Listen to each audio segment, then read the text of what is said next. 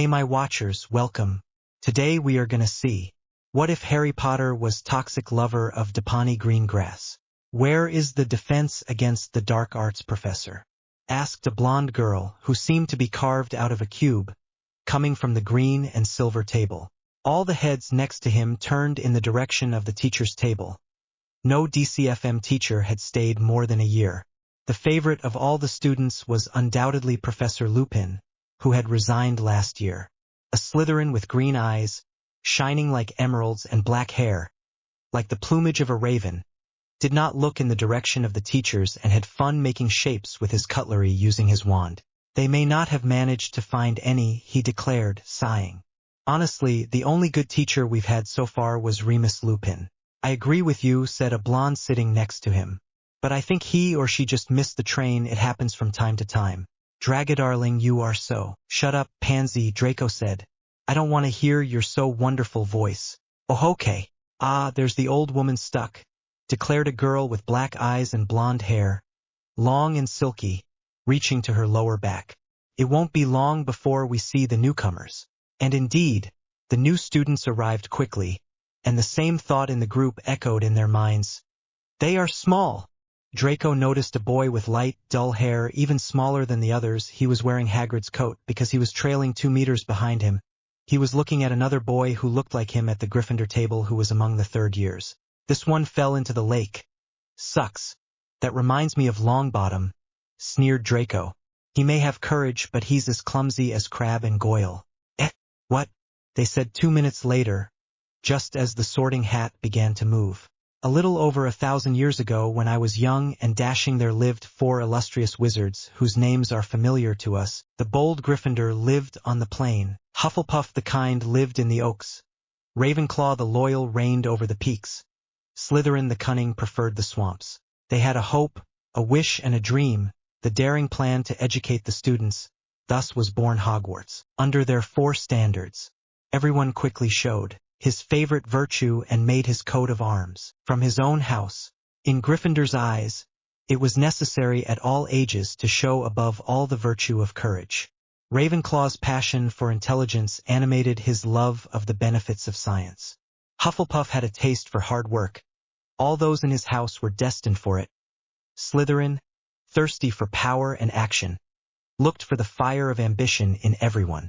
Thus, throughout their lives, they chose their favorites, but who could replace them? When would death come for them? Gryffindor had the perfect idea. To dislodge me from his head, the 4 wizards immediately gave me the gift of a brain, so that I can without error see everything deep in your heart and decide with reason what your house will be.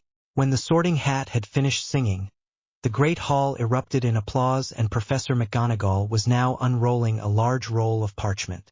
When I call your name, you will put the Sorting Hat on your head and sit on the stool, she said. When the Sorting Hat announces the name of your house, you will sit at the corresponding table. Ackerley, Stuart, a boy came forward, shaking from head to toe, took the skin pick and placed it on his head before sitting down on the stool. Ravenclaw, shouted the Sorting Hat. Stuart Ackerley took off the Sorting Hat and rushed to the Ravenclaw table. Where everyone applauded him, Draco saw Cho Chang, a Chinese woman and the seeker of the Ravenclaw team, who welcomed the newcomer with enthusiasm. I would like to sit at their table too, if I have the right to the same welcome. Don't hope for Draco in your dreams surely. Oh, let me dream a little, Harry. Damn it, Bad Doc Malcolm, Slither. The Slytherins greeted him enthusiastically, and when the new one sat down, whistles rang out from the other side of the room. Harry then noticed that it was the Weasley twins and Neville Longbottom accompanied by Ronald Weasley. Branstone, Eleanor, Hufflepuff, Caldwell Owen, Hufflepuff, Crivet, Denis. Gryffindor. The distribution continued for a while longer. The list was now down to names starting with G. This is my sister, exclaimed the black-haired girl next to Harry. Greengrass, Asteria, Slither. Without a doubt, she smiled, leaning against Harry's shoulder, who wasn't moving, still playing with his cutlery. The sorting continued for a long time, and the ghost of Slytherin House came up behind Harry. Hello, 4th years, declared the ghost. Ready for a new year, filled with blood? Of course, Baron, replied Harry, who stopped playing with the Hogwarts silverware. There were no serious attacks last year. I think this year will put some tone back into our bodies. Well said, soldier. Continue on this path and you will end up at the top. I'll leave you, I have something to do, have a good meal. Thank you, Baron. We are very grateful to you. McGonagall ended up with Whitby, Kevin who ended up in Hufflepuff. She left the stool and the sorting hat and went to put them in a room through the door behind the teacher's table. She returned quickly and Dumbledore stood up. I only have 2 words to say to you, he declared, his deep voice echoing throughout the room. Enjoy your food. Everyone started helping themselves, and the Baron, who was a few steps away from the 4th years, leaned against the wall and sighed.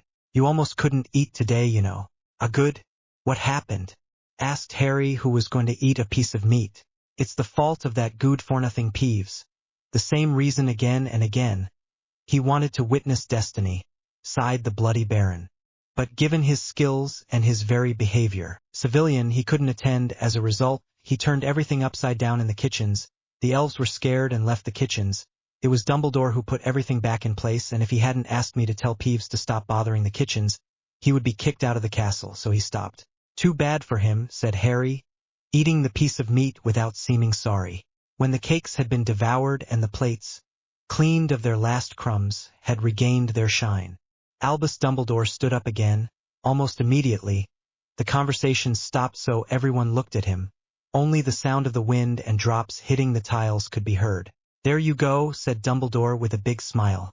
Now that we have been fed and watered, I must once again ask for your attention. Mr. Filch, our concierge, asked me to tell you that the complete list of items prohibited in the establishment is available on the door of his office and includes 437 items to be exact. I would also like to remind you, he continued, that the Forbidden Forest is always forbidden to access, which the oldest must remember. The Weasley twins clapped loudly and whistled, each taking turns while the others saluted to the laughter of their fellow Gryffindors. Visits to Hogsmeade Village are always intended for people in 3rd grade or above. I regret to announce that the Four Houses Quidditch Cup will not take place this year. What? Draco stammered. Everyone looked at each other with incomprehension. They were too frightened to be able to speak. They looked at Dumbledore with wide eyes, their lips moving silently. This is due to a legendary event that will take place this year at Hogwarts. It will begin in October and continue throughout the school year, requiring a lot of time and energy from teachers. I have the pleasure of announcing to you that at Hogwarts. But suddenly the enchanted sky of Hogwarts threw lightning on the ground between the tables, which frightened most of the students. A blue ray struck the sky, which became calm again. A noise of wood was heard behind the teacher's table. A man had appeared in the opening of the door. He had a face covered with scars and an eye which kept turning to stop on the Gryffindor table, then on that of Slytherin. As I was about to point out, Hogwarts is going to host an event that we haven't seen in a century, the Tri-Wizard Tournament. Are you joking? Exclaimed the twins as well as most of the students. The atmosphere, which had begun to disappear with the announcement of the absence of a Quidditch match, reappeared sharply following this more than surprising announcement. No, I'm not joking, but if you want a joke, I know a very good one. It's a, yes, sorry Professor, where was I? Yes, some of you don't know about this tournament in this case. I prefer that you ask the older ones to tell you about it, and I present to you Professor Moody, who will teach you DCFM.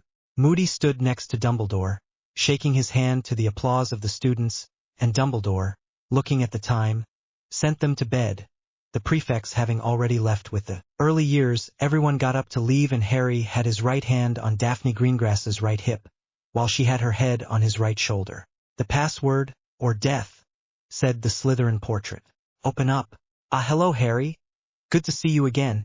It's annoying not being able to see you, Salazar exclaimed as he let them pass. Don't worry, I found the spell. I'll do it tonight. Thanks. All the students gathered in their dorms to talk about their vacation. The couples were kissing in front of the fireplace. The 4th years gathered in the boys' dorms with Daphne. So this vacation for you? Harry asked, as Daphne played with his hair while lying on top of him. Not too bad, Draco sighed. My father gave me a book that is related to dark magic, and I have to learn it for next summer. We went to the Quidditch World Cup and I met Crumb there. I have a photo of the two of us. After the match I met the Golden Trio. I laughed inside when they said that my father must have been among the Death Eaters who attacked the locations. Ah yes, I heard about it from the Prophet. said Harry looking into Daphne's eyes, who smiled before kissing him on the mouth. And yours, Theodore? Me, said Theo. As usual, my father, who wants me to delve into the darkest black books, wants to make me the youngest necromancer. Nice father, commented Draco. And you, Crabbe? Goyle? We were trained by our fathers to become future dark mages, they announced at the same time. It's the fashion at the moment, sneered the last of the boys. And your summer, Blaze? Same as you, training to become a dark mage. And you, Harry? Me? I spent the holidays with Daphne. He smiled at the surprised looks of the others. Did you spend your 2 months of vacation together? Yeah, for 1 month we were with my godfather and the other with Daphne's parents. And your godfather didn't say anything? Nah, he actually tried several times to separate us because I am a Slytherin and that I had bewitched him on the Hogwarts Express. Otherwise he would never have been in Slytherin. But the problem is, Daphne fell under my charm, so Sirius felt like an idiot, Harry sneered, before taking a little hit on the head and a look. Don't say the opposite of what happened. He then said that it was Malfoy's fault and that he would go to court to complain. It was quite funny to see, but after a while I had enough and I told him to shut up in Parseltongue. I can't tell you about the jump he made on us. He hit the ceiling and remained unconscious for the whole day. If I understand correctly, the two of you spent the day without being disturbed once? Yep. Did you play? Asked Blaze, smiling. It depends, Daphne answered for Harry. If you put the word sex in the games category, you should see your faces. They're amazing, Harry and Daphne chuckled. That's not true, right? Draco questioned. I had to be the first to sleep with someone. You just had to move. We were bored and we found books that talked about it in a room. And that inspired us. We looked at all the books and in the evening we ended up doing it after spending the whole day avoiding looking each other in the eyes. Don't forget that your godfather looked for us when he woke up and saw us fucking. Ah yes, thank you for reminding me. He passed out again and we had to put him in his bed. Thank you, Flitwick, for the levitation. Do you have the books? Yeah, wait here, said Daphne, taking them out of Harry's suitcase and giving them to Blaze. Sensitive hearts refrain. Everyone stood on Blaze's bed to watch as Daphne returned to Harry and kissed him on the mouth. Lying on top of each other, they looked at the others looking at the books. Some were already starting to get hard, which made Harry and Daphne giggle, while the girls discreetly wiped their mouths or drool slipped silently. Well, if they're already like that, I wonder what it will be like after tasting it, Daphne murmured. And when they're older, Harry added in a low voice. Also, can I stay tonight? Of course, you've already seen everything about me, Harry smiled. Maybe, but not completely, since it will continue to grow and Quidditch will allow you to develop. I can't wait to see what it will give. And me then, he said, kissing her while casting a spell on the curtains, which closed suddenly, and no more noise came to disturb them and could come out of the curtains. The next morning, the storm had passed, but the ceiling of the great hall remained dark.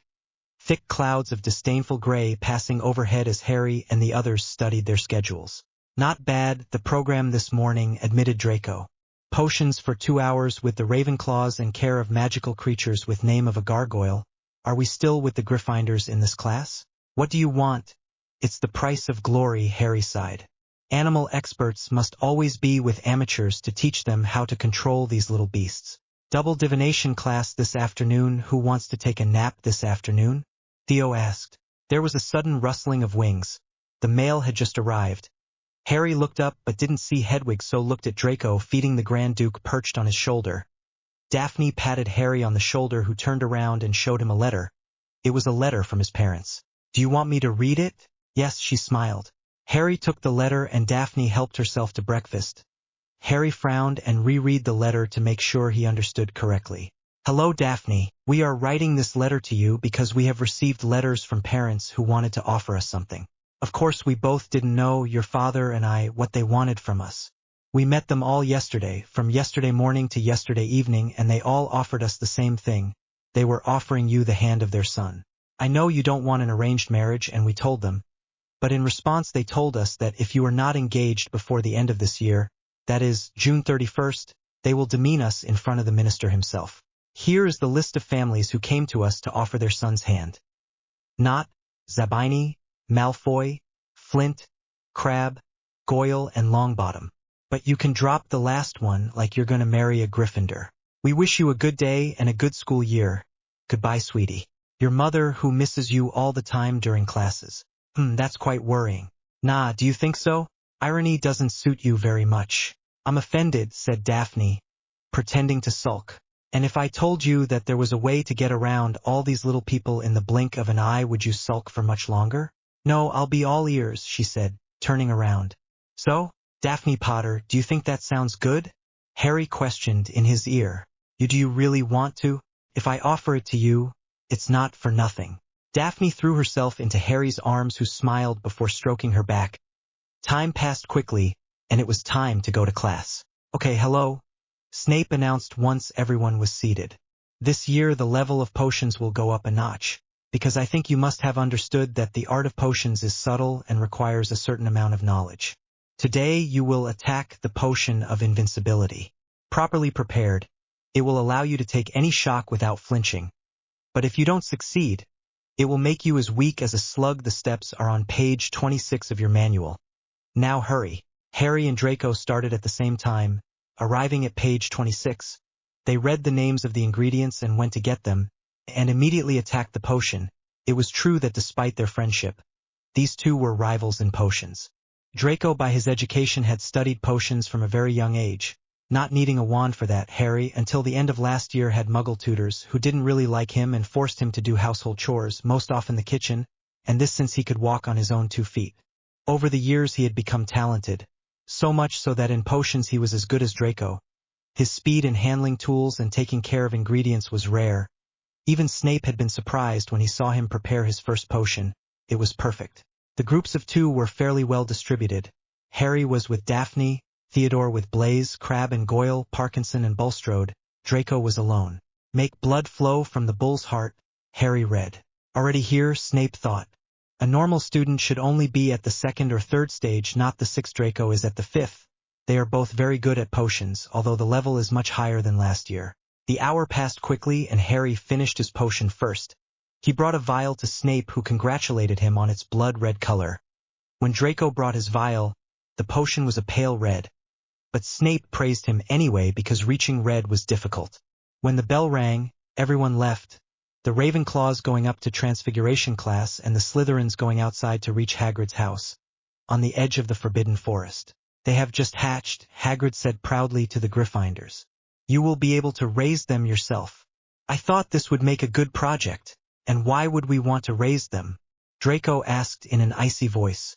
In front of Gryffindors, always appear heartless. Such was the main rule among Slytherins. Draco achieved this easily through his education. And Hagrid was taken aback by the question asked but could not answer until Draco followed up with another question. What are these animals doing? What are they for? Hagrid opened his mouth but didn't answer, as if he was thinking, but ended up responding abruptly. Daphne glared at the Scrouts, as if she could kill them, with a look like a basilisk. That will be for the next lesson, Malfoy. Today we're just going to feed them. I've never had one like this before, so I took various foods, ant eggs, frog livers and pieces of grass snake. First blood, then this, Blaise muttered. The Slytherins stayed behind, watching with pleasure as the Gryffindors made fools of themselves.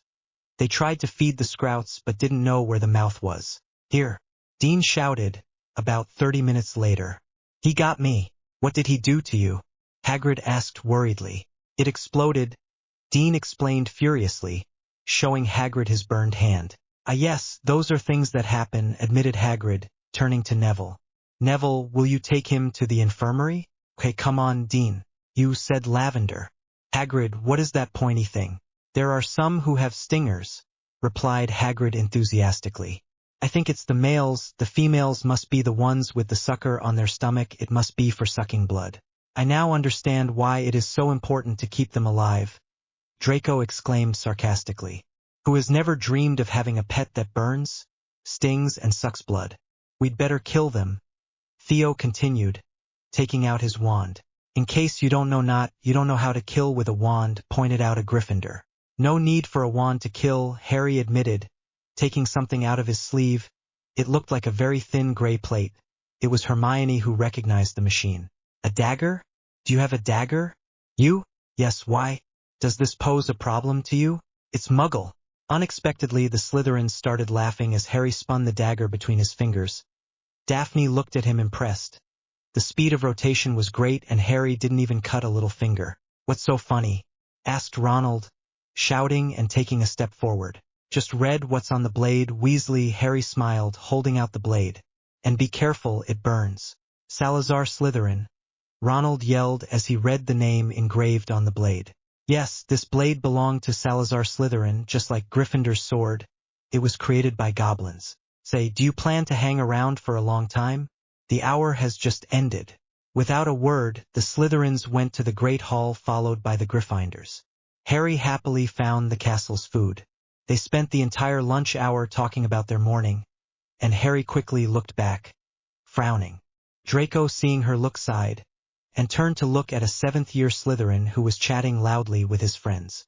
When the bell rang, the Slytherins went to the North Tower where, at the top of a spiral staircase, there was a ladder allowing them to go up to the attic converted into a classroom, the divination room.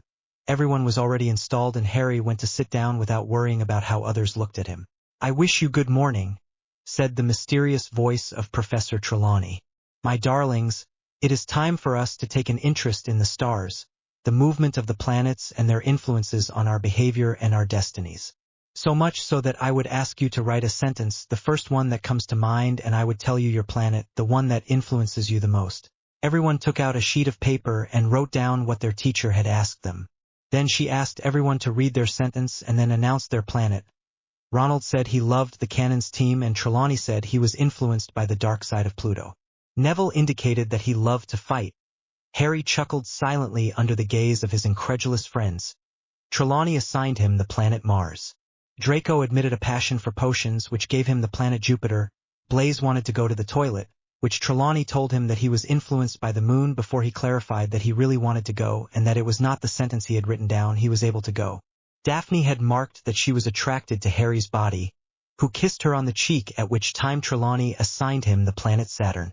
"You are preoccupied, my poor darling," she said to Harry in a mournful tone. "My third eye sees behind your face a troubled soul.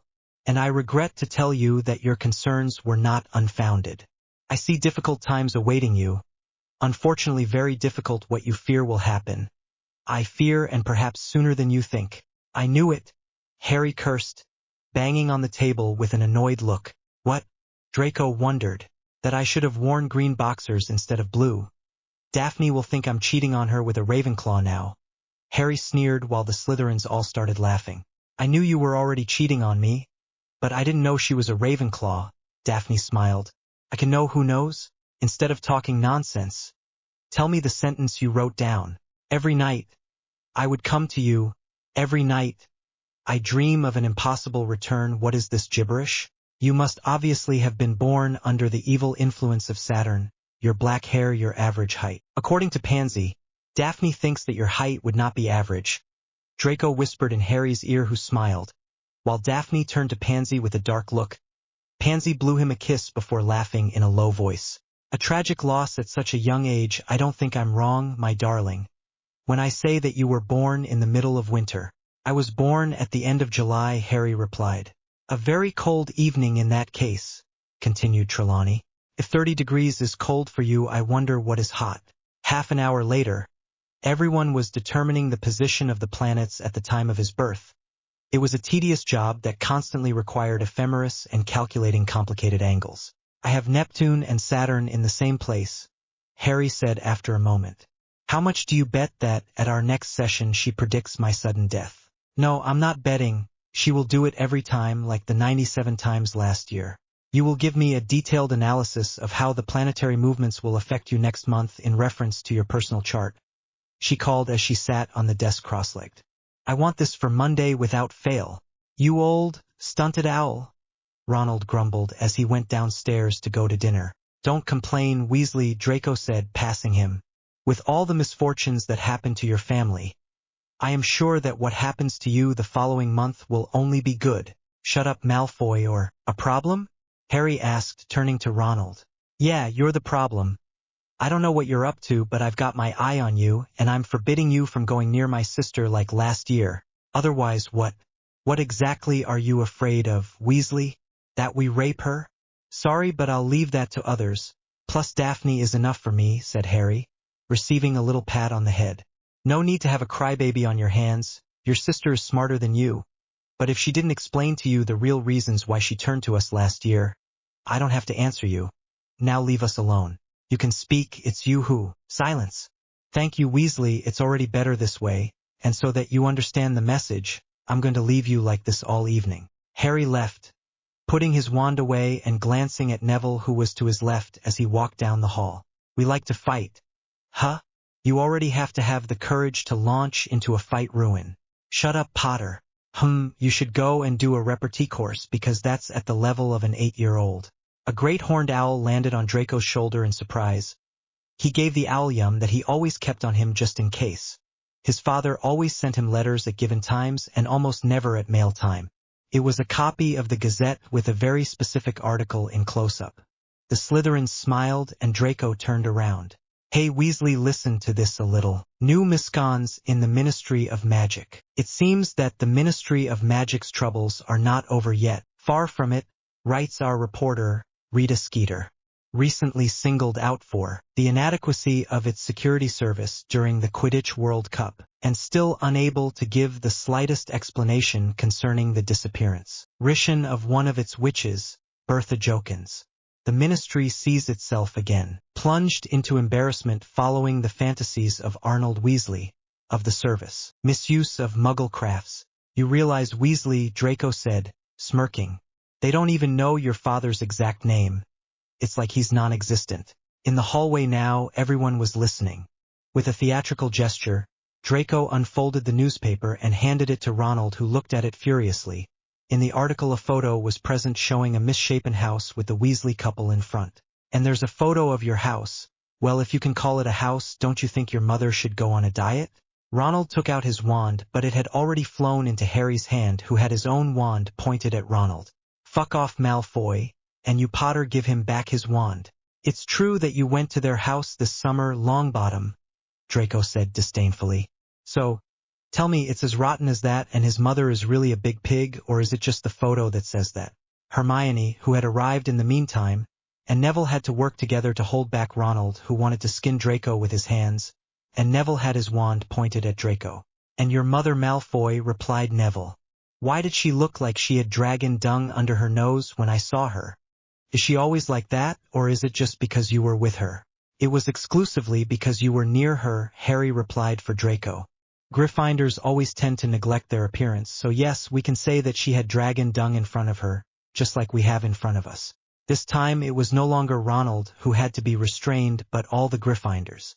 Slytherins and Gryffindors were barely 2 meters apart, each pointing their wand at the other. Harry threw Ronald's wand at his feet, who picked it up. Why did you give him back his wand? Asked Blaise. He's already as strong as a squib with a wand. What would it be without? You say Gryffindors stink of dragon dung, Hermione announced. But Harmony is a Gryffindor. Maybe, but it's still acceptable for a Gryffindor, that's not all. But that's not all I have to do. You're running away, shouted Ronald. Are you afraid of not being up to the task? I ran into your sister last night, and I can assure you that she found me up to the task of the Marauders, Harry said, whispering the last 2 words. Ricta Sempra, Protego. A real battle began between them and dozens of spells flew from each side in repetition. The students began to fall one after the other, propelled by the power of the spells. Duels quickly formed, Harry against Ronald, Draco against Neville, Hermione against Pansy, Seamus against Theodore, Dean against Blaise, Crabbe and Goyle against Lavender, and Parvati. It was only 20 minutes after the start of the confrontation that Millicent arrived, finding that they were ahead of me. A spell flew towards her and she jumped to the side. She turned to Harry and he seemed to read a message in her eyes. Shit, Dumbledore's coming, Harry groaned. We're out of business anyway, no need to go any further. And I'm going to remove the spells. I think they learned their lesson. Finite incantatum. Harry, Pansy is hurt. Where? On the cheek, it looks like a cutting spell. I'm going to close the wound. It's nothing serious, Episky. Daphne jumped into Harry's arms and kissed him before heading to the Great Hall. The Slytherins followed them, and as they turned into a corridor, they heard Ronald's voice. Hey Greengrass, I hope you're not disappointed that Potter cheated on you with my sister last night. Glad to hear that I'm a Weasley in your eyes. Little bastard, Daphne hissed. turning around. But the latest news. Harry slept with me last night. The Slytherins all snickered at the same time while Ronald screamed fiercely. He had just realized that he had been fooled and was like a bruiser. As they walked, they heard the Weasley twins and Lee Jordan discussing Professor Moody. This guy is what it means. Forces of evil. Yeah, completely agree with you, and I'm sure that our dear little brother go throw a tantrum again when he knows that the best teacher let us go to Hogwarts and retire for health reasons. Don't talk to me about it, I'm sure he'll do it in the Great Hall. Bet held. Harry turned to Draco and a smile appeared on their lips while Daphne pulled out their schedule. We only have it on Thursday. I wonder what he is like. The other years didn't want to tell us. It's true, my angel. We will see it there. The next 2 days passed without any notable incident. The Gryffindors could not denounce the Slytherins for fighting against them because they had nothing. Seamus managed to melt his 6th cauldron of potions. Snape already seemed angry, and there it was downright a storm. At 4 o'clock, all the 4th-year students were in front of the Dada room early when the bell rang. The door opened by itself and the students entered to sit at the table. Harry settled in with Draco as usual, and together they lay down to get comfortable. Daphne sat in front of Harry with Pansy. Behind them were Crabbe and Goyle and said nothing. What's more, they were the most gifted in Dada, even if Hermione wasn't far behind thanks to her intelligence. But practice, that's not it yet. The books, you can put them away, declared Moody, getting up and walking around his desk. We won't need it. Moody pulled out a register, shook his mane of gray hair and began to roll. His normal eye reading the list, and his magical eye rotating in its socket to look at the students responding present. Good, he said when he had finished. I received a letter from Professor Lupin about this class. It seems that you are ahead of the evil creatures such as the Pitaponks, the Strangulates, the Werewolves, and the Boggats, which are by far my favorites, but you are late, very late in terms of defense against bad spells, continued Moody, getting up. I'm here because I was ordered by Dumbledore to teach you the most spells in a year, and a year? You won't be here next year? Unfortunately, no. I would have liked to train you more, but I don't have the necessary mandate. Yes, Mr. Potter? Please excuse me, sir. But is it true that you are retiring at the end of the school year for your health? Harry asked, a neutral look on his face. Potter, although I understand your reaction, you don't have to say everything out loud, but otherwise yes, that's exactly why. So let's get to with curses. First of all, the unforgivable trio. Who among you can tell me anything about that, other than the sender is going to Azkaban? Yes, Miss Parkinson. There are 3 unforgivable spells. The first is a spell allowing you to completely control someone's will. The second allows you to suffer pain even worse than death, while the last causes death to all those it touches. A quick and precise summary. 10 points for Slytherin. Indeed, according to the Ministry, you are too young to know what these spells do. I do not agree. Constant vigilance. This is what you have to do. No one will warn you in advance that they are going to cast an unforgivable curse on you. And I can assure you that you are not allowed to read this in my class, Miss Brown. Lavender blushed before putting away a book that Draco recognized as divination. He yawned before putting his bound hands behind his head. Harry looked out through the window and saw hippogriffs flying. He returned his attention to the lesson when he received a nudge from Draco. He's going to demonstrate the unforgivable curses to us. Draco murmured. So a name spell, go faster than that. Yes, Mr. Weasley?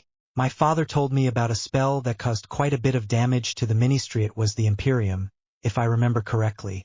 Ah yes, the obedience spell, smiled Moody. He gave the Ministry a hard time at one time. Maybe this will better explain why. Moody leaned over an open jar and put his hand in, and brought out a spider with crab claws. He enlarged it with a shot of amplificatum and threw the Imperium at it. Impero. No ray came out of the wand, and Harry understood that it was an invisible spell, and suddenly the spider dropped into the void hanging on Moody's hand by a thread. It swung and jumped onto the table in front of it. Seamus's. She climbed onto his shoulder, then onto his head, and jumped from head to head making noises with her pincers. Moody levitated her in front of Ronald's nose, who became frightened, and in the hilarity of the room, Harry noticed drops soaking the floor at Ronald's seat. He was so scared that he peed himself. You're talking about a Gryffindor, Harry sighed. Moody heard it because he threw the spider at his face but had no reaction. He just took it by the hand and placed it on Crabbe's head, who was as if hypnotized by the spider. Suddenly he woke up and asked Goyle to take it away. But Moody helped her by making her levitate in the middle of the room above Neville's head, who was staring at her. "She's talented, isn't she?"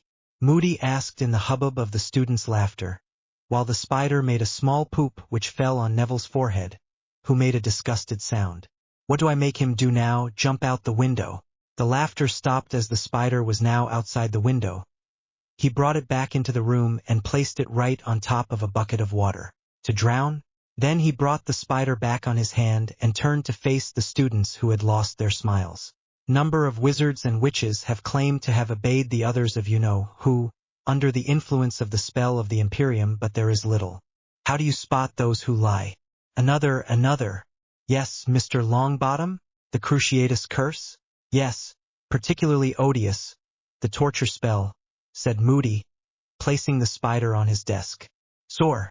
The arachnid began to convulse in pain, although no screams were heard. Moody let the spell last for a few seconds before stopping, and took the spider in his hand and stroked it with the other. "Who knows the last spell? Person?" Moody asked, with the spider clearly visible and his wand pointed at it. "Avada Kedavra." A green ray hit the spider, which flew to land on Hermione's table, who jumped.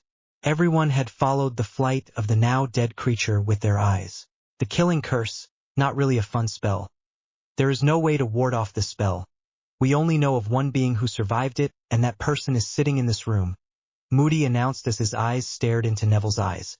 Then he began to drink his flask and returned to the board after having taken back the corpse of the poor animal. The end of the hour ended normally, and everyone headed to the great hall for dinner. The fourth years arrived and sat at their table. Immediately they were bombarded with questions by the first 3 years. Daphne even went so far as to sit on Harry's lap, because of all the girls who had gathered around Harry and Draco. "How was it? Is he scary? Is he talented? Don't you think he's handsome with his scars? Do you think we'll have a good class?" "Stop," Harry and Draco said at the same time under the laughing looks of the elders and their classmates. "It was great, although a little scary at first. Yes, he's talented. No, we don't find him handsome. We're not attracted to old people and boys. Otherwise we would have already given Dumbledore a blowjob, and yes, we'll definitely have a good class. You have other questions, in this case one by one, otherwise we're not finished." The first 3 years blushed with embarrassment, and quietly asked their question, once everyone was back in their seats. At the end of the feast, everyone turned around in the common room, and an unprecedented spectacle took place among the Slytherins. A 5th year was propelled to the ceiling with a blow of Wingardium Leviosa. "I thought I was clear last year at the start of the school year," Harry said as the 5th year slowly descended. "What did I say, Harper?" Harper quickly ran into a wall, and the shock made her cough up blood. The 1st and 2nd years were shocked, but not those from 3rd year onwards, and Daphne tried to stop Harry, in vain. "Don't touch Weasley girl and Daphne Greengrass. So can you explain to me what you made?" Harry threw him into the other wall, hitting him head on. Cracking his nose, Harper groaned in pain.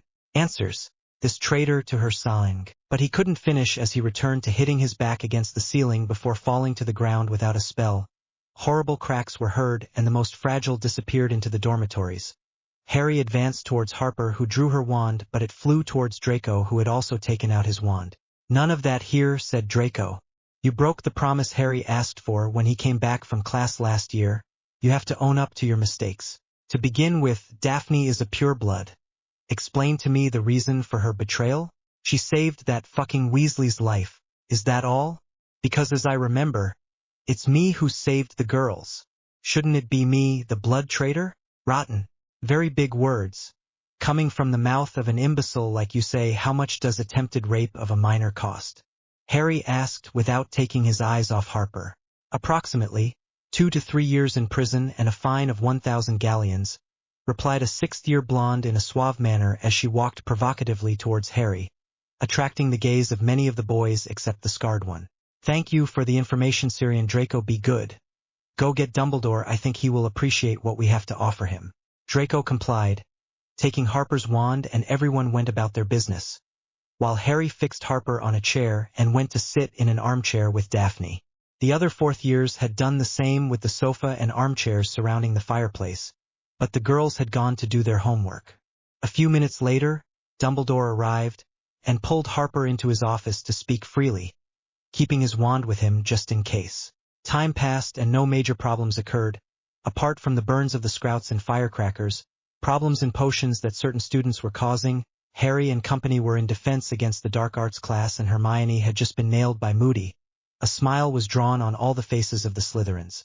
Moody intended, under Dumbledore's authorization, to train them to fight back against the Imperium's hold, which Miss Know-It-All had declared was forbidden. So Moody had told her that if she didn't want to participate, she could always leave. Okay, I'm gonna call you each in turn and I'll throw it at you. I'll order you to do something like jump on the desk, say a sentence you didn't want or lots of stuff like that. Well, Dean Thomas. Dean approached and received the Imperium curse, but couldn't resist and started jumping around the room singing a soft music song that only retirees should know, making him look ridiculous. Lavender Brown imitated a squirrel. Neville did several gymnastic movements that would normally have been impossible to do if he was aware of his actions. Draco started jumping for joy, shouting, "You got me!" In rehearsal, Theodore imitated a snake by crawling on the ground. Blaise ran and ran on the wall before falling and continuing to run. He was never to stop running.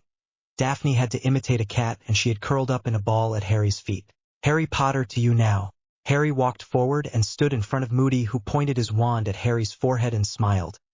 Suddenly Harry had a flash and saw another man, but without any hair and a snake's face, smiling in victory. "Impero," Moody's voice shouted, while the man's illusion shouted the killing curse. Harry soon felt a feeling of emptiness. He found himself in a sort of dimension where it was total darkness. He admired the darkness before a voice was heard. "Jump on the desk." Harry flexed his legs when a different and more mocking voice spoke up to make him see reason. "So little submissive, are you jumping?" sneered the gravelly and deep voice. "I can't wait to see this. Little Potter is a submissive. Hi ha ha ha ha. Shut up. I won't jump." "Jump. Yeah, go ahead and jump." "Nah, jump, jump, jump, jump, jump," the voice repeated, shouting in a high-pitched voice. "Never. Jump now." Harry felt like an electric shock and jumped while trying not to jump. As a result, he fell face down on the desk and came back to reality. "Very well," Moody's voice growled. "Look at you all." Potter managed to fight back against the spell, but not completely. "We're gonna try Potter again, and you all look at his eyes. That's when we see what's going on. Ready, Potter?" "Impero." Moody forced him to undergo the Imperium 4 times until he completely succeeded in neutralizing the effects. All his comrades asked him how he had succeeded, and he admitted that he had heard Moody ask him to jump on the desk, but that a small voice had told him that he would be a submissive, which he had denied. "But you're a submissive. Daphne is above it at night." "Oh, that's fine, no need to specify it," Draco sighed. Harry, smiling. "I confirm. I'm the one on top," smiled Daphne, jumping on Harry's back. The Transfiguration class that was happening right after was supposed to train the 4th years to turn a hedgehog into a needle. Their duty was to practice the transformation spell. A Hufflepuff complained about the list of homework to do at the moment. "You are entering the very important phase of your learning of magic," announced McGonagall. "Your universal elemental witchcraft patents are approaching." "But it's only 5th year," replied the Hufflepuff. "It's possible, but know that in your year only 3 of you can be sure of having them if you continue like this. Mr. Potter is the only one who managed to transform his hedgehog into a needle on the first try. I remind you that your hedgehog barely curled up after you cast a spell on him." Professor Binns, the ghost who taught the history of magic, gave them a dissertation every week on the Goblin Revolt in the 18th century. Professor Snape, for his part, forced them to research antidotes, an obligation that they took very seriously because he had hinted that he would poison one of them before Christmas to test its effectiveness. Finally, Professor Flitwick had asked them to read 3 additional books to better prepare for the lessons on attraction spells. As for Hagrid, he imposed extra work on them. The firecrackers were growing at a rapid pace, considering that no one had yet discovered what their diet consisted of. Hagrid was delighted and suggested, as part of their project, that they take turns coming to his cabin in the evening to observe the Sprouts and take notes on their extraordinary behavior. "It's out of the question," Draco said categorically, once Hagrid had explained his idea to them. "I already see enough of these disgusting critters during class. Thank you very much." "You're going to do what you're told," Hagrid growled, losing his smile. "Otherwise I could transform you like Moody. I'm sure the scars would suit you very well." The Gryffindors snickered while Draco smiled sadistically. And you must be aware that no one with a broken wand is allowed to use magic. This time the Slytherins burst out laughing while Hagrid turned pale looking at Harry, who was giving him a mocking look. Returning to the hall, there were so many people that we couldn't take a step. Blaise, the tallest of all, stood on tiptoe to read the sign that everyone was looking at. Tri-Wizard Tournament. Delegations from Beauxbatons and Durmstrang will arrive Friday, October 30th at 6 p.m. As a result, classes will end half an hour earlier than usual. And shit, it was potion we had at that time, Harry sighed. Gorgeous, exclaimed Ronald from across the hall. Snape won't have time to poison us. Students will bring their belongings back to the dormitories and gather in front of the castle to welcome our guests before the welcome banquet. Only 1 week left, said Ernie Macmillan, a Hufflepuff. I wonder if Cedric knows? I better go tell him. Cedric? Said Ronald with a surprised look. Diggory, Neville replied. He must be a candidate for the tournament. That idiot, Hogwarts champion? Ronald said indignantly as he pushed his way through the crowd. During the whole week, no one talked more than about the tournament. No matter the year, everyone was in a hurry to see the guests and for the tournament to begin. On the morning of October 30th, when they went to have breakfast, they discovered that the Great Hall had been decorated at night with silk banners in the colors of the houses. Red with a golden lion, blue with a bronze eagle, yellow with a black badger and green with a silver snake. Behind the teacher's table, the largest of the banners bore the Hogwarts coat of arms. Lion, eagle, badger and snake surrounding a capital P. That day, no one was really listening in class, except Hermione. Everyone was impatiently awaiting the arrival of the delegations that same evening. When the bell rang, everyone practically ran away, put their things in their dormitories and found themselves in the entrance hall. The heads of houses had their students line up and inspect them. Follow me, first years first until seventh years, declared McGonagall. The day was falling slowly, and Harry was starting to get bored. He leaned back slightly and saw Daphne, who was also looking at him. A smile appeared on their lips while Snape passed by her. He said nothing and continued to walk forward. Be careful, Potter, the next professor is the old owl, he whispered, walking slowly without looking at him. Thank you, Harry thanked with a brief nod to Daphne who, understanding the message, sat up straight and looked at the person in front of her who was Ginny Weasley. Ginny winked at Daphne who returned it. Stranger than it might seem, Ginny had ended up in Hufflepuff, and if the twins had taken it well by saying that she wanted to show that she was a real Weasley like her mother. Ronald seemed disappointed because he no longer spoke to her, which Ginny had admitted to Daphne in class last year. She had, therefore, spent a lot of time with Daphne and Harry, and discovered the hidden side of Slytherins with those in fourth year. Daphne had told her about the scene that Ron had done to them after divination, and that she wanted to know since when she had been sleeping with her darling, all while laughing since Ginny, in the presence of her older brother by a year, was openly flirting with Harry, although she had warned him and Daphne. It's almost 6 o'clock already, said Ronald, looking at his watch. How will they arrive? By train? Don't be stupid, Weasley, said Harry. They each have their own method of transportation. You think you know more than me, perhaps, Potter? Yes. Beauxbatons' carriage is located just above the Forbidden Forest. A carriage does not steal, Potter. Who said it was the carriage that flew? With a loud noise, Beauxbatons' giant carriage hit the ground of the park. It was pulled by giant winged horses, and the coat of arms on the door was visible to the students of Hogwarts. 2 wands crossed in their middle made 3 stars appear each on a blue crest. The door opened and a lady as tall as Hagrid got out. She had a beautiful face with an olive complexion, black eyes and a nose shaped like a bird's beak. Her hair pulled back and tied in a tight bun at the nape of her neck. She was dressed from head to toe in black satin, and beautiful opals glittered around her neck and on her thick fingers. My dear Madame Maxime, exclaimed Dumbledore, opening his arms wide and kissing her hand. My dear Dumbledore, said Madame Maxime in a deep voice. I am delighted to see that you have recognized your heart in perfect harmony. My health is perfect, in fact, indeed, assured Dumbledore. Here you are, my little ones, said Madame Maxime, waving with her hand over her shoulder. Can we stay in their castle to warm up a little? Of course, please follow me. Who will take care of my hair? Your hair is done to perfection, Dumbledore assured gallantly. Dumbledore, what a pleasantine you are. giggled Madame Maxime. I wanted to speak to 2 hairs of my carriage. Ah, your horses. Yes, of course, Hagrid, our care of magical creatures teacher, will be happy to look after their well-being, Dumbledore said as Hagrid walked towards them. Take care of my sons who don't care about anything. My hair only drinks pure malt whiskey. I can assure you that Hagrid will do it. Yes, Professor Dumbledore. Tell me, Madame Maxime, are these winged stallions from China? Yes, you had a connoisseur. The conversation was lost in the hall while the Bosbatten students entered the castle, and those from Hogwarts were still waiting for those from Durmstrang.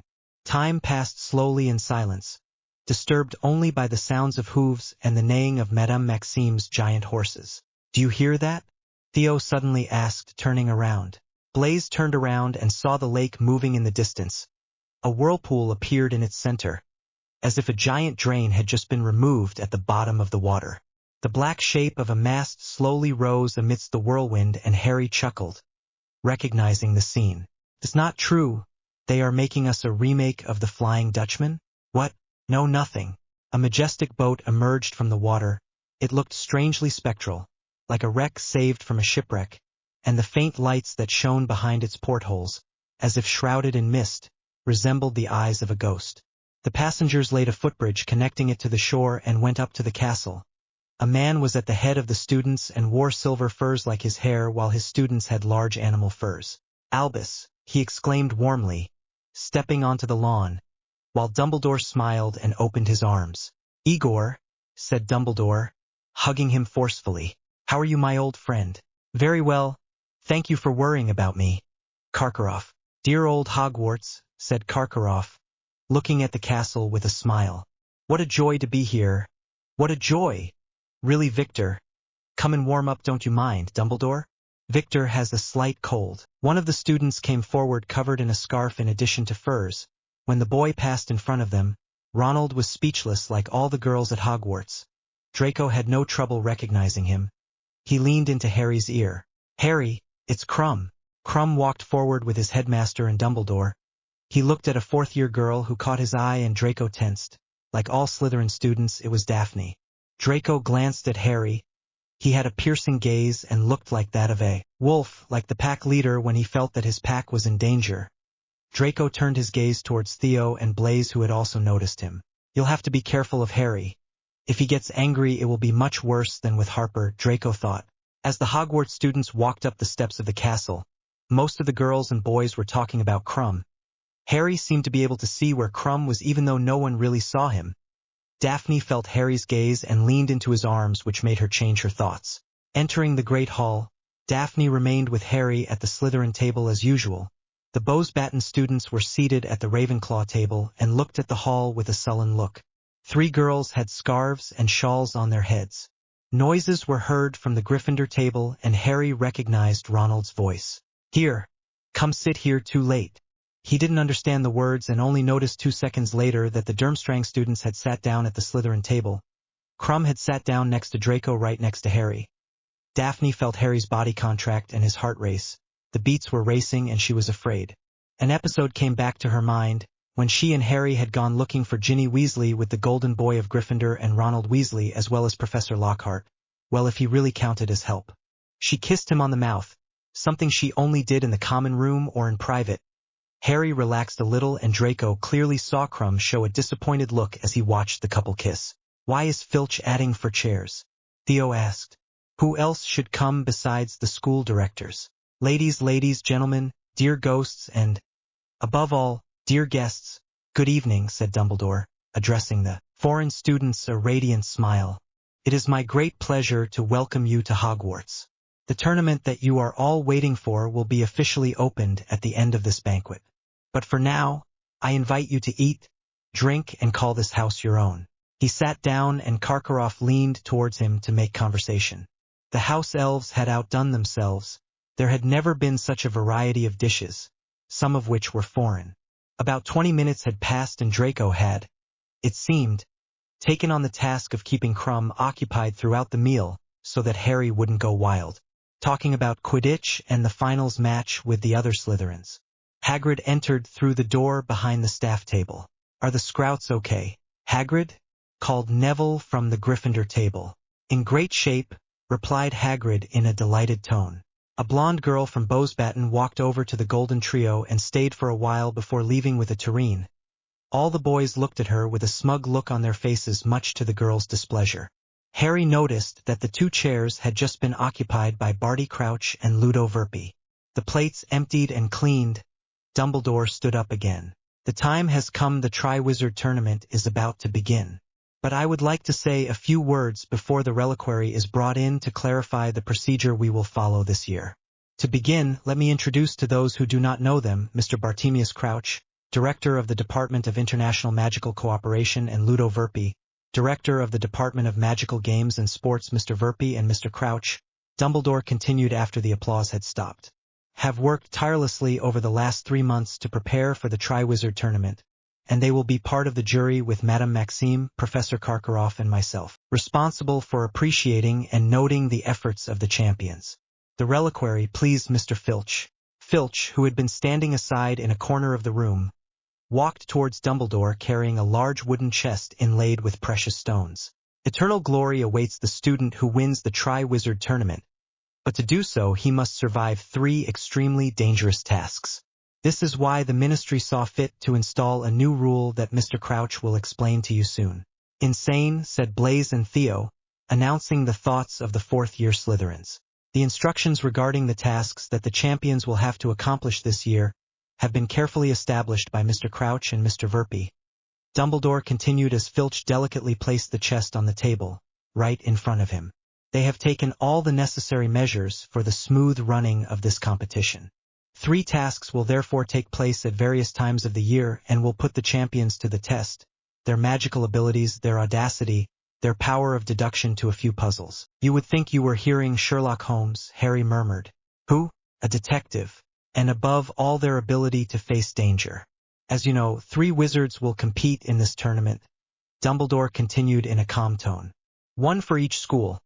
They will be scored based on their performance in completing their tasks, and the champion with the most points will be declared the winner. For more details, I'll give the floor to Mr. Crouch, who will explain certain little things to you. Good evening, everyone, said Crouch, playing with his fingers, as if he were tense. After careful consideration, the Ministry has decided that, for their own safety, students under the age of 17 will not be able to participate in the tournament. This decision is final. He shouted louder as all the students began to boo him and shout that it was unfair. Silence, said Dumbledore, which calmed the students, and he flicked his wand on the chest, which opened and an old stone cup rose into the air. The chest closed and the cup rested on it. An enormous spray of blue flames then appeared and danced like in the star of a fireplace. The champions will be chosen by an impartial judge, the Goblet of Fire.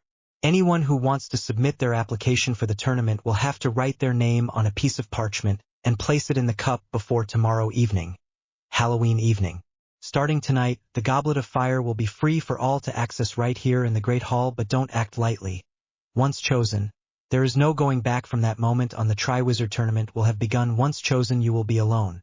Total silence had settled in the Great Hall, as Dumbledore made a large banner appear above the Goblet of Fire. The Hogwarts teachers sighed and Dumbledore smiled like a kid. Now we will sing the Hogwarts anthem before going to bed. Everyone will sing to whatever tune they like. 1, 2, 3. Hogwarts, Hogwarts, Hogwarts, Hogwarts, teach us what we need to know, whether you're young or old or bald, or have marshmallow legs. We want to have a full head until we get a migraine, because for now it's donkey juice simmering in our skulls. Force us to study. Tell us again what we forgot. Do your best. Let us surpass ourselves until our brains cry out for mercy. Once everyone had finished singing, Dumbledore dismissed the students and everyone returned to their respective dormitories.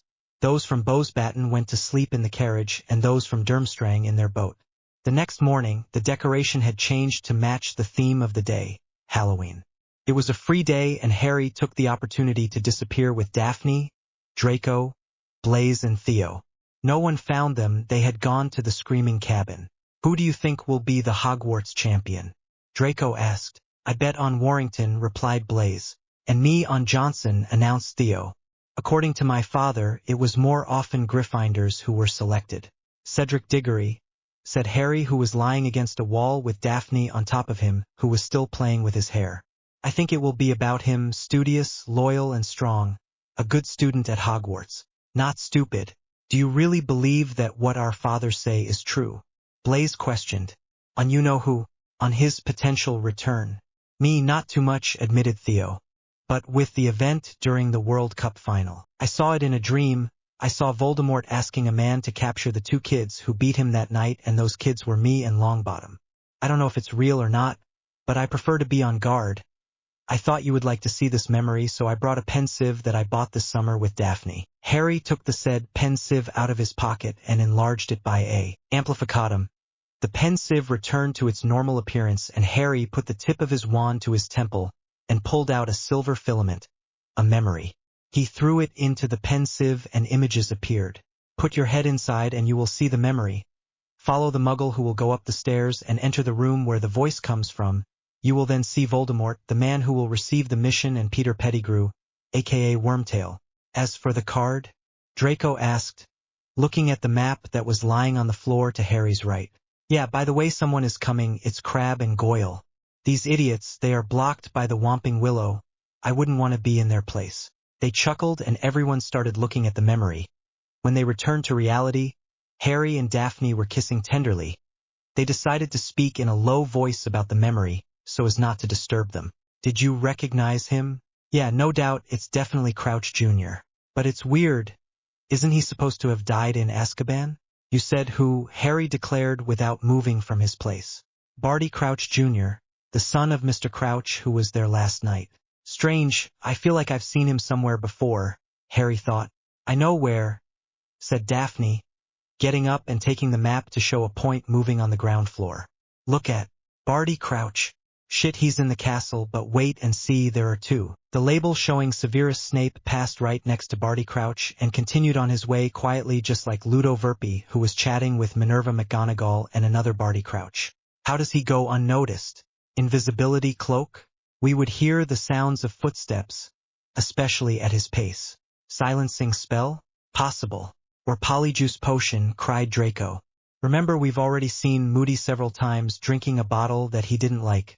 What if it was polyjuice potion? That's right, but Moody is also in his office. It's strange. In the meantime, I'd like you to know one thing. I'm going to curry favor with Dumbledore so that he gives me information about Voldemort, everything he knows, and so I can destroy Voldemort if he ever comes back, because I don't think he came to my house to eliminate me on a whim, not after overhearing a conversation between Snape and Dumbledore. A conversation? Yes, she said that a prophecy found in the Department of Mysteries at the Ministry includes me with Longbottom and Voldemort. I don't know what it really is, but I am sure of one thing. I will go look for it at some point, and Longbottom will be there because, as the saying goes, Slytherin is the brain, Gryffindor is the body. Or in other words, you will create the plan and Longbottom will take her, translates Daphne. Your plan is a bit suicidal, especially knowing that the Department of Mysteries is closely monitored. I know, we've known each other for quite some time, and I did some research in my rare moments when I was alone on Tom Elvis Riddle, aka Voldemort. It turns out that he had a group with him, like me with you, although he didn't have a beauty like Daphne. Thank you, sweetheart, Daphne blushed, kissing him. And faithful friends like you. This group was called Death Eaters from the end of their studies, and he was called Voldemort. That's why I thought that we could do the same. Everyone will give themselves a name, and we will choose a group name. And finally, I will teach you what my godfather has been trying to make me become since mid-January. And what is it? Become animagus. A silence, and Harry took the opportunity to take out a book, the appearance of which demonstrated that it was handmade, and whose title was the following: Legend of the Marauders, How to Become a Real Marauder, in 10 Lessons. Everyone looked at the book with envy. Few people became animagus. Does that tempt you? So here's my offer. We will train in secret. During the holidays you will sleep at my godfather's house, and we will have the advice of Padfoot and Moony if he wishes.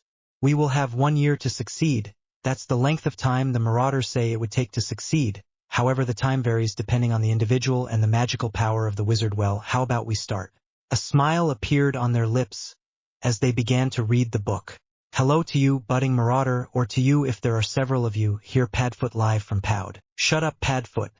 Leave these young people in peace, or I swear to you that you will receive my hooves in the face. Prongs Faith. No, otherwise you'll get my claws in your behind. You'll never be able to sit on your butt again. Pat, Corn, you are still bickering. While we are on the 7th attempt to write this book, which will allow our children to become future marauders with their friends. It's true, you're right, Moony. wisdom incarnate in the masculine. Wormtail, where have you been again? In the little corner, so you try to write it again, you could have waited for me. Yeah, we haven't started yet, so settle in. Well, who wants to start? Me, please go ahead. Go ahead instead of drooling like a dog. Lesson number 1. Do you have parchment or something to write and write down? Well then, first you are going to write your first and last name on a par. Way most families cannot become animagous, because pure-blood families often tend to lose their magic over time, so that in several years, all will become squibs to their greatest shame. This is why Muggleborns appear in the wizarding world, to bring new wizarding families, and perpetuate the balance of magic. Have you written down your first and last names? Okay, now put your wand on the sheet and say clearly Animalia Revelationum color. If your sheet turns blue, you can become animagus. If it turns black, then this is impossible for you. There is another color, green, but no one has ever succeeded in obtaining it because it is of the meaning of multiple animagus. Well, we're off then, Harry James Potter, he said, writing on a sheet of paper, imitated by the others who wrote their first and last names. I'll begin. Honor to the ladies, smiled Daphne, placing her wand on the sheet. Animalia Revelationum color. A bright white light dazzled them from the tip of the wand, but when the light faded and disappeared, a surprise awaited them. The leaf had turned blue. Daphne jumped for joy. It was imitated by Draco, who had obtained the blue color just like Blaise and Theo. Harry prepared to do the spell when he saw that Crabbe and Goyle were in the path leading to the screaming cabin. Animalia Revelationum color. A flash dazzled him like the others, but when it disappeared, the sheet had not changed. It remained white with his name on it. Surprised, he took it between his fingers and frowned. He sighed and threw it over his shoulder, and the sheet flew down the stairs to end up on the ground floor. This thing sucks, it didn't work. For once you miss a spell, you are so touchy, Harry. Oh, shut up. As they chuckled at Harry's misfortune, Crabbe and Goyle came upstairs with a paper in Crabbe's hand. They both had a few bruises. Harry, I think you lost your green leaf. It was at the bottom with your name on it. Everyone froze as Harry turned his head to check Crabbe's words. And indeed, the sheet was very green and Harry James Potter was marked at the top of the sheet. Harry chuckled nervously and thanked Crabbe before taking his sheet. The book had disappeared as if by magic. What are you doing here? We were looking for you. The Weasley twins set off a firecracker in Filch's office, and it caused so much damage that his office was filled with water, and we found girls' underwear in the water. We have to see that, and lunchtime will soon arrive, so we might as well hurry up. Entering the castle, almost all the boys made fun of Filch, who was trying as best he could to find all his things which had been carried away by the water current. And the furious looks of the girls. They went to eat and could not return to the screaming cabin with Crabbe and Goyle behind them. That's why Draco had a genius idea. Crabbe, Goyle, I need you to take the blue box, which is in my bedside table, to Ginny. She'll know what to do with it, and if she orders you something afterwards, you do it, understand? Okay, let's go. Draco began to write on a piece of parchment and gave it to Harry, who got up and went to give it to Ginny after saying something in her ear which made her giggle, and out of the corner of her eye Daphne saw Ronald looking at them. And Ginny kissed Harry on the mouth, in front of the laughing looks of her Hufflepuff classmates. Ronald wanted to get up to beat Harry but couldn't do anything because he noticed that he was stuck on the bench. Daphne clearly saw Fred and George chuckled looking at their younger brother. No doubt, it was them who had stuck him. They had returned to the screaming cabin when Crabbe and Goyle gave the blue box to Ginny, who looked inside. A smile appeared on her lips and she turned to them asking them to watch Ronald discreetly, which they did immediately, while Cedric Diggory came to ask her what it was. A surprise for my stupid brother. Slytherin style. Cedric smiled before laughing with the other Hufflepuffs. At the Shrieking Shack, the group was reading about the second lesson. This time it was about Moony. For this second lesson, every detail is very important. Take it. Blue sheet where you wrote your name. Below you will have to mark your characteristics, your physical appearance, your character, and your dream. For that, there is a very simple trick. Like for the color of your sheet, put down your wand and say Morum Moralum Proprium. If your leaf is green, according to data from the ministry, you must make a duplicate of the sheet. For greater security, make about 10. Put your wand on the sheet and make the formula. Said previously. Daphne, the honor is yours. Thank you. Morum Moralum Proprium. This time no flash of light appeared, but writings were written very quickly on the sheet. And once I reached the end of the sheet, everything stopped. Naughty and strong Draco read after a moment. That's what I told you, Harry. In your relationship it's Daphne who is the queen in bed. Oh, shut up. Let's have a little laugh. Drago did the spell imitated by Blaze and Theo. Daphne leaned over to see and read a rather funny passage on Drago's sheet. Blonde. Loving to fly but being only a wild animal. Hey, it's not just being a wild animal, Draco said indignantly. It is the human form of Arthur Schopenhauer's quote.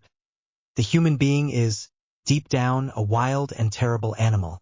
We only know it tamed and tamed by what we call civilization. Okay, I didn't say anything. There's only you left, Harry. Yeah, duplicate, said Harry, creating several green leaves. Morum moralem proprium. Harry saw writing, but instead of stopping at the bottom of the sheet, they continued on to the other sheets and filled in a second one, before stopping. Harry made the others disappear, and took the 2 sheets in his hands. Draco took the book and began reading the 3rd lesson, written by Prongs. Now you will have to draw a pentacle with your blood on the back of your sheet with written around it, I'm waiting for you. Come to me.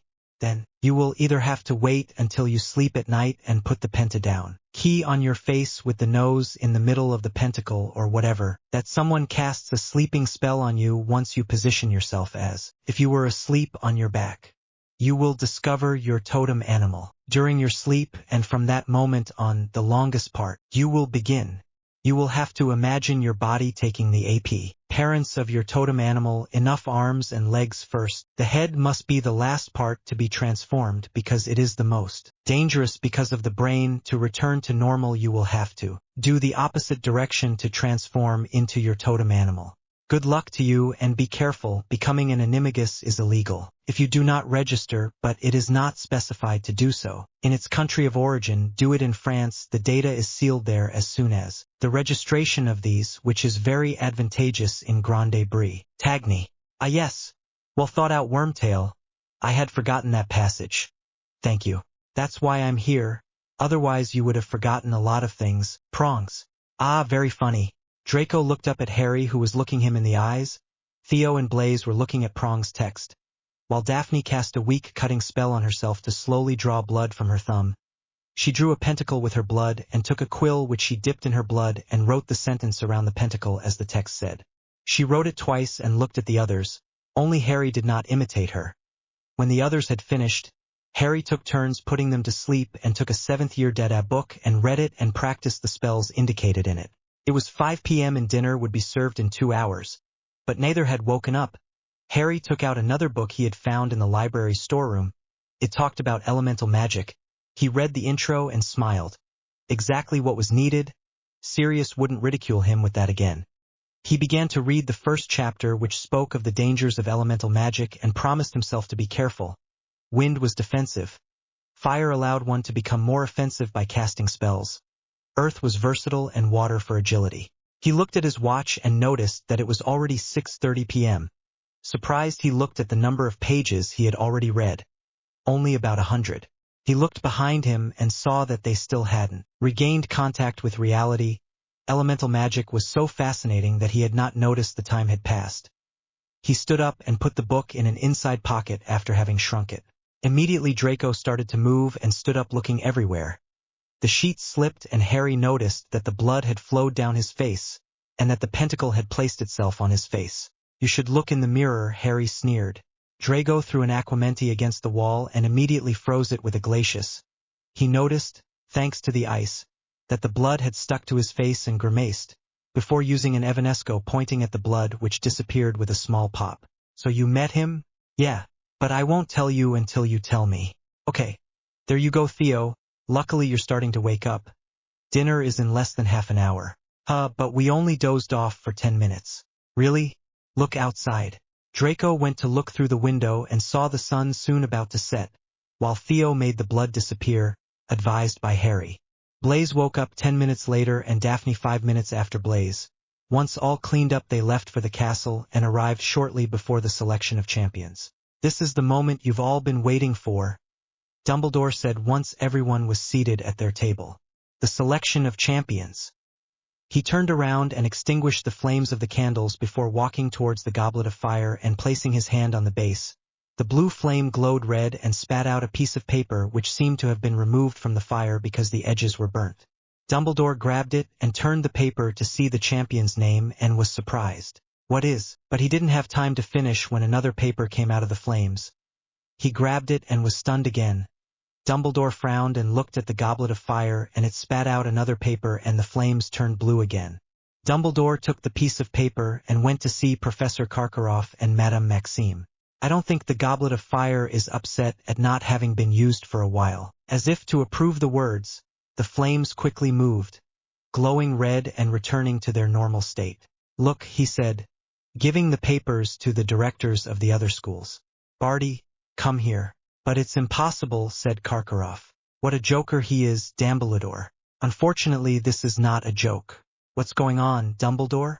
See for yourself, Barty. The goblet of fire was acting up today. Barty leaned over the pieces of paper and jumped, intriguing the students who were wondering what was going on. I leave it to you, Barty. What should we do?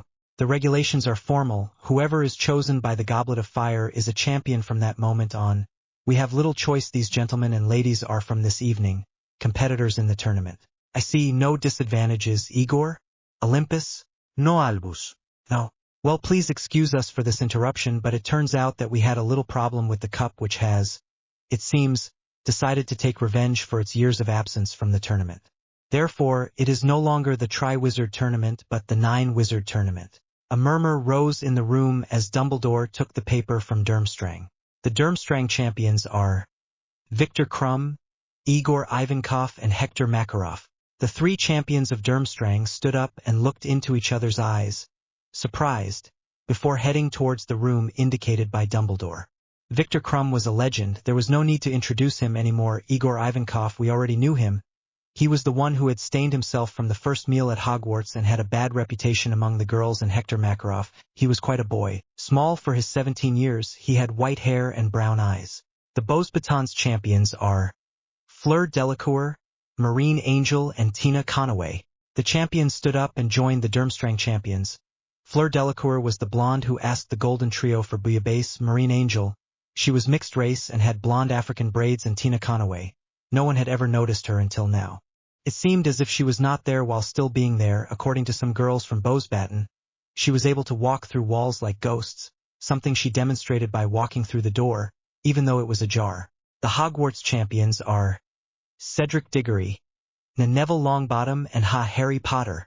Harry tensed and looked at Draco. The latter looked him in the eyes, and a sort of discussion took place in his gaze, and Draco began to speak to Blaise and Theo, while the champions of Hogwarts were going to join those of Durmstrang and Beauxbaton. Shouts were heard from the student tables towards Neville and Harry. Nothing surprising, knowing that they were 14 years old, and that they were participating in the tournament when two others of 17 could have participated in their place. Harry said it this morning, Daphne whispered to Draco, Blaise and Theo. Barty Crouton Jr. wanted to capture them. He will surely try when everyone is too focused on the tasks, and presto, neither seen nor known. Yeah, we'll have to be careful, and I think Harry was right at the start of the year. I think this year will put some energy back into our bodies. But what an idiot. I remember him and his stupid words. If he dies, I will look for him in Tartarus to kill him with my own hands. If I give you the chance. In the next room, the 9 champions were near the fireplace. Everywhere in the room we saw only trophies and awards. Fleur had difficulty believing that Harry and Neville, under the age limit, had managed to participate in the tournament despite the age limit. I didn't put my name in the cup, Neville declared for the first time.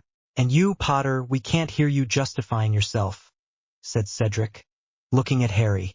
Harry was sitting in an armchair, his feet on the edge of the sofa and his fingers touching between his knees and chin, his gaze fixed on the fire in the fireplace in front of him.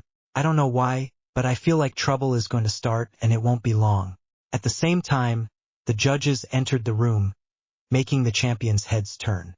Verpy seemed happy about the events to come, while the directors seemed more worried.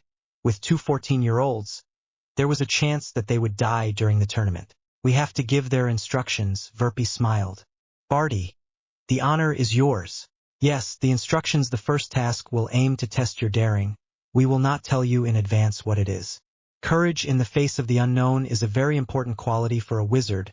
This first task will take place on November 24th, in front of the other students and the jury. The champions will only have their magic wand as a weapon. When this task is completed, Information for the second will be transmitted to you. Taking into account the number of candidates and the energy required, the champions are exempt from taking the endofire exams. I think that's it, isn't it, Albus? Indeed, thank you, Barty. You don't want to stay at the castle? Nah, thanks, Albus. I have too much work waiting for me at the ministry. Already it's young Wistely who takes care of the department during my absence. A good boy Wistely, perhaps a little too enthusiastic. While Mr. Crouch was leaving, Madame Maxime and Professor Karkaroff took their turns with their students. Dumbledore dismissed his students and they left quietly, except Neville, who seemed in a hurry to return to the Gryffindor Tower. So, said Cedric with a hint of a smile, we're gonna play against each other again. I imagine, but this time it will be much harder than a simple Quidditch match. That's true.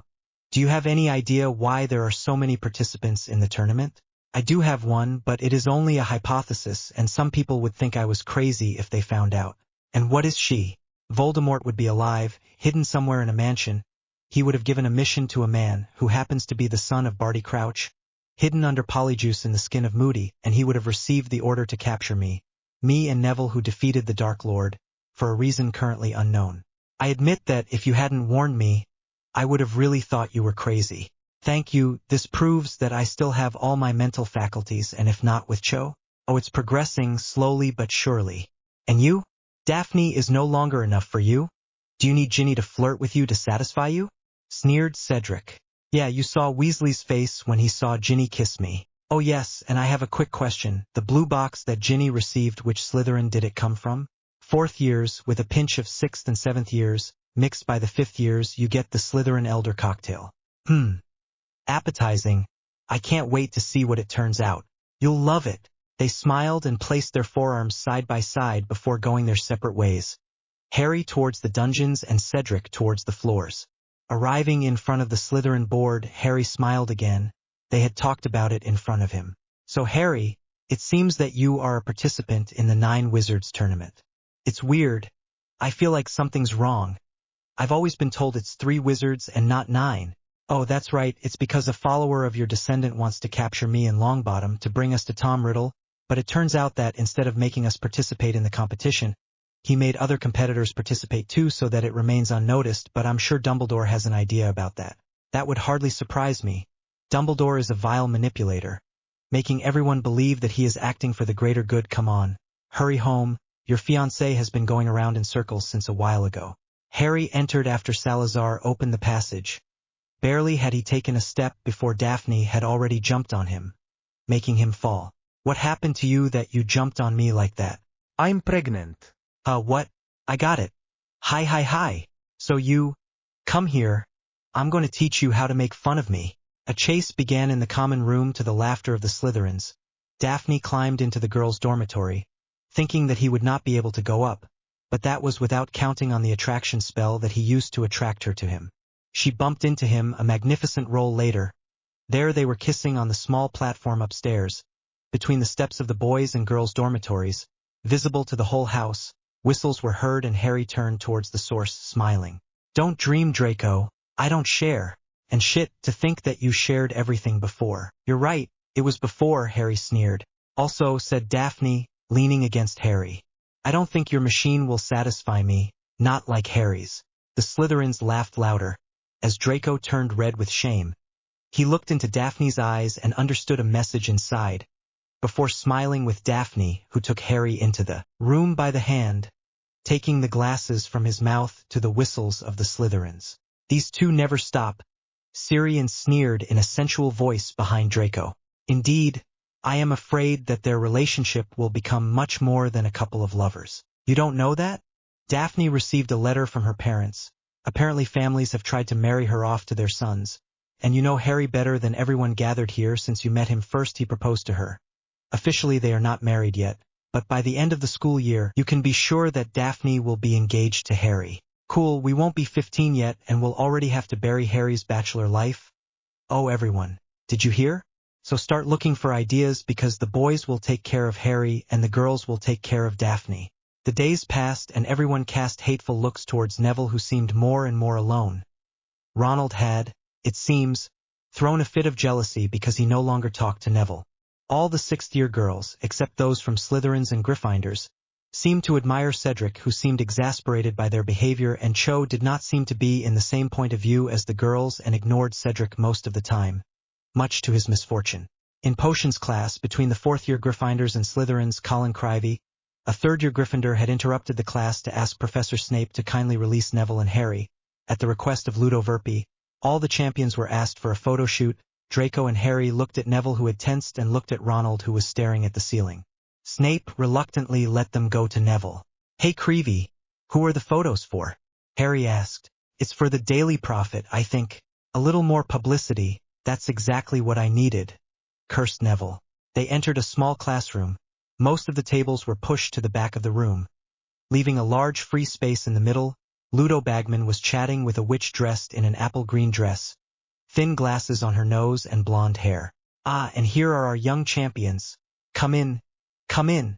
Don't worry, this is simply the examination of the wand ceremony.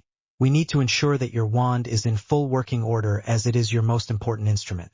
Allow me to introduce you to Rita Skeeter." Verpi gestured towards the apple-green robed witch.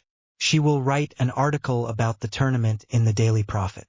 And he's not likely to be a little Ludo with a Potter in Slytherin and the boy who lives. Indeed, before we start the ceremony, let's start with the photos, a group one to begin with, and we will take individual photos afterwards, well in place." The champions gathered together, and the photographer took a photo showing Rita smiling. What a charismatic no-newer. "Hello, I'm Rita Skeeter, reporter at the Gazette, but we already know that it's you we know nothing about, well, almost, since we have two celebrities among us. What oddities are hidden under those rosy cheeks?" she said, lightly patting Fleur's cheeks. "Is victory there, behind the stone mask?" She caressed Tina's cheek, who does not react. "Does this smile hide a thirst for victory?" She placed a finger on Marine's lips. "What mysteries does this size hide?" She placed her hand on Hector's head. "Should we judge appearance when it could very well be a ruse?" She patted Igor on the shoulder. "Is the bravery there, under his curls?" She messed up Cedric's hair expertly. "And should the youngest generation be forgotten?" She flicked Harry's forehead, and he smiled, then shifted to look at everyone critically. "In short, what is a champion made of?" Me, and I would like to know, not to mention thirsty readers. "Who do we start with?" "Potter, for example. We start with one of the youngest, Charming," she said, pulling on his sleeve, dragging him into a broom closet. "Don't mind me using a quill pen." "No, as long as it doesn't change to write something else that is said by the questioner. Anyway, I think you'll have good things to write with me." "Okay. So tell me, Harry, here you are, a 14-year-old child about to compete against 7 wizards who are not only more emotionally mature, but who have also learned spells that you wouldn't dare in your wildest dreams. Worried?" "Actually, not really," Harry smiled. "I have to say that Dumbledore has already kind of prepared Longbottom and me for this." "What do you mean by that?" "You see, since our first year, very surprising things have happened. A troll managed to enter the castle, and he was in the corridors. A girl almost died at that time, but no luck for the troll. It turns out that Longbottom and I were a few meters away in the corridor. We were arguing for the simple reason that I am in Slytherin and he is in Gryffindor. We temporarily left our differences to save the girl, who happened to be Hermione Granger, in love with Longbottom since meeting her on the Hogwarts Express. We finally knocked the troll out with his levitated club, and I left and hid when the teachers arrived. Longbottom must have understood why I had left and explained to the teachers that he had heard whispers that Hermione had not heard the order to go to the common rooms since she was in the bathroom, and he volunteered to tell her, and he found her with the troll and together managed to knock out the troll." "Interesting. Do you have any other stories like these?" "Far too much to be completely heard today, but I warn you, these stories will cause scandals, and the minister may not want to believe you and will force you to stop publishing, if the facts are reported as they are." "I see, we'll see about that another day in that case, if you don't mind." "None, as long as you don't bother me all day long." "Of course." "In your opinion, if your parents were still alive, how would they react today?" "I think my dad would have loved it, since they were asking for trouble.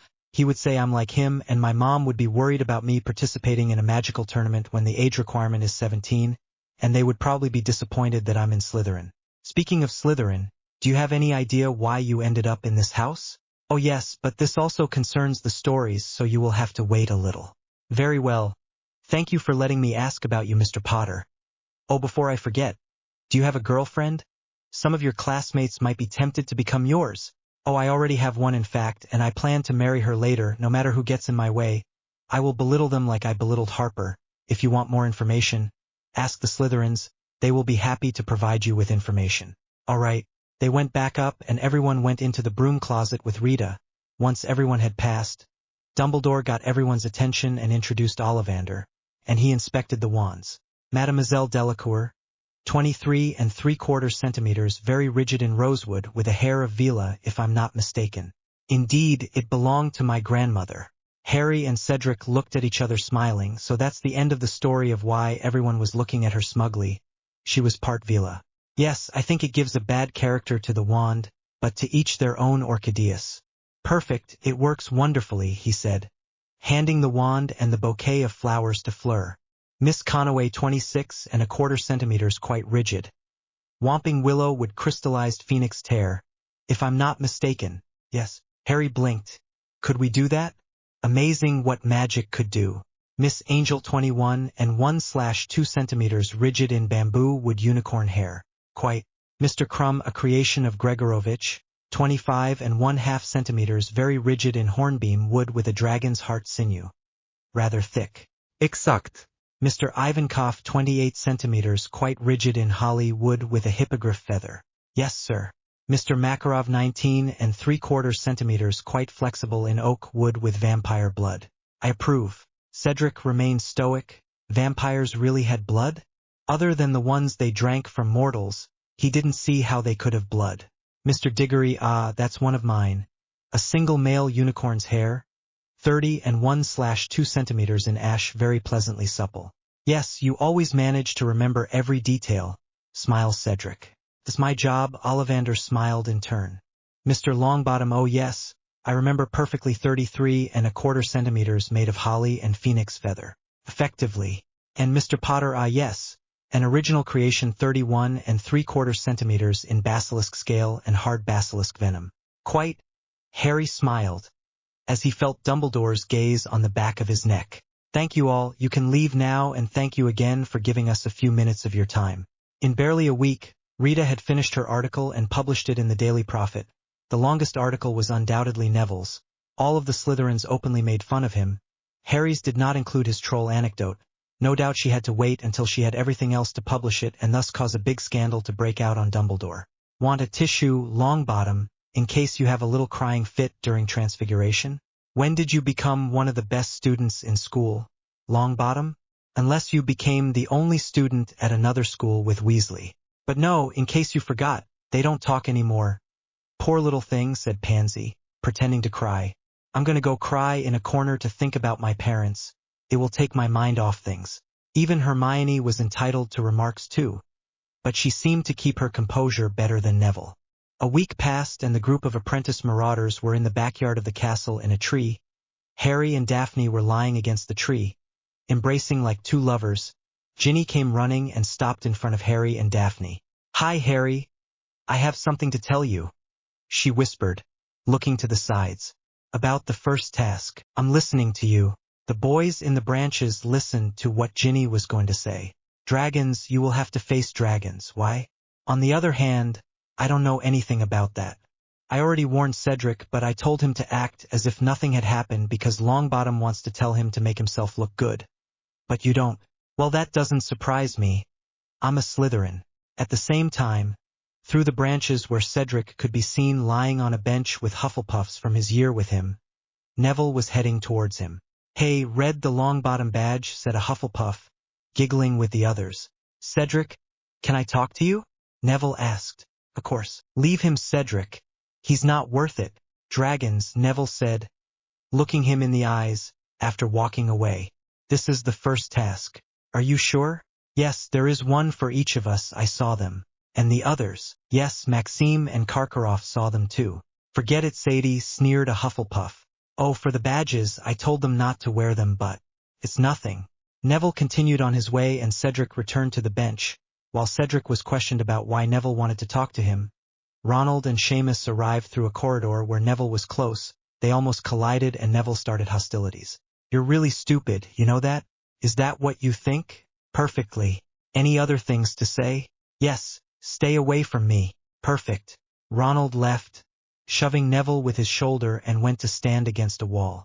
Seeing that Ginny was with the Slytherins, Seamus passed by Neville, shrugging his shoulders. Neville stood there for 2 seconds and backed away. "Oh, I feel a little on edge, Longbottom," Draco shouted. "My father and I bet, and our whole little group. I don't think you'll last 10 minutes in this tournament." He jumped to the ground, followed by everyone else. "He doesn't agree, he says you won't last 5. I don't care what your father Malfoy thinks. He is vile and cruel while you are pathetic. But you really did your Longbottom repartee training," announced Harry, getting up with Daphne. "Well, let's see how long you can last in this tournament. You want to know what I bet? I bet you'll make it to the end because you're not capable of thinking for yourself. You'll get help from your girlfriend, Granger." "She's not my girlfriend." "Hey, what are you doing here, Ginny? Do you want me to go tell the twins and Ron that you're messing with the Slytherins?"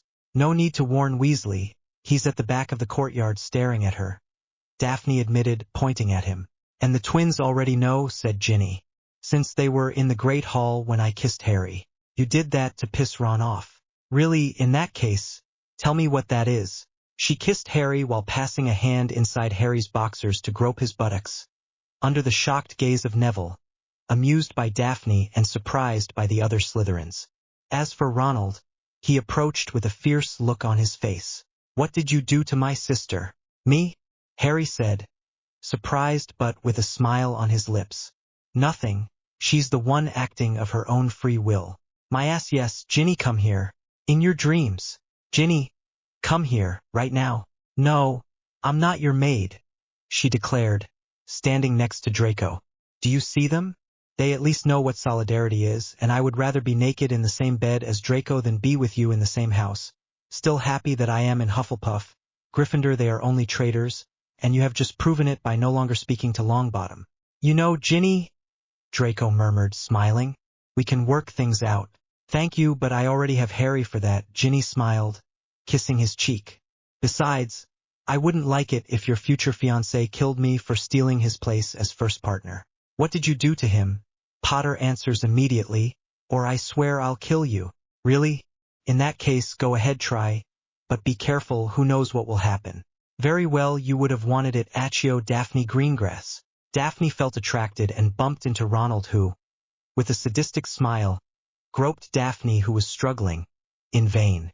Suddenly the tension rose, the sky darkened. Everyone had stopped talking and turned towards them.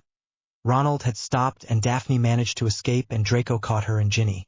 The Slytherins moved away from Harry, and, as if called, all the students gathered here, and Ronald began to tremble as he saw Harry slowly transforming into a wolf, but not an ordinary wolf. It was black like the color of his hair. Some sort of long hairs, looking like black flames, were located at the back of his feet, knees and shoulders. Red stripes were on his back like scars, a very small one on his forehead and green eyes. "Animagus," whispered a voice in the crowd, but with the silence everyone heard it. The wolf bared its fangs and Ronald took a step back. The wolf prepared to pounce, but he couldn't go any further. He smelled a strange smell and turned his head back. Daphne was crying. She was afraid of what Harry was going to do in his wolf form. One hand grabbed Ronald's and another over his mouth to avoid speaking. "Don't talk," Draco whispered in Ronald's ear. "If you want to live, you're going to back away slowly, and once you're through the crowd, you run back to your dorm, understand?" Ronald nodded to say that he understood. Draco released him and stepped back without taking his eyes off Harry. He made the crowd part and Ronald followed shortly after, but stopped when the wolf looked at him growling. Daphne threw herself at Harry in tears. The wolf tensed and looked at Daphne, who had grabbed him by the neck. Ronald backed away a little too quickly because the wolf refocused its attention on him by barking. A breath propelled the students in front of him 2 meters. The head boy, who had arrived, recognized the species of wolf. "It's Lupus Ultor-Obtatorus. What is he doing here?" "This Potter, he's an animagus." "An animagus? Impossible, no one can become one that young." "What does Lupus Ultor-Obtatruc mean?" asked a first year. "Lupus Ultor-Obtatorus, it is a legend of more than 1,000 years. It is said that a wolf had fallen in love with his mistress, but that one day, she had been killed by a gang of bandits, and the wolf howled on a full moon evening at Stonehenge, and that a divinity appeared to him. She gave him the strength to avenge his mistress, but he would have to die after having avenged her, which he accepted. The long hairs represent black flames, the representation of the strength bestowed upon him by the deity. Writings and sketches dating from the time are clear. The wolf would have been capable of destroying an entire village without suffering a single injury, after which he was turned into a statue deep in a forest where his spirit would watch over the animals. As for his soul, she was sent to paradise, allowing him to see his mistress again, but she did not forgive him for having killed so many innocent people, and she chased him away. Troubled, he wandered in the other world and arrived in Tartarus, where he took up residence. Lupus alter ob Tartarus, it means vengeful wolf of Tartarus. The wolf turned his gaze on the head boy, who gulped. His gaze could have killed him on the spot if it had been a spell, an icy green gaze like an Avada Kedavra. Theo, Blaise, Draco, the Weasley twins and Cedric faced the wolf to block its path. Ronald began to run as fast as possible and away from the wolf, but that was not the right thing to do. The wolf jumped above the human barrier. Daphne, still hanging on, became frightened and let go to fall on Cedric. Sorry. It's nothing, we have to warn the teachers. Useless, Moody's voice growled as he advanced into the crowd. A loud clicking sound resounding each time he tapped the ground with his wooden leg. I already warned them. Dumbledore is behind the door. Weasley just came through. A growl was heard in the corridors, and it made the students tremble. Potter was immobilized, but it seems he is still capable of growling. Harry. Daphne started to run and entered the corridor. With a precise gesture, Dumbledore cast an unspoken spell on the wolf, which slowly became Harry again, unconscious. Poppy, take him to the infirmary. Right away. Daphne followed the nurse, traces of tears still present on her cheeks. Ronald was shaking like a leaf behind McGonagall. I hope you understand. You were lucky he didn't jump straight away. Otherwise you would have died already. Weasley, Draco announced, looking down on Ronald. Harper had pulled the same stunt before on Daphne and Ginny, but not in front of Harry, just before the holidays last year. He was kicked out of the castle earlier this year, Harry almost killing him, broken bones and a broken nose next time. Avoid thinking about it or else prepare to die. Chapter 6. The tour that Harry had made crossed all the rooms of Hogwarts. Even the ghosts were aware of it, as well as the paintings. The students of Durmstrang and Bowsbatten seemed worried because the champions had invaded the library and were seeking by all means to become stronger. Draco, who was in the Transfiguration section, heard Krum muttering Russian, but Potter's name was clearly pronounced as well as Daphne's. He had recorded everything using a box that he and Harry had made in second year, for Bin's classes. He went to the dictionary section and found the one he needed. Draco opened the dictionary to the Russian page and placed the case just above the page and activated it. Eden Zavatnamag. I don't know how to say animagus in Bulgarian. So I did like in France, animal, ia, mage, us, equals animagus. Azne moga de poviarvam, Potter toi edva na 14 godini. Imam 17 sebe asai iani maja de mi promeni napolno. Moga samo de napravi shafut na moya zavatno totem. Chtie mu pokasha, men tuva Daphne, chie asum podobre ut Potter. On the dictionary page, the words were slowly translated and Draco could read what Krum had said. An animagus. I can't believe it. Potter, he's only 14. I'm 17 and I can't completely transform myself. I can only make the head of my totem animal. I'm going to show this Daphne that I'm better than Potter and she'll come to me. Draco grimaced. Apparently Krum didn't agree with the Hogwarts students when it came to leaving Daphne alone. He sighed and closed the dictionary before leaving for the Shrieking Shack to find the others, who were training to transform. Only Daphne was plunged back into a forced sleep to find her totem animal and chat with him.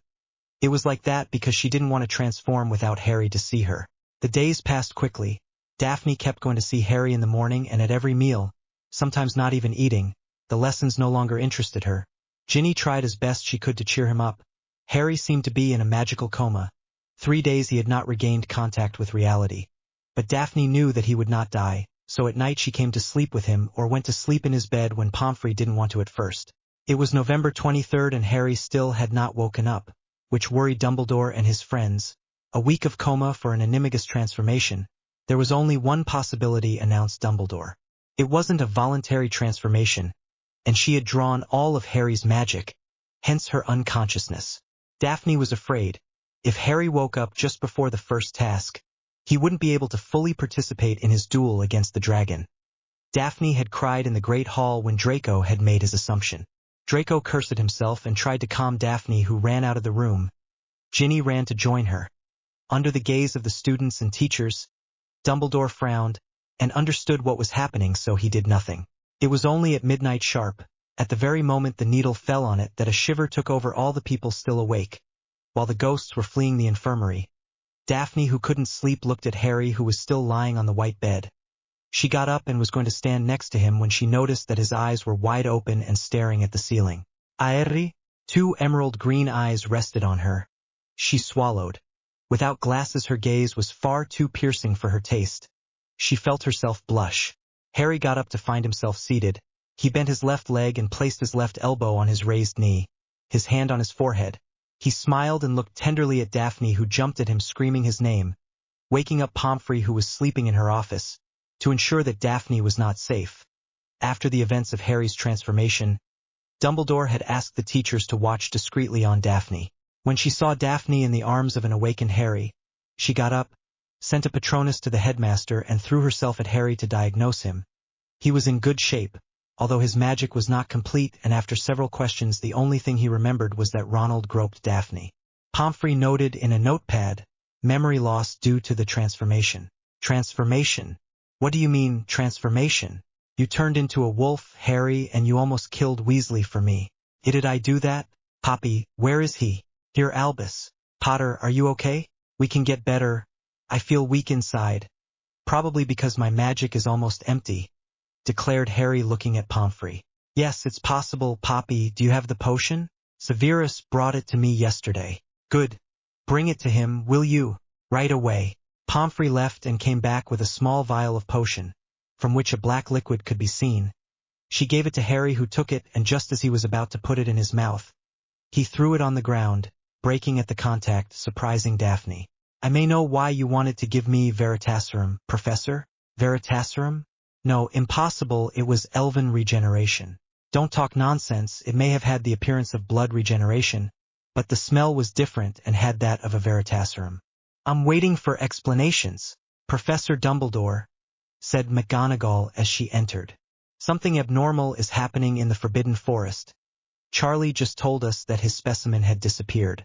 I'm coming right away, please excuse me, but as you see, I'm asked. Goodbye and good night. Dumbledore left with McGonagall, and Pomfrey forced him to stay and sleep, which he did immediately by pulling Daphne to him. They kissed, and Pomfrey came back to tell them to really go to bed, while she came back all red.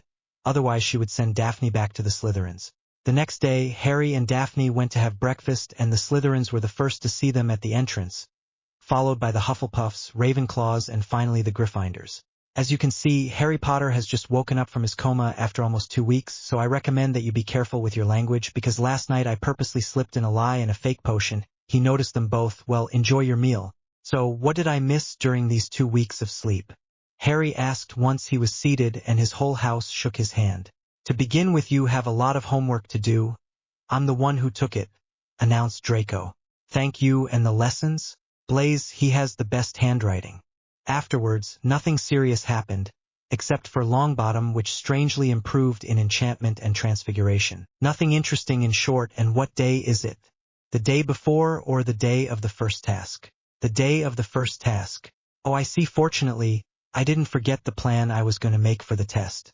Do you have a plan? Yes, I thought about it when Ginny announced me for the dragons. In fact, I have to thank her. If she hadn't told me, I would surely have arrived with my hands in my pockets at the test. She's been looking at you since earlier. She must be worried too, said Daphne, pointing to Ginny, who was looking at him. Yeah, he said, motioning for her to come, which she did immediately. I see. I understand better why she was worried. Did she tell you? Daphne, what are you talking about? Harry. Hi, Shrimp. So already, before you speak, I would like to say thank you. If you had not told me about the dragons, I would probably never have been able to imagine a plan to get past a dragon. You're welcome. You scared me so much. I know, sit down, it will be better than standing, don't you think? Daphne gave food to Harry, who answered all the questions, sometimes with his mouth full, because Daphne gave him food while he spoke. After a while, Snape comes to see him.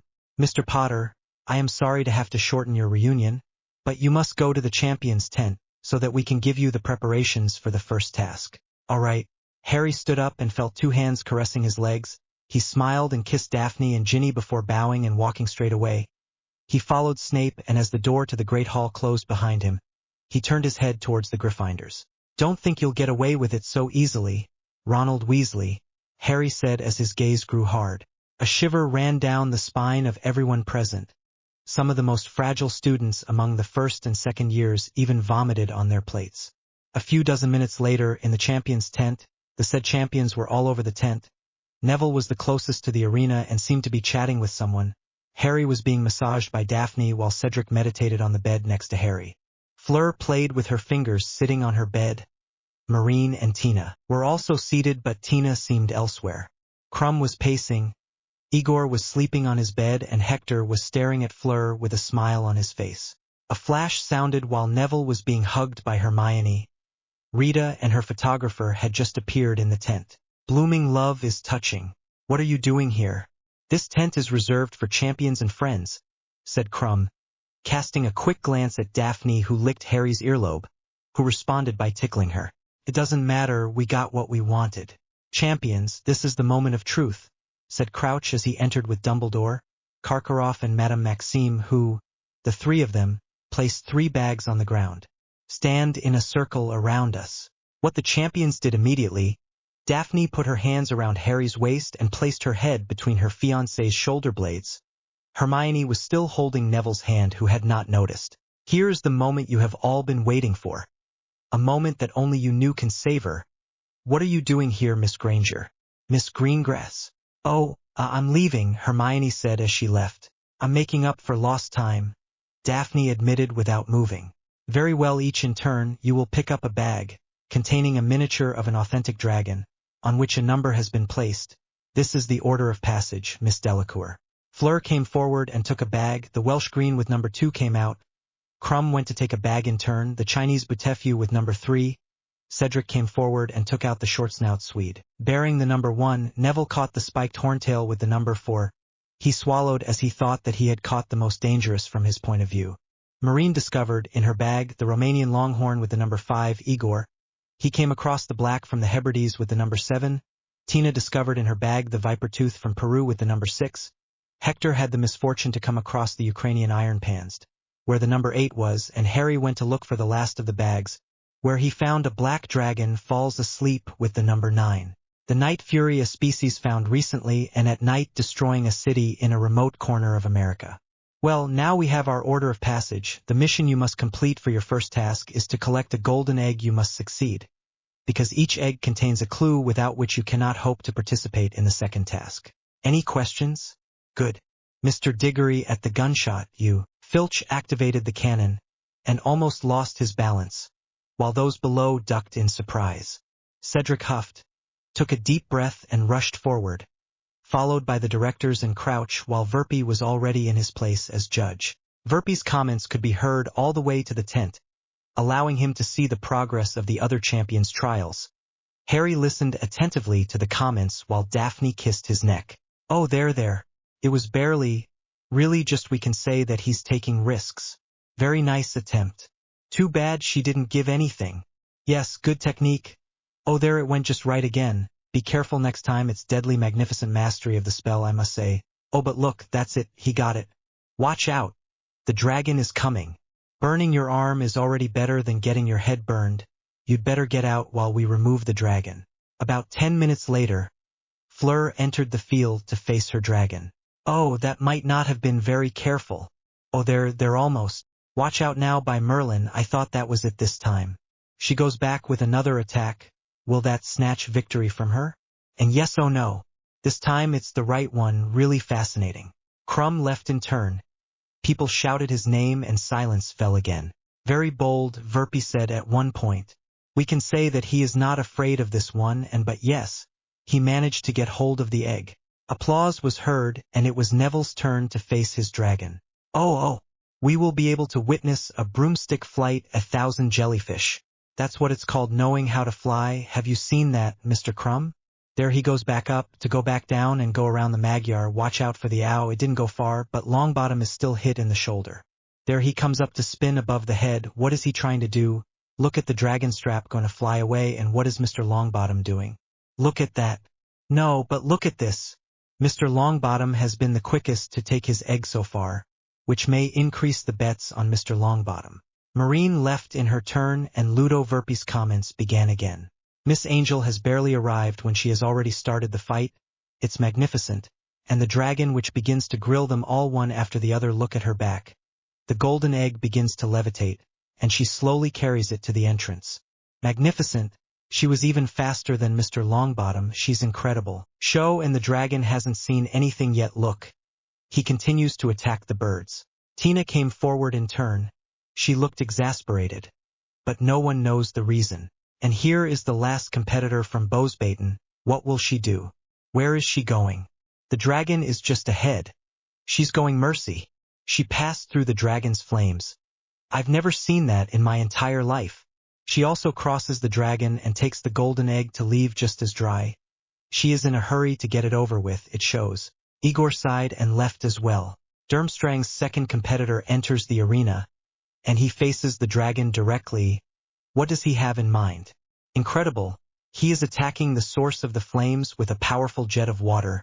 Will he succeed? Yes, he did, but what's going on?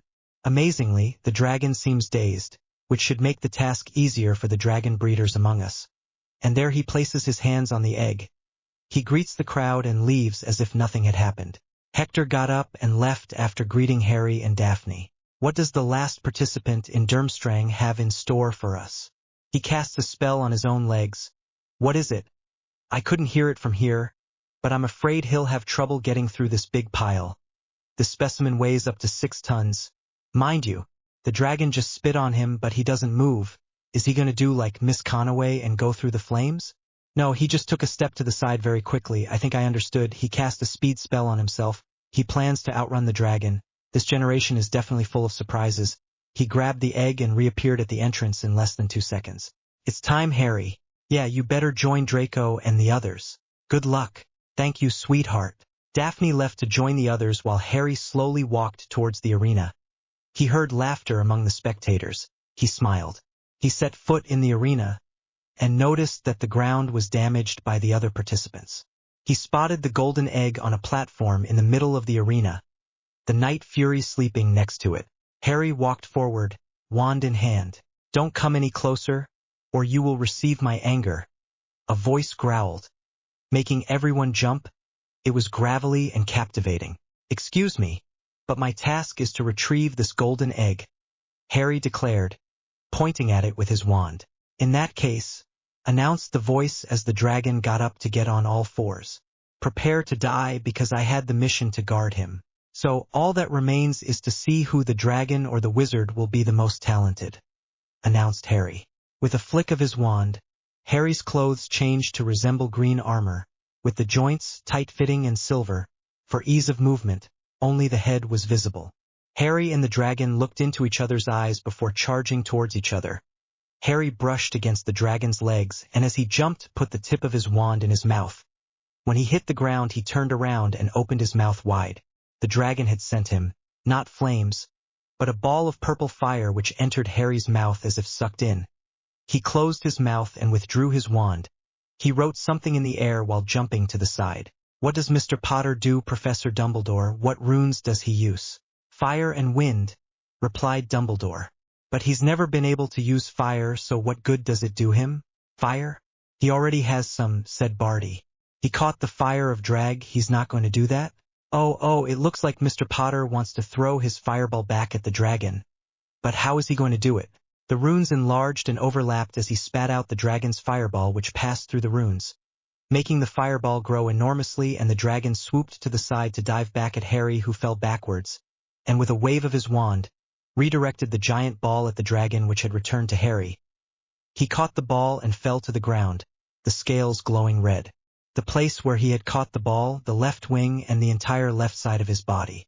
He fell to the ground, and unable to get up, Harry jumped to join him and placed a hand on his head. Are you okay?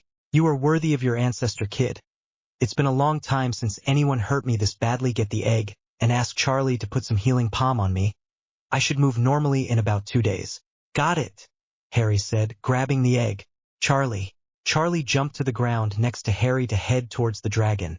Seeing the look the dragon was giving him, Harry knew it was his mate and smiled. What a magnificent confrontation we had there, don't you think, gentlemen of the juries? Madame Maxime raised her wand and a big 8 was formed in the air with a long silver ribbon. Mr. Crouch formed the number 9, Ludo Verpi put the number 10, Karkaroff put the number 6 to the whistles of the students who found that Harry had done better than Crumb, and Dumbledore gave him the number 8, result of the races, 41 points. The other participants arrived and the ranking was visible in the air. First tied. Crumb, Harry and Marine, second tied. Tina, Neville and Hector, third tied. Cedric, Igor and Fleur. In the Slytherin common room, everyone applauded loudly for Harry, who was carried by Crabbe and Goyle. The golden egg passed through everyone's hands. Then Blaise passed the egg to Harry. Come on, Harry, show us the clue. Should I open it? Yes, everyone shouted. Watch your eyes. Harry opened the egg, but he wasn't paying attention to what he should have said, because he had barely opened the egg when a high-pitched and shrill cry was heard. Everyone covered their ears as Harry closed the egg as quickly as possible. Damn, what was that noise? Draco grumbled. Don't you think you should have said, watch your ears? The words of a mermaid out of water. Slytherin announced from his painting above the fireplace. You should try putting the water on your own. Go to my room, you'll be safe there to bathe. Since no one can go there if they don't speak Parseltongue. Good idea. Is anyone interested in going to see Slytherin's room? Me, everyone said at the same time. Ah ha ha. Then let's go. Harry smiled as he took out the Marauders map. The Slytherin portrait opened to make room for a slide. Harry smiled and entered it and let himself slide. Everyone was surprised. The entrance was not in Mimi Wimper's toilets. Daphne followed Harry and was afraid at one point since the slide was falling vertically. But that's without taking into account a huge bubble on the ground, which made her slow down. She landed on her feet and walked outside the bubble. Immediately, she staggered, surprised by the difference in gravity. Caught by Harry, he smiled before kissing her. Draco fell in turn, followed by Blaise and Theo, and so on. All the Slytherins arrived. Each went to visit their corner. Harry and Daphne remained in the same place, returned to the bubble, and Harry tapped the wall twice with his wand, thus creating stairs which went up along the slide. How about we leave all these little people behind to use the prefect's bathroom? Have you become addicted to my body, Harry? It's possible indeed, he smiled as he climbed the first steps. I have the most beautiful wife, so tell me one good reason to take advantage of every opportunity to stay only with her? I don't know, Daphne said, catching up with him. Maybe because you have a mistress named Ginny Weasley? I didn't know that, Harry smiled. But if you want me to give him some time for a little sex, then maybe that won't be a problem. In your dreams, Potter, you are mine. Until I die. Don't say things like that, Daphne. You know that things like that often happen when you say it. Because you believe in divination now? Hey Harry, are you back yet? I left everyone downstairs for them to visit. We're going to the prefect's bathroom. It's Slytherin week. Have fun. Thank you, I intend to, smiled Daphne, making Slytherin chuckle and Harry blush. In the prefect's bathroom, Harry placed the egg next to the bathtub and the water began to run quickly and on his own. Harry placed his glasses on the floor and began to remove his top. He felt a hand on his back and the next thing he knew he was in the water, soaked from head to toe. He lifted his head out of the water and looked at Daphne, who was laughing openly. Harry only had the top of his nose above the water. I don't believe it, the movements you made are so bad. She laughed, imitating him. Ulblop. Daphne stopped laughing as she felt herself being pulled into the water. She grimaced and hugged Harry, dragging him with her under the water. They did not see Peeves, who had seen them enter, take the egg and throw it into the water, believing the mechanism of the egg to be rusty, but it opened under the water while the couple kissed with their eyes closed. Come down to see us, and hear our words. We must be below the ground to sing. Now think, exercise your mind. What is dearest to you we have taken from you. For an hour you will have to search, if you want to find what was taken from you. After the hour has passed, give up all hope. Your efforts will be in vain because it will be too late. Surprised by the last words, they came to the surface and Harry stared at Daphne. No need for words to understand what Harry was trying to say. She was the dearest person to him. She lowered her head and took off her wet clothes, which fell to the bottom of the bath. Are you sure, Daphne? We had only done foreplay before, although we had fun saying that we had already done it. Yes, I am ready. Very well, Harry said, taking Daphne's hands, who came to kiss him and freed her hands to remove Harry's clothes. The following days, Harry and Daphne were even closer than usual, and one day, in the Great Hall, a red-haired boy, about second or third year, brought something to Ronald, who had found his classmate Neville. Ronald opened the package and took out a dress while standing up. Neville, one arm in a sling, took out a headdress.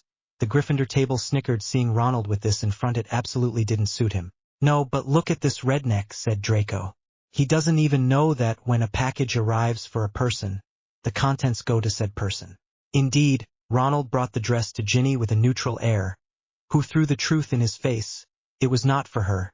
Hermione then sneered. Ronald came back to her and asked her why she was sneering. It's not for Ginny. It's for you. All the tables snickered as Hermione had spoken into the silence. Ronald blushed in embarrassment. It's an evening outfit. An evening outfit? For what? Don't tell me you're too stupid to read a Weasley poster, Harry said coldly, arriving at his side. Everyone tensed. In that case, I'm afraid I have to tell you that you'd better go back to the children's schools. It's hanging in every corner, and only an idiot wouldn't have noticed, which concerns you in both cases. Happy reading.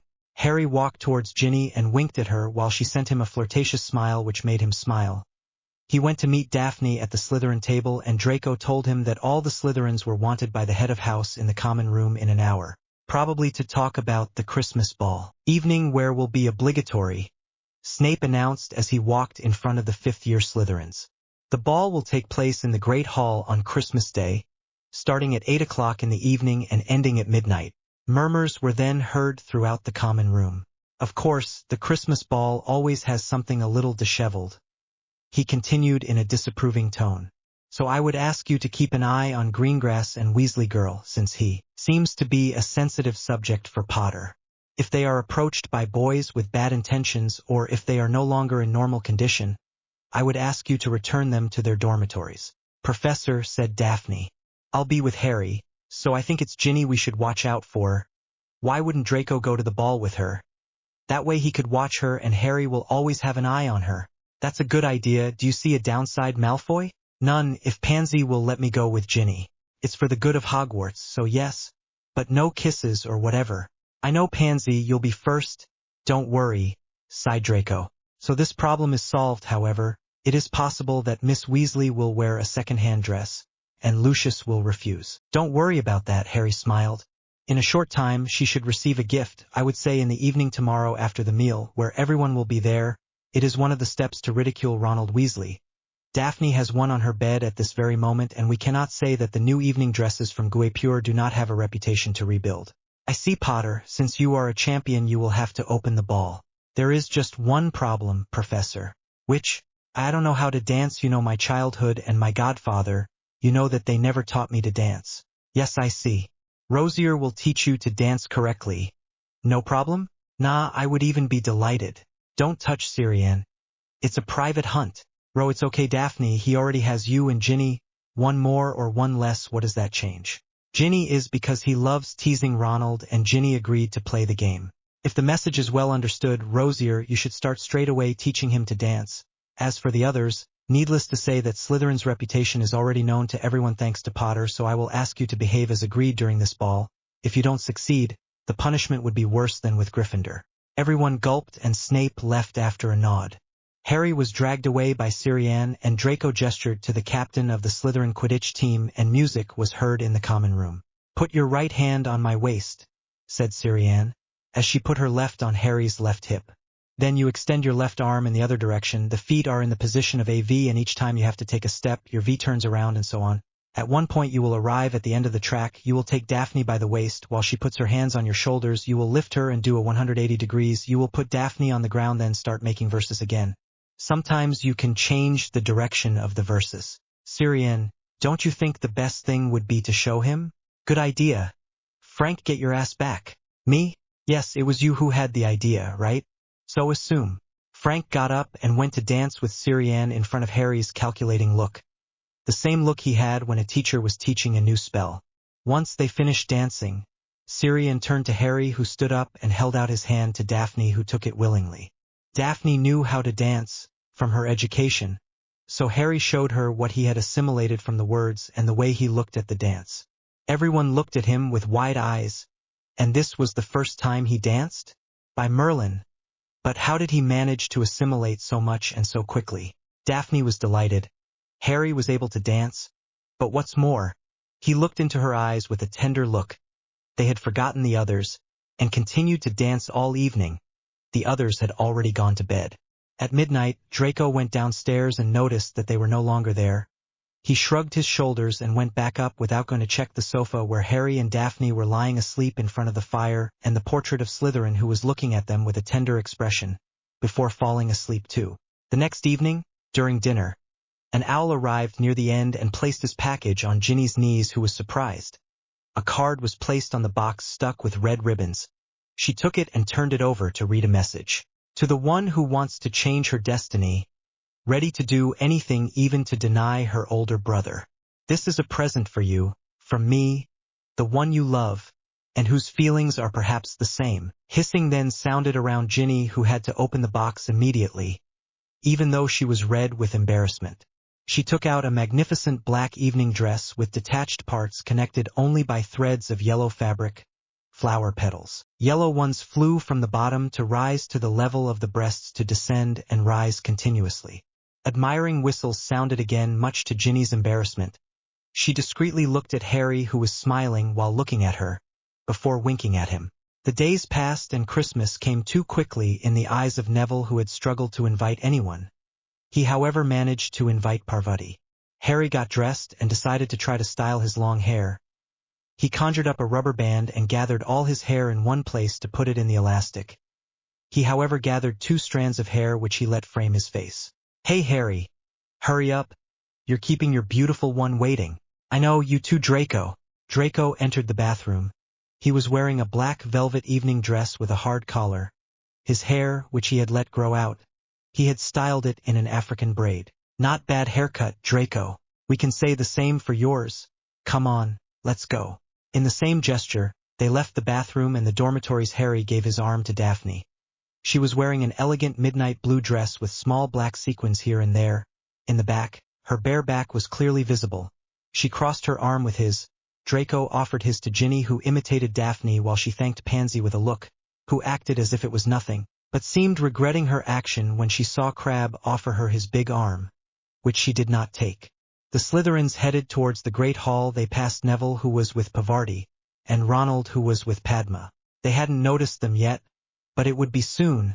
Neville saw them out of the corner of his eye. Ronald looked at them, passing without comment. He may not have noticed who was on Draco's arm. Harry and Daphne remained in the hall with the other champions. McGonagall asked Ronald and Padma to enter the Great Hall. At 8 o'clock, the champions entered the Great Hall. They passed through the Guard of Honor and went to the table at the back of the room, where the juries were already standing, slaloming between the round tables where there were already students. Mr. Crouch was absent today because Percy Weasley was present in place of his boss. Dumbledore was talking about one of his adventures in the castle this morning at 5:30, where he had wanted to go to the toilet and had discovered a room full of chamber pots. Harry sighed, knowing which room it was, since he had already used it in second year with Draco, to take refuge from Filch and become more skilled in potions, the room of requirement. Pork ribs, Dumbledore said loudly for his plate. Pork ribs immediately appeared. Following his example, everyone also ordered their plates. When everyone had finished their dinner, Dumbledore stood up and asked the students to do the same. Then he threw the tables to the ceiling, making room for everyone. The Bizarre Sisters rushed onto the stage, cheered by all the young wizards. The champions were already in place when they began to play a slow and melancholy tune. Harry twirled Daphne slowly while smiling. The teachers arrived on the dance floor shortly after, followed by the students. After 2 songs, the pace picked up and the group was singing a song ideal for moving. Come on, Hogwarts. Are you ready for some real music? I said. Are you ready? Are you ready? I can't hear you. Good. Come on, I want to see your hands in the air. We're going to teach you a whole new dance tonight. So get moving, you have to help us, Hogwarts. We can get there together. Are you ready? Are you ready? Move like a horrible troll learning rock. And roll twirl like a crazy elf who goes wild and dances around Pop like a unicorn, who until dawn waves his horn. Raise your arms in the air. Like an ogre who doesn't care, can you dance the hippogriff? My, flying off a cliff. Ma, then rushing towards the ground. Mimima, swirling, mimama. Spins around like a scary ghost, scaring especially his living self, shakes his feet like a boggart. Again and again, before it's too late, rise like an angry specter, who came to get you in the gusts of the air. Stomp your foot like a leprechaun. Go ahead, we're gonna have a blast. Can you dance the hippogriff? My, flying off a cliff. Ma, then rushing towards the ground. Mimima, swirling, mimama. Yeah, ooh, come on. Move, like a frenzied creature. Creature of the night, yes, that's good. Ah, a creature of the night, so are you feeling okay? Are you feeling well? Wow, yeah. Can you dance like a hippogriff? My, flying off a cliff. Ma,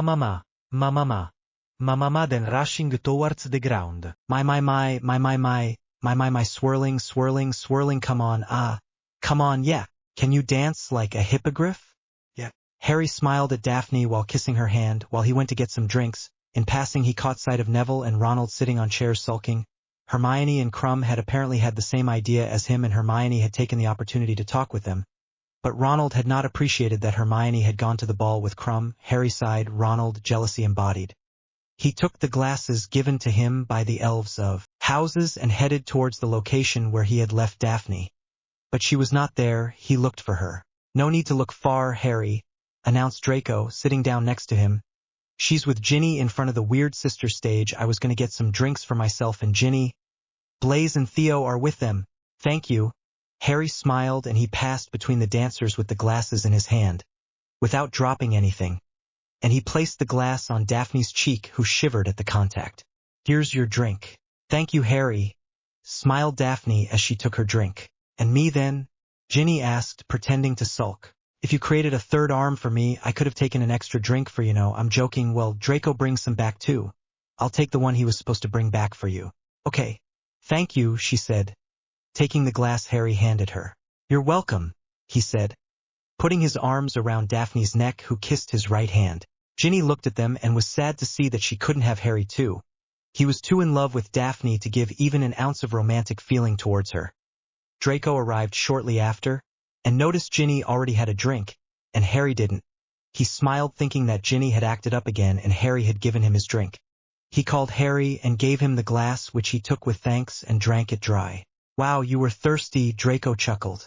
It's hot in this room when everyone is dancing. Even though I've been drinking, it only gets worse. True. Plus it's weird. I have the impression that the waiters have just arrived. Aren't they the elves who are supposed to serve us? They were the ones who served me. Why?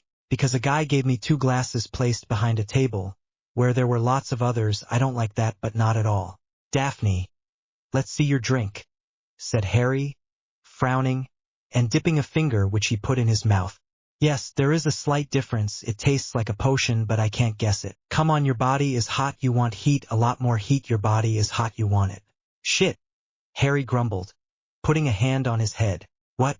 It's a potion of joy mixed with a potion of heat and desire, and if I believe in my instinct, there is one. See rapists among the boys present here. Girls, you no longer touch any drink. Understand? Yes, do you want us to warn Snape? If possible, and you stay with Draco, you will give him your drink as a sample. As for me, I will change into a girl and follow the voice to catch those who do this. Harry left, and once he left the room, he transformed into a girl. He had to keep the spell on at all times in case someone was watching him, and he followed the instructions given to him in his head. Apparently others had already drank the potion and seemed to exist by what was about to happen. Perhaps because he was a boy it affected him less. Harry finally arrived in front. A tapestry he recognized easily. That was where the room of requirement was. Snape would never be able to enter it. You will pass in front of the tapestry 3 times, thinking of a Hogwarts dormitory in the colors of Durmstrang. Harry bit his thumb and wrote that on the wall under the tapestry with a piece of Durmstrang which protruded from the tapestry, with the arrows he had made. He was sure to be found. He did as he was ordered and entered the room, where he saw that all the girls were put in a corner of the room. A quick calculation told him that there were already around 15 girls, all motionless against the wall. He did the same. A quarter of an hour later, 2 Durmstrang students appeared, but Harry did not recognize them. A nice skewer we have there. You said it. In your opinion, how many will be pregnant? I would say 8 or 9. And I bet 0, Harry grunted, resuming his appearance. What the hell is this bastard? This Potter, the Slytherin champion. The guy who thinks he's stronger than everyone else because he controls the direction of a ball of flame? Well, it doesn't matter. In a few moments, his redhead girlfriend will come of her own free will, and in the same state as the girls there, we're going to have fun. Unfortunately for you, it won't work. She went to see Professor Snape, our potions teacher, who is already there. Snape whispered as he entered, followed by Draco, Dumbledore, and Karkaroff. Mr. Potter, are you okay? Dumbledore asked, walking towards him and looking him in the eyes. Yes, I'm fine, but the girls must drink the antidote as quickly as possible. Otherwise it will end badly. I have it with me, announced Snape, taking out a bezoar. 1 piece should be enough. While Snape administered the antidote to each poisoned girl and to Harry, Karkaroff and Dumbledore turned in the same gesture towards the 2 Durmstrang students who gulped. They took them aside, and they were not seen again during the evening. Who takes care of Daphne and Ginny? All the Slytherins, Godfather asked them by the usual means. I see. Shall we go back? Here we go. Draco and Harry returned to the ball while Snape informed the girls that they had drunk a mixture of potions. The evening ended normally and Draco accompanied Ginny outside her common room at midnight. Thank you, Draco, she said, kissing his cheek. Good night. Ginny, wait, Draco said as she walked through the opening to her common room. I wanted to ask you, how do you feel about Harry? Why are you asking me that? Because Harry told me that he was afraid that by playing your little game to humiliate your brother, you would really fall in love with him. I see Daphne already knows. I told her when you weren't there at the ball, yes. I already fell in love with Harry. Daphne told me she understood who couldn't fall in love with him. All the single Hufflepuff girls are in love with him. He is one of the rare Slytherins who doesn't have exaggerated behavior. He doesn't walk around the castle as if it belonged to him, plus he's too hot. I know Harry doesn't love me exactly the way he loves Daphne, but I'm grateful to him and to Daphne. They give me hope of living happily with the one I love. I understand. And regarding your threesome, when is it? Draco asked with a smile. Draco, just kidding. Go good night. The rest of the vacation passed in the greatest calm. Everyone had become worried again for the second test, which will take place on February 24th. Chapter 7. On the first day of school, Harry and company headed towards Hagrid's cabin with a smile on their lips. In the distance, they saw the Gryffindors chatting with an old witch with short gray hair, with a long curved chin. Draco snickered as the Golden Trio asked where Hagrid was. Neville turned and frowned. Hello, Professor Gobplanch, said Theo, arriving. Hello, is everyone there? This way, then, the professor said, walking around the giant Bowsbatten horse enclosure. What's wrong with Hagrid? Neville asked. Don't worry about that. Yes, I will take care of it. What happened? Professor Gobplanch took them to the edge of the forest. She stopped in front of a tree where there was, attached, a magnificent and large unicorn which was staring at the students with a worried look. How beautiful she is, Lavender murmured. How did they manage to capture her? It seems that they are difficult to approach. The unicorn was so bright white that the snow seemed to be gray next to it. She knocked on the ground with her hooves when she saw that everyone was staring at her. You boys stay behind, barked the professor. They prefer feminine delicacy.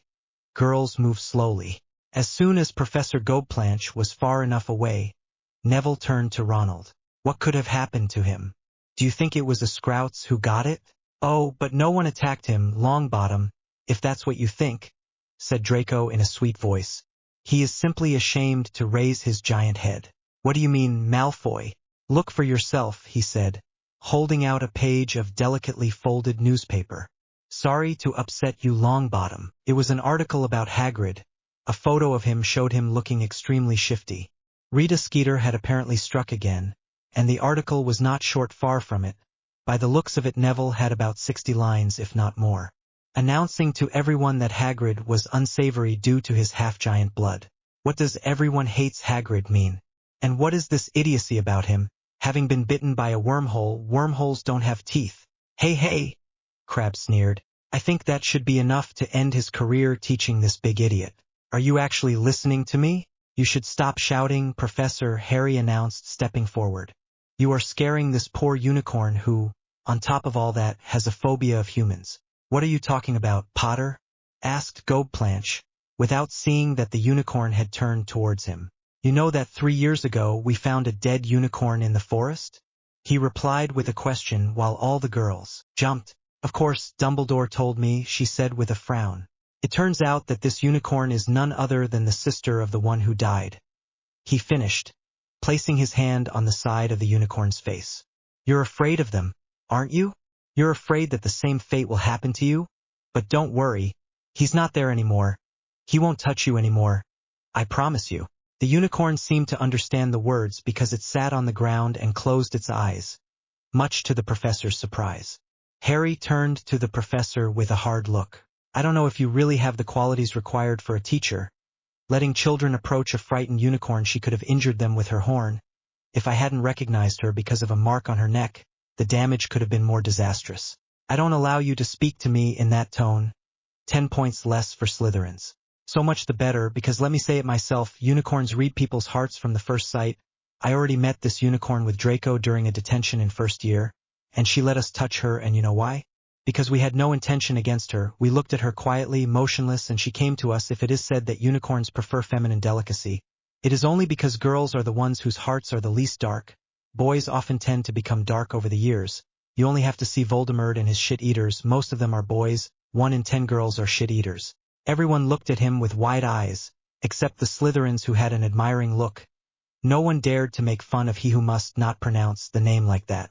The bell rang, and everyone returned to the castle with a new topic of conversation. Harry Potter, Slytherin by status, had just affirmed in front of Gryffindors that he was against the Dark Lord.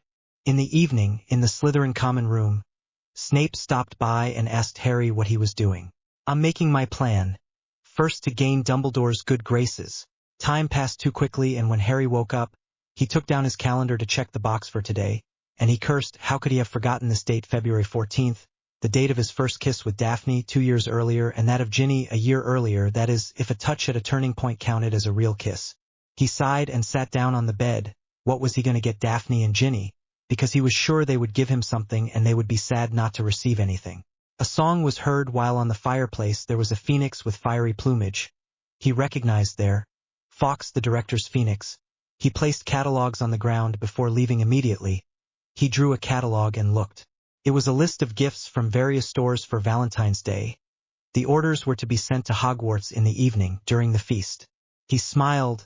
Dumbledore thought a little too much about everything. What better way to manipulate others? He looked inside and found 2 magnificent jewels. He marked the order on a piece of parchment and would go and give it to the Hogsmeade store during the day. He lay down again, and immediately 2 arms grabbed him, and he smiled. If he had been told when he entered Hogwarts that he would sleep with a girl every night from his 3rd year onwards, he would have thought it was a joke. He turned his head and saw Daphne still sleeping against his shoulder, her hair hiding the lower part of her face. He closed his eyes and stayed by her side. On this special day, Dumbledore removed classes for the day, to the delight of the students and the great displeasure of Hermione, who preferred to have lessons. Dumbledore, during breakfast, imposed a rule on the students: try not to be in couples. The girls had to stay with the girls and the boys with the boys. No one understood. It was Lovers' Day. I think you are not following my idea, or I will explain. As you know, many of you are in love with someone. Today we are going to put your courage to the test. You will have to write a poem for the one you love, and the most beautiful poem will be rewarded. If that's the only thing, why not be in a relationship? Because your love doesn't have to know about the content of your poem, but you don't have to make your poem. You can wander as you like. What is the reward? The Weasley twins yelled. It turns out that I want to stay for 4 people in the fanciest 5-star hotel in Las Vegas, and I will offer these tickets to the 2 couples who have the best poems. The trip is for 10 days and are valid for 3 years. To validate your poems, you must put them in the box in front of my office. The teachers and I will be the judges with Madame Maxime and Professor Karkaroff. Have a good day. Murmurs were heard throughout the great hall. Such a trip cost around 100 galleons of gold. Harry looked from Daphne and Ginny one after the other and sighed. If they won the trip, one of the two girls would have to stay here while the couple went to Las Vegas. But he still had to win. Harry, shall we try? If it makes you happy, Harry smiled. Good luck, my love. Thank you, she said, kissing him. To you too. Harry got up and left the great hall alone. Ginny saw that he was nodding at her, and she understood. She smiled and blew him a kiss, to which he responded, and Ronald cursed without moving. For once, during the whole day, Harry remained nowhere to be found. Draco noticed, however, that his broom had disappeared. The evening came quickly, and everyone was present in the great hall. Dumbledore had 4 envelopes in his hands. He stood in front of the teacher's table and cleared his throat. At the same time, owls invaded the room, dropping off Valentine's Day gifts to their recipients. Neville Longbottom received a small package with no words, an anonymous package. Harry, unsurprisingly, discovering 2. Daphne and Ginny received one from Harry. Draco had also received 2, to his greatest surprise. He knew that Pansy gave him one every year, but who had given him one given A? The word indicated that every man is rich when the spirit abounds. Harry smiled, having guessed who it was, hearing him often say this phrase. Harry opened Daphne's gift and discovered a beautiful necklace, with black thread, with an emerald dangling from it. He smiled and kissed her to thank her. Daphne opened her gift and discovering a bracelet that opened. She opened it, and an image of her and Harry kissing was present. She leaned against him after kissing him in turn. Ginny had received the same thing and blushed, remembering the kiss. She looked at Harry, who smiled at her while putting a simple bracelet with I love you on his right arm from Ginny. Sorry to interrupt this moment, but I believe you are impatiently awaiting the result. Dumbledore smiled. Of all the poems we have, a total of 264, the remaining 4 are from Hogwarts and Bowsbatten. At Bowsbatten, the winner is Miss Noemi Bastian with Mr. John Nander. My congratulations. Applause was heard as Noemi and John got up together to get the tickets. They left. Sit down, and Dumbledore announced those from Hogwarts. The winner of Hogwarts is Miss Lavender Brown with Mr. Ronald Weasley. Ronald blushed as the Gryffindors whistled at them. Lavender smiled as she left with Ronald. They took their tickets and returned to their seats. Well, since the others still participated, they will receive something, a sort of consolation prize. Muggles have what we call surprise bags, where there are various objects inside. That's what is on your bed. Have a good evening and see you soon for the second task. The day of the second task had arrived. Everyone was heading to the Black Lake. Harry was going there with Draco, and Daphne was there to Harry's greatest surprise. The twins came up with a box, the betting box as they called it. Bets? Who wants to bet? We take bets, all bets. Come closer, don't be shy. 6 boys, 3 girls. Are the 9 coming back? You guys aren't nice, Daphne said as she passed by the twins. So 10-1 for Fleur. On the shore, Neville seemed to be looking for someone, while Harry got into a boat with Daphne and Draco. There, the boat began to move forward on its own. In your opinion, why is Daphne not at the bottom of the lake? Draco asked. Because Dumbledore wants to avoid another crisis for Harry, Daphne thought, and thus avoid the destruction of the castle under his anger. Possible, but in that case, the only person dear to me after you is Ginny, and Draco right after, we know. Have you prepared everything, Harry? Yeah, though I'll have to do that before diving into the water. They arrived on a platform, where Harry had to join the other champions as Daphne and Draco went upstairs. Harry chatted with Cedric while waiting for the starting signal. So Cedric, ready for a little jump in the lake? Not too much. The temperature doesn't even reach 10 degrees in the water. So imagine in the depths. Yeah, that might be a disadvantage. Harry took off his wizarding robes to find himself in a t-shirt and shorts, green and silver like the Slytherin colors. Cedric noticed that there were traces of blood on the forearms, on the inside, and on the back of the shins. Why do you have blood on you? It's for the test. Blood magic is very useful in this case. I'm going to pass my wand over it. It will create some sort of fins, and I would use the bullhead spell to breathe. A perfect combination. Welcome to the second task. Last night, we stole something from each champion, a kind of treasure. I hope you swim quickly, Cedric. Cho is at the bottom of the lake. Cho? How do you know? Because it's what you hold most dear. I'm Ginny. Dumbledore must have thought that by putting Daphne, it would have done more damage than anything else, so he put Ginny at the bottom of the lake for me. It seems simple. With this ready, they will have 1 hour to succeed. Only 1 hour, After that no one will be able to save them. You will start at the gunshot. The cannon in question fired and the champions jumped into the water, except Harry, who passed his wand over the blood. Immediately fins grew at the blood levels and he jumped into the water and cast the bullhead spell. Immediately in the water, he went to swim under Cedric. "You have beautiful fins indeed," said Cedric in his air bubble. Harry smiled, showing him something that was swimming in the distance. Cedric looked and saw the giant squid going down into the depths. Smiling, they headed there, knowing that they had to go into the depths. Harry swam much faster than Cedric thanks to the fins. He stopped, seeing only darkness, and when Cedric arrived, they swam slowly towards the bottom, lighting the way with their wand. Strangulates attacked them. Immediately Harry lunged at the closest one and punched it, while Cedric sent streams of hot water from his wand, making them flee. Once the Strangulates fled, they resumed their journey, and after about 20 minutes later, they found the 9 prisoners. With a spell they burned the algae holding the ankles of Ginny and Cho before returning to the surface. However, an unexpected obstacle slipped into their path: a shark. Surprised, they swam to the side and followed the shark with their eyes, to notice that the famous shark had legs and arms, that it was wearing a Bulgarian t-shirt. Obviously it was Crumb. It ate the algae and took Hermione's hand and brought it up, following the direction of Harry and Cedric. Harry had grabbed Cedric's hand to help him, because thanks to his fins, Harry could go faster. During their ascents, they passed the other champions who were descending. Only Fleur and Igor had not descended. Harry let go of Cedric and pointed his wand at his back. "Harry, ascendio!" Suddenly Cedric felt propelled by a powerful current of water. He arrived just before the surface of the water and turned around. Harry must have been 100 meters in the distance. He did not try to understand. Harry was always unpredictable, and has been since his arrival at Hogwarts. He rose to the surface and walked towards the platforms with Cho, who kissed him on the cheek. "Bravo, Cedric, are you the first?" "Yes, thanks to Harry, who propelled me from the depths." "Do you think he did it on purpose?" "Yes, his wand was against my back. So, you will be able to thank him after the ordeal." "Exakt." Cedric helped Cho onto the platform and blushed when he found himself just below and climbed up in turn. Dumbledore and Mr. Crouch arrived at his side.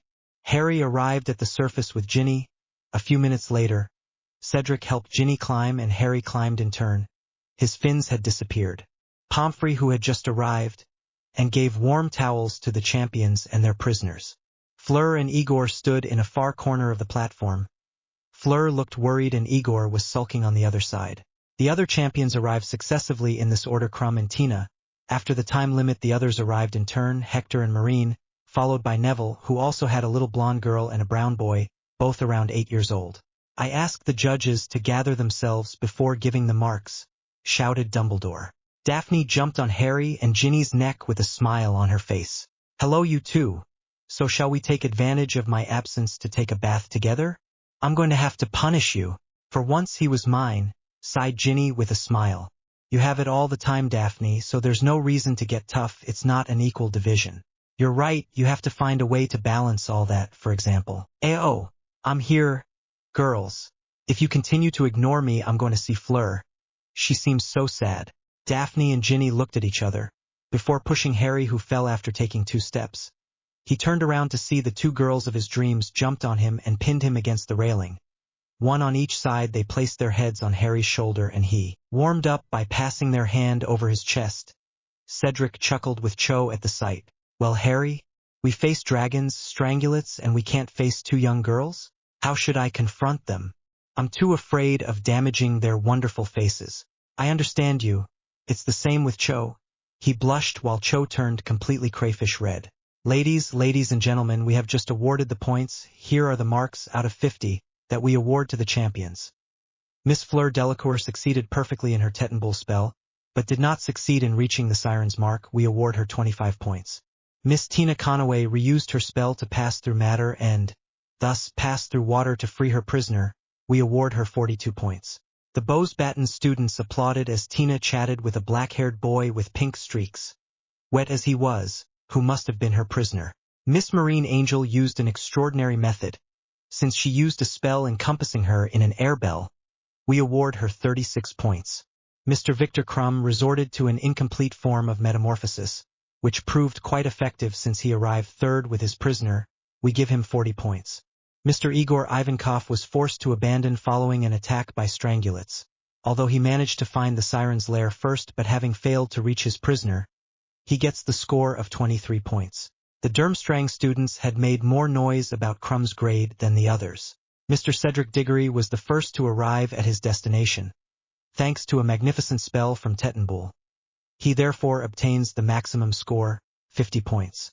Mr. Harry Potter is the second champion to have completed the test brilliantly. With a mixture of the bullhead spell and a spell that created fins on his arms and legs, we award him 48 points. And Mr. Neville Longbottom used the Branchiflore's ability wisely, but having arrived well after the deadline, however, he could not leave the prisoners of Fleur Delacour and Igor Ivankov at the bottom of the lake. The judges gave him a bonus for his great moral strength, and he obtained the score of 43 points. The Hogwarts students applauded loudly. Their champions had obtained more points than their competitors. The third and final task will take place on June 24th at sunset, Verpy continued. The champions will be informed 1 month in advance of the nature of this task. Thank you all for your support for the champions, and see you in 4 months. Okay. It's time to go back to the castle. Are you coming, Cho? I follow you, Cedric. Everyone started to leave for the castle, but Harry blocked the girls from taking them into the Forbidden Forest with his invisibility cloak that he had stuffed in a pocket of his robes. Once sure that no one saw them, he removed the cloak. What should we deduce from this gesture, Harry? Daphne asked, smiling. Maybe a threesome? If it would have been a threesome, Ginny, I would have been kind enough to put us in a nice warm bed in the room of requirement. Well, the reason I brought you here was because I had something important to ask you. And it is? This afternoon I will stay alone to prepare a potion. And this evening, I will make the Golden Trio drink it. But I need something essential. A hair from each Golden Trio. That's why I need you. Can you help me? I'm willing. But how do you want me to help you? The cape, of course, and you, Ginny, agree on one condition, which, I want to sleep with you this week. Daphne? Okay, but if you sleep together, tell me. Ginny already knows that we slept together, so I think I have the right to know too. Yeah, yay, Ginny shouted, jumping at Harry's blow. I'm gonna sleep with Harry. What a kid. Daphne smiled. Ugh, replied Ginny like a child, sticking out her tongue. Don't stick your tongue out at me. Little bitch, if I want. Stop bickering like Gryffindors. Come on, let's go back to the castle. Don't call me a Gryffindor, they said, getting under the cloak and pinching his buttocks, smiling. At noon, Ginny was so happy to be with Harry at night that Cedric kept wondering why she had a big smile frozen on her lips. So he decided to ask Harry. He got up from the table kissing Daphne, who stayed to chat with Draco and company. He took advantage of this moment to join Harry in the corridors. A problem, Cedric? Not for me. But I was wondering, why does Ginny seem so happy? Oh, that? It's because I promised to sleep with her all week if she helped me get Golden Trio hair. Hair? Why do it? A potion. It will make this trio dance in a very ridiculous way to a famous song by a Muggle singer. Really? And which singer? For that, we will have to wait until tonight, Harry smiled. Okay, it works. See you later. Cedric returned to the Great Hall and passed the word to Cho, who smiled. In the afternoon, Daphne and Ginny did their best to take the hair from the Golden Trio, which they brought back to Harry in the room of requirement. He must have probably seen them coming because he was standing in front of the door. He collected the hair and Ginny kissed him on the mouth before leaving, saying see you soon for the evening. Are you sure that doesn't bother you, Daphne? Nah, after all I have you all year round. I can give him a week. But I will sleep in your bed. You will just have to show him in detail what the room can do. Good luck with your potion. Thank you. And Daphne? She said, turning around. I love you. Me too, Harry. I love you. Harry went back inside, and when the door closed, a big smile appeared on his lips. In the evening, upon arriving in the Great Hall, the Slytherins and Hufflepuffs were curious to know what was going to happen for the Golden Trio. Harry smelled his drink with a smile. All the glasses were already filled when they all arrived, even those of the teachers. No one paid attention except those who knew something would happen. But seeing Harry drink the glass, they did the same. It must undoubtedly be part of his plan. Suddenly the Great Hall seemed larger than usual, with a stage right in front of the teacher's table. Ronald, Hermione, and Neville stood up to face the students, all looking at them while music was heard. The Golden Trio clapped their hands, and while Neville sang loudly, Ronald and Hermione put their right leg as far away from their left as possible. They brought it back and turned around to put their right foot back as far as possible and bring it back, and this time moved their left foot away, to then return to their initial position and start the choreo from the beginning. I'll make the top 50 top 50 chick. Let's make one. Oh hey oh hey oh ho hey. Oh hey oh hey oh ho hey, we have the lights, we have the sound system. We have the lights, we have the sound system. The words are not a problem, the choreography, I did it for you, chiche, we do one. Hey ho hey ho he he ho hey ho. Oh how beautiful it is. How beautiful it is. How beautiful the sink is, sink, how beautiful it is. How beautiful the sink is. Lavovo the sink, it's beautiful, it's beautiful. Lavovo the sink, how beautiful it is. How beautiful the sink is, ho ho, how beautiful it is. How beautiful it is. How beautiful the sink is, sink, how beautiful it is. How beautiful the sink is. Sink, it is beautiful, the sink is beautiful. The bobo the sink, the bobo the sink, how beautiful it is. So you come back 2 years later. You keep the same mash and you change the words. Ronald and Hermione faced the students and changed the choreo as well. They put their right foot in front and then put it behind, and turning 90 degrees on their left foot, they put their right foot in front and so on while jumping on the spot. Hey hey, hey, how ugly it is, how ugly the bidet is. The bidet is ugly, the bidet is ugly. How ugly the bidet is, how ugly the bidet is, hey hey, how ugly it is. How ugly the bidet is. The bidet, it's ugly, the bidet is ugly, the bidet, it's ugly, the bidet is ugly. It's ugly, it's ugly, it's ugly, the bidet, it's ugly. So you come back a year later. You keep the same mash, you make a compilation. Ronald began to do the first choreo while Hermione did the second. Ho hey ho, how beautiful it is. How ugly it is. How beautiful it is, how ugly the sink is.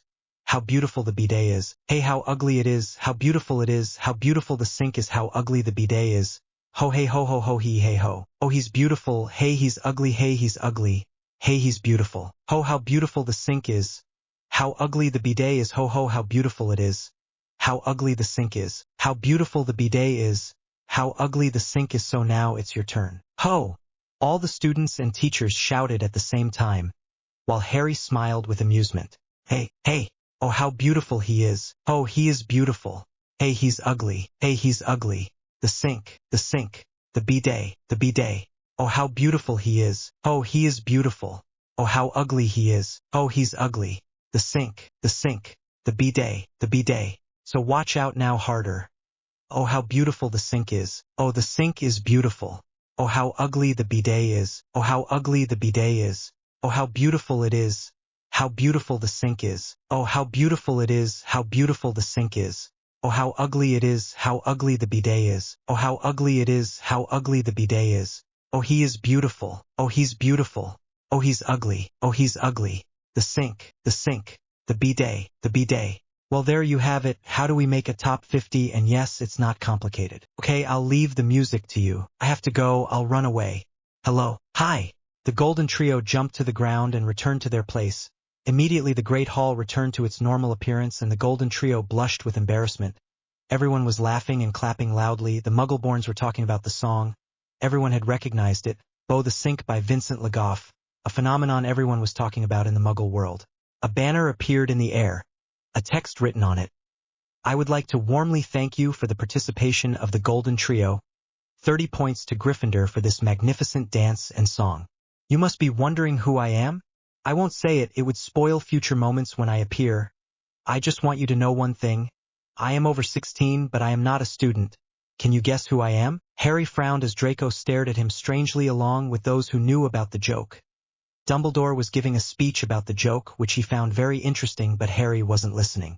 Someone took advantage of my joke to act. But who? I don't tolerate people taking my jokes. I had written something else. The points were there, but to find out who it was, I said it was a student over 13 years old. I believe you, you're not the type to lie. All that remains is to know who and why. Chapter 8. June 24th arrived very quickly. Harry had announced to the Slytherins and to Ginny, during the evening of May 24th, that it was a question of recovering the trophy in a giant maze, where Hagrid's creatures would be in the maze as well as puzzles and spells to undo. During the week that followed the song of the Golden Trio, Ginny almost never let Harry go. Daphne stayed with the Slytherins, but she didn't blame them. It was only a short week, but it seemed endless without Harry with her. Potter, Snape said during breakfast. The champions must meet in the back room right after breakfast. The task is not happening this evening? Yes, but the families of the champions are invited to attend the last task. It is simply a matter of saying hello to them. He didn't really do that. Unfortunately, yes, but rest assured he took precautions for once. Then Snape left, leaving Harry sighing at the imbecility of his godfather. Under the laughing gaze of his friends, he smiled at Daphne's gaze. You would do well to go see him. He might be able to come and jump at you like a dog. That's right. Have a good class, said Harry as his watch told him that classes would start soon. He entered the back room shortly before Cedric and opened the door. He saw a number of people inside, but what surprised him was to see a red-headed couple with a younger redhead chatting with a Sirius who had lengthened his hair and had turned it yellow. Padfoot, Harry said. Hello, Mr. and Mrs. Weasley. Have you come to see Longbottom? Indeed, but you too, Molly announced, hugging him. Ginny asked us, and this is William, aka Bill. Nice to meet you, Bill. Me too, he declared, shaking her hand. Is Neville still eating? Yeah, with your brother. A real glutton, that one. You really are so carefree, Padmal. I told you that yellow didn't suit you, you should have kept the blue. Do you think so? And you, Bill? I think black would look best, it would be more mysterious and rebellious. Not stupid, but I don't really like black. You surprise me, you don't want to look like a Potter, do you? Harry sneered. Physically you can get there. Mentally you never can. You have to know the Potters well to know that it is almost impossible to be similar to them. Come on, instead of talking about such nonsense, I will show you the places in the castle that you have forgotten. But I haven't forgotten anything. That's what we're going to see, Mrs. Weasley, Mr. Weasley, Bill. Until next time, Harry. Harry took Sirius to the park and Sirius took him straight to the Forbidden Forest, to the Marauder's private corner. He sat against a weeping willow, Harry across from him against another weeping willow. So, said Sirius after casting a silencing spell around them.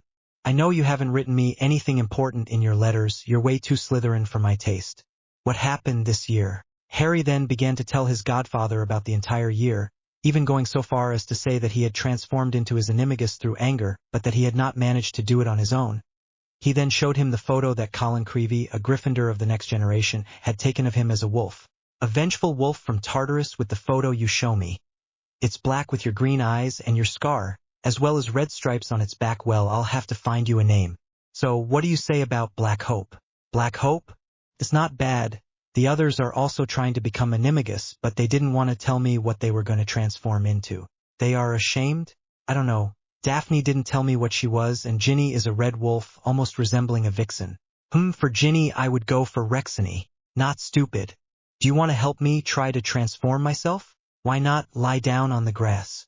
Harry came to lie down in the middle and Sirius lay down like him, but in the other direction, his head right next to Harry's. First, close your eyes, Sirius said as Harry did as he was asked. You will try to find your animagus in your mind. To do this, concentrate on him and ask him to come in thought. When he comes to you, you will have to imagine your body transforming into him. Go slowly, take your time. If he senses that you are nervous or that you are not calm, he will leave. In Harry's head, he saw the wolf slowly appear in front of him. He only saw him. What do you want? Do you want to try to control me? Again, the wolf asked, as a laugh echoed in Harry's head. You're leaving me, right? So I prefer to control everything that is part of me so as not to hurt my friends. I hope you know that if you can't control me, you risk ending up in my place while I take your place, said the wolf, sticking his face to Harry's, looking him in the eyes. What do you mean? I'm not a normal wolf. You already know that. I was given a mission when I died thousands of years ago. When I was reborn as an animagus, I would have to help the one who could transform into myself, but in exchange, the person will have to bear a fate heavier and darker than anyone. A heavier and darker destiny? I don't understand. It should have been Longbottom in this case, right? He's the one who survived and beat Voldemort. That's true, but Voldemort is not the only dark wizard. You will quickly discover that you will become a leader and that you will be a pillar for the coming war. A war? When? There is only one way to find out. You just need to know when Voldemort will die. What you mean that someone more dangerous than Voldemort is going to appear right after him? Yes, but I won't give you her identity. But when the time comes, you will have to let me take your place to kill her. Kill her? Is it a girl? Yes, now go out. You're going to be late for your last event of the tournament. Before he could say anything, a shock wave propelled him out of his wolf-scent mind. He suddenly opened his eyes and saw the sky glowing red above him. Sirius reading a book against the weeping willow, a book about marauders. Hello, I'm back. Finally, what happened? We talked, but I don't have time to tell you. We have to go back to the Great Hall. The test will start soon. Heard. They returned to the castle without seeing that not far behind them, a ghost was looking at them with a woman who was floating in the air. She was so beautiful that all the animals in the forest followed her, staring at her. In the Great Hall, Dumbledore stood up at the same time. And here's the last one. You arrived just in time. The champions stay here, while the others you can follow the teachers. They will lead you to the stands. Well, champions, are you ready? Did you train well? Because it's time to put your skills to the test. The people who will enter the maze first are Harry Potter and Victor Krum. We are going to tell you a little rule for this test. Unforgivable curses are forbidden. We don't want death, understand? Okay, then let's head to the maze. They left and were quickly in front of the labyrinth. Loud applause greeted them forcefully. The champions saluted the crowd and a cannon shot sounded to calm the crowd. Welcome to the third and final task, exclaimed Ludo. Allow me to recall the ranking of champions. In first position, Harry Potter. Second, Victor Krum. In third place, Tina Conaway. In fourth, Cedric Diggory, followed by Neville Longbottom, Marine Angel, Hector Makarov, Fleur Delacour and Igor Ivankov. Watch out, Harry, when the gun goes off, 3 of you go. 1, said Dumbledore, raising his wand. The cannon fired on its own to the surprise of those nearby. Harry entered and stopped in his hallway. He turned and blew a kiss to Daphne and Ginny, who were side by side, holding a banner "Long Live Harry Potter," with the others in the group cheering Harry on. The corridor closed and Harry started running and turned right into a fork. A cannon shot letting him know that Krum had entered as well. Half an hour later, Harry was walking slowly. It was completely dark, only light, his wand illuminated with illumos. He felt the cold invade him and stopped. The cold became more and more intense. The screams of his parents hit his head and he raised the wand screaming, "Spiro Patronum!" A white doe came out of his wand and pounced on the Dementor, who flew away. The doe watched him leave and returned to Harry. He thanked his mother while the doe slowly disappeared. Harry continued on his way and hit someone while turning a corner. He took his glasses handed to him by the person he had hit. Thanks. Cedric, what happened to your sleeve? Hagrid Scrouts. They are huge. I almost burned. Okay. Watch out. There's a Dementor hanging around. A Dementor? Are they crazy, my word? Well, it's Dumbledore, a senile old man. Good luck, shouted Cedric, going to the left while Harry went in front. Less than 10 minutes later, Harry found himself facing a huge Scrout, 10 feet tall, resembling a giant scorpion with its stinger. Harry jumped to the side to avoid the stinger and placed the tip of his wand on the ground and ran around the Scrout in a circle. Once done, he withdrew his wand and whispered something, and a barrier of flame surrounded the Scrout, which was immobilized. Harry hurried to run, and once away the barrier disappeared, allowing the Scrout to go back to hunting for champions. From time to time screams of other champions rang out in the maze. Harry did not stop, and finally came across a path that went in a straight line to the trophy. He was about to take it when his name was shouted. He stopped and turned to see Krum standing a few meters away from him. Wand pointed at him. I will finally be able to find that you are weak, that I am better than you. I've never felt so little magic in you in anyone else. Harry smiled provocatively, before looking up, one eyebrow raised thoughtfully. Except for Lockhart, but he's a special case. Shut up. Daphne doesn't love you. She loves me, but she's too shy to admit it. Until proven otherwise, she sleeps with me at night. Lie. She's lying to you. She's playing with you, Krum shouted. A sort of glowing halo surrounded Krum, and Harry frowned. His magic was coming out of his body. It was impossible. I am the Grand, the strongest, the most beautiful. Daphne is mine, and I'll get it even if it means having to eliminate you. To you? Harry whispered, while Krum sent him a stupefy, which he sent back at Krum. Do you think Daphne is an object? She is going to be my wife. She will have to obey me, she will have to give me a husband, and if necessary, I will rape her. Krum seemed to have gone mad. His eyes were dilated. He had a demented smile on his face, and his magic seemed almost feral. But Harry was on another level. His look, usually mocking or laughing, had given way to a hard look. His magic seemed to pulse around him. The Dementor, who had felt the magic of the two wizards, had come to attack them, but he had to flee to avoid dying. The magic that the two fighters were creating burned the hedges around them. "You're going to parry. Everything goes wrong. And I'm going to win a damn." Crumb laughed before casting a dark magic spell.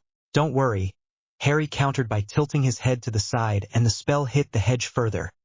A huge hole was created at the height of the impact. "Don't think you'll get away with it so easily after what you just said." Harry's armor reappeared with a wave of his wand, while Crumb conjured black leather gloves and boots. They looked at each other and swung high-level offensive spells, most of them serving to deal massive damage to the other. At one point, their wands flew in one motion and they lunged at each other for a punch, but Crumb was quicker and more agile and punched Harry in the nose. Harry fluttered in the air and ended up with a few barrel rolls. He got up and received another blow which sent him through the hedge. Crumb joined him by jumping on the other side, but Harry had disappeared. Crumb stopped and with a blow hit the ground, hitting Harry's stomach, who coughed up blood and became invisible again, his wand in his hand. Crumb kicked him to the other side and went to retrieve his wand. "You're not the only one capable of using runes, Potter. The runes are the heritage of Bulgaria. It is intolerable that British wizards have knowledge of them," Crumb hissed, drawing the rune of fire and air in the air. "I'll show you how to really use it." The two runes lit up, and with a wave of his wand, Crumb sent them at Harry, who was not fast enough to dodge them. They stuck to his left arm. He tried to remove them, but impossible. Smoke emerged and he turned his head to the other side, applying the earth rune to his hand and sinking his arm into the ground. Crumb's runes reacted and an explosion sounded beneath them and they were propelled into the air. Harry's arm was pulverized. Only half of his arm remained. We could see the bone as well as the joints, the blood flowing and the multiple skins. "You were lucky to have put your arm under the ground," announced Crumb, appearing behind Harry, who opened his eyes wide. They began to fall. "Unfortunately for you, you will end up dying. This is inevitable." With a powerful ventus, Harry was propelled to the ground and hit him head. He got on his back and saw Crumb, who was about to hit him with his fist hardened by the glove but also by a metal rune. But he couldn't do anything. His legs were too heavy, and his body didn't want to move. He was going to die unless he was able to say goodbye to Daphne, Ginny, Draco, Sirius, Theo, Blaze. Then it was complete darkness. In the distance, more than 100 meters away, the trophy glittered in the darkness. He ran and then noticed that the hedges gave way to a large empty space. He then saw a silhouette coming from another adjacent path. Cedric was going to arrive first. He was too close. Something opened its eyes. Multiple eyes focused on Cedric, hidden in the shadows. The creature was indefinable. "Cedric, watch out behind you," Neville yelled. Cedric turned around and had time to throw himself to the side as the creature rushed towards him and hit the pedestal where the trophy was located, which fell on his back. A giant spider, an acromantula, surely part of Aragog's family. In his momentum, Cedric tripped and lost his wand. The spider charged at Cedric again. "Stupefied," shouted Neville, sending a red beam at the spider, which stopped to swoop on him. "Stupefy. Impedimenta. Stupefy." But it was useless. The spider was either too big or endowed with such magical powers that the spells only made it more dangerous. Seeing her coming towards him, the spells useless, Neville couldn't hold back a thought. "Am I going to die?" As the spider was upon him, he felt himself being jostled and fell to the ground behind him. Cedric picked up his wand and turned to Neville and the spider, or rather, what was left of the spider. He had just turned his back to retrieve his wand when the spider was already on the ground, dead. Suddenly something jumped on top of the spider, a wolf, the wolf. "Pitiful, and to think that you didn't even manage to hurt her," said the wolf, approaching Cedric. "I will finally be able to return. The obstacles are too low here." Cedric didn't understand the words, but Harry surfaced and jumped. He looked around. "What happened? I didn't follow everything, but basically, your animagus killed the spider that was attacking me and Neville." "I see. Not true. I can never remember what happens when he takes my place." "Longbottom, come along. We have to take it with 3. A total victory for Hogwarts as well. Do you think the juries will want it? They will have no choice." It's strange to hear that from a Slytherin, but since we're in a tournament, I imagine that here, Slytherin doesn't mean anything. It's Hogwarts against Durmstrang against Bosbaton. "Exactly 3. 1, Neville said. 2, said Cedric. 3, Harry finished. They put their hand down, but they felt a strange sensation in their navel. They squeezed the trophy tightly, then disappeared. A port key. Behind a hedge a man was smiling. He had succeeded. Harry, Cedric, and Neville hit the ground, and the trophy, which they dropped, fell to the ground and landed against a tombstone due to a slope. They got up and looked around. They were in a cemetery overgrown with vegetation. A mansion was a little further away. They looked at each other, and Neville was about to speak when a door opened in the distance, temporarily illuminating them. They saw coming out of the mansion a small man carrying something in his arms. "Who are you? And what do you want?" Neville asked, pointing his wand at the little man. Suddenly a pain in his head, of unbearable intensity, forced Neville to drop his wand and hold his head. Harry did the same. They both screamed. "Cedric is going back to the trophy," Neville shouted. "Go get Dumbledore, quickly. Kill the other one," said a sharp and icy voice in the arms of the little man. Avada Kedavra. A gust of wind was felt as a green ray headed towards Cedric. Cedric was propelled next to the trophy while Harry passed out, having used maximum concentration to protect him. Cedric grabbed the trophy and disappeared with it. "Do it now," the voice hissed as the man pinned Neville to a statue of death with his scythe. "Pettigrew," Neville shouted, recognizing the right hand where a finger was missing.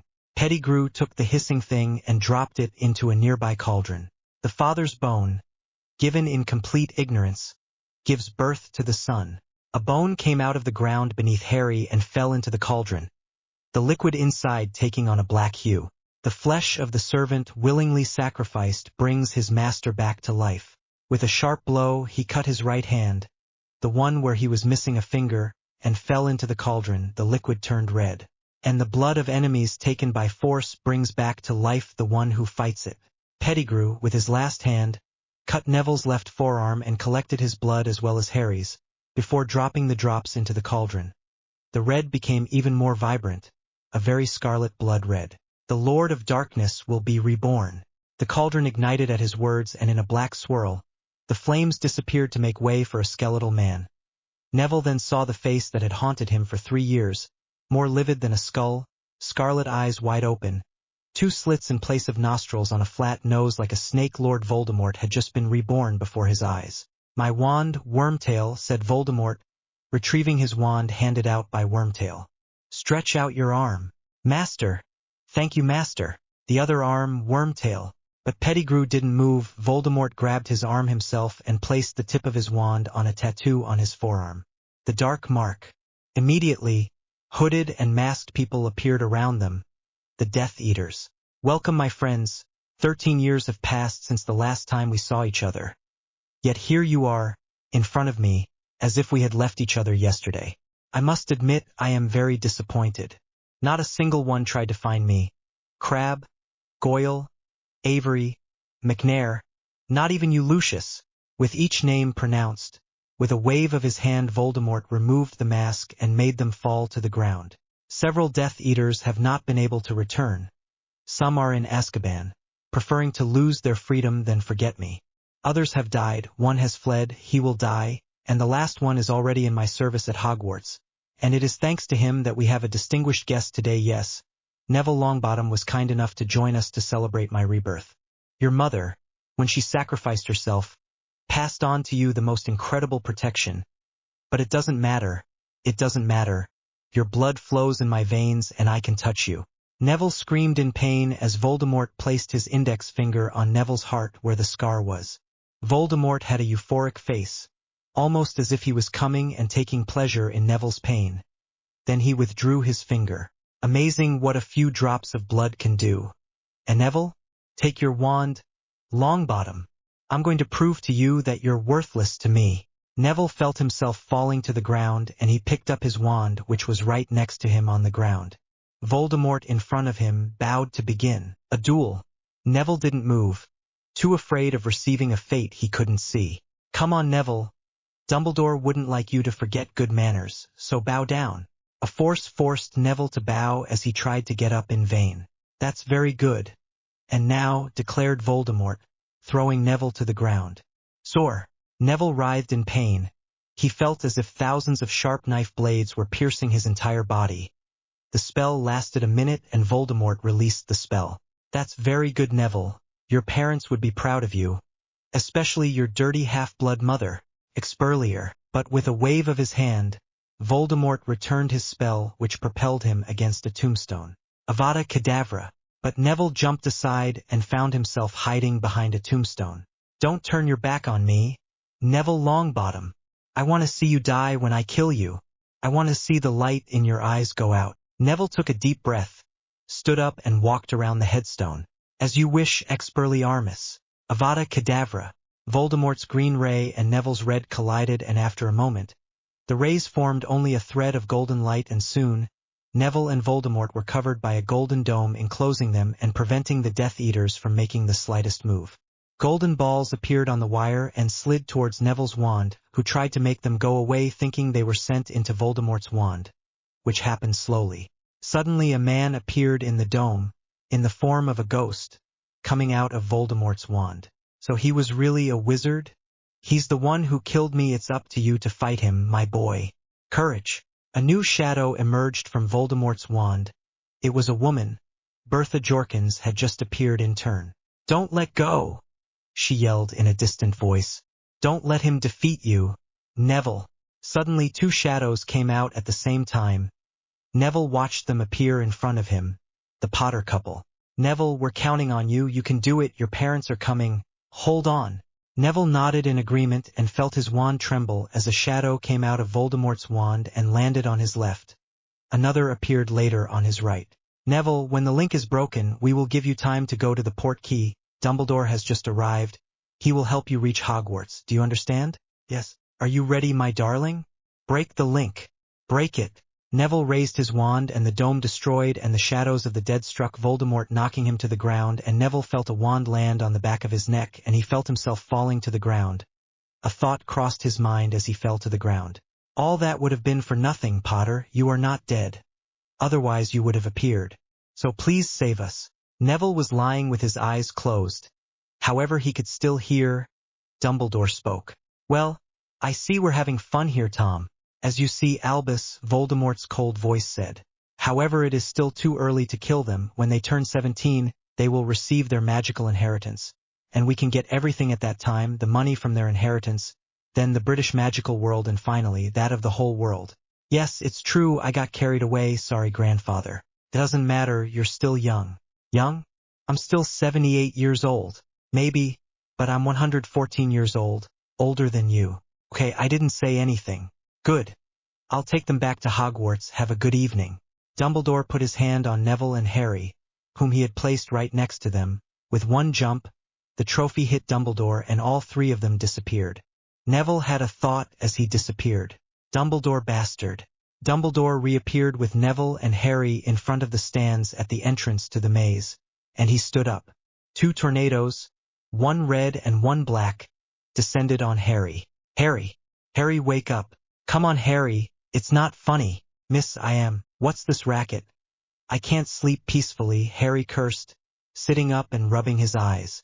Oh, hello girls, what's going on? Harry, that's what my name is. Yes, by the way, Dumbledore, who won? The jury was clear, it was Cedric Diggory who arrived with the trophy. So it was he who was declared champion of the tournament. I see, it's better this way, Harry smiled. Professor, how is Longbottom? He doesn't look in good shape. He was hit in the back, causing him to fall unconscious. But after a good night's sleep it won't show anymore. I see. Cedric turned to Harry, while he was being carried by all the Hufflepuff students. In his eyes, Harry could see an ounce of fear and relief. Harry smiled at him while passing his hand on the shoulders of Daphne and Ginny. They got up and went to see Cedric. Those carrying him placed him on the ground as Harry showed him his hand. Bravo, Cedric. You deserve to receive this title. Thank you, Harry, he said, shaking his hand. But I probably would never have been able to reach the trophy without you. If you hadn't pushed me, I would probably be on the ground. Possible. But as the saying goes, it's also luck and friendship that make us living beings. Don't know who is it from. From me, Harry smiled. Cedric sneered, punching Harry's fist, who was also laughing. Everyone was cheering super loud, and the 2 Hogwarts competitors found themselves in the air, cheered by the Hogwarts students, Daphne and Ginny shouting for Harry to come back. in vain because he was not controlling the movements of the porters.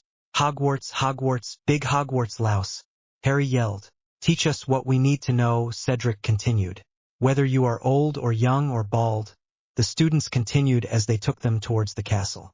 The Hogwarts song grew fainter and fainter as Dumbledore took Neville to the hospital wing so he could sleep. At night, Neville woke up, hearing footsteps in the hospital wing. Standing Longbottom? What do you want, Potter? Do you know about Dumbledore? He asked, settling on the edge of the bed.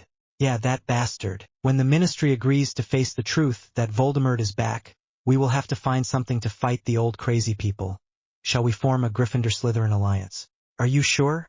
Oh yes, Dumbledore is going to break his teeth, but we have to find a way to get past the castle paintings which report everything to Dumbledore. I heard Dumbledore at the ball. He was talking about a room that rarely appears. The room of requirement, but yes, of course, Longbottom, you're a genius. I'm going to work on having a plan to defeat Dumbo and Voldy. Good night. Good night. Harry left again, and the last day of classes was the day of farewells with the foreign students. In the courtyard leading to the park, the students greeted each other, kissed and cried. Harry was with the other champions, the only one absent at roll call, Victor Crumb, found dead during the search of the labyrinth to find him, cause of death? Full throat bite of an animal. It was agreed that the Triwizard Tournament would not resume again, and Crumb's body was burned and his ashes were scattered by his school friends. Well, I think it's time to say goodbye, Hector announced. Yeah, I find that this tour was a real source of adventure. I'm going to try to make a book out of it, announced Igor. I'll send it to you, but it'll be in Bulgarian. Dictionaries exist, smiles Cedric. In any case, I can't wait to read it. Same, said Fleur. And I intend to find a job around here, in order to improve my English. I still have difficulty with the aspirated H, as with Aries, said Tina, arms crossed against the wall. Tina, sneered Marine. And I'm going to find my two wonderful creatures who are just waiting for Much. Hey, but what did I do? You're not the center of the universe, Harry, smiled Daphne. Get off your planet, Ginny finished. Okay. I'm starting again. I'm going to find my two wonderful creatures that I love madly. Is it good like that? Perfectly, my heart, exclaimed Daphne, kissing him. Hey, I want to kiss him too, exclaimed Ginny, kissing Harry as he left Daphne's mouth. I will never understand how you can go out with the same guy, admitted Cedric, without killing each other, especially since Harry is engaged to Daphne, if I can tell by the ring on your finger, and Ginny is not engaged. The ring is just because otherwise she had to marry a pureblood, and since purebloods are all idiots, they forgot to specify that Daphne was not allowed to marry a wizard other than their kid, so I asked her to marry me. That doesn't bother you, Ginny? Nah, since later it will be my turn to be married to Harry. Thanks to one of the wizarding laws passed 9 years ago, a wizard can marry several women without being pursued by magical justice. It's true that it's practical, announced Cedric, looking up.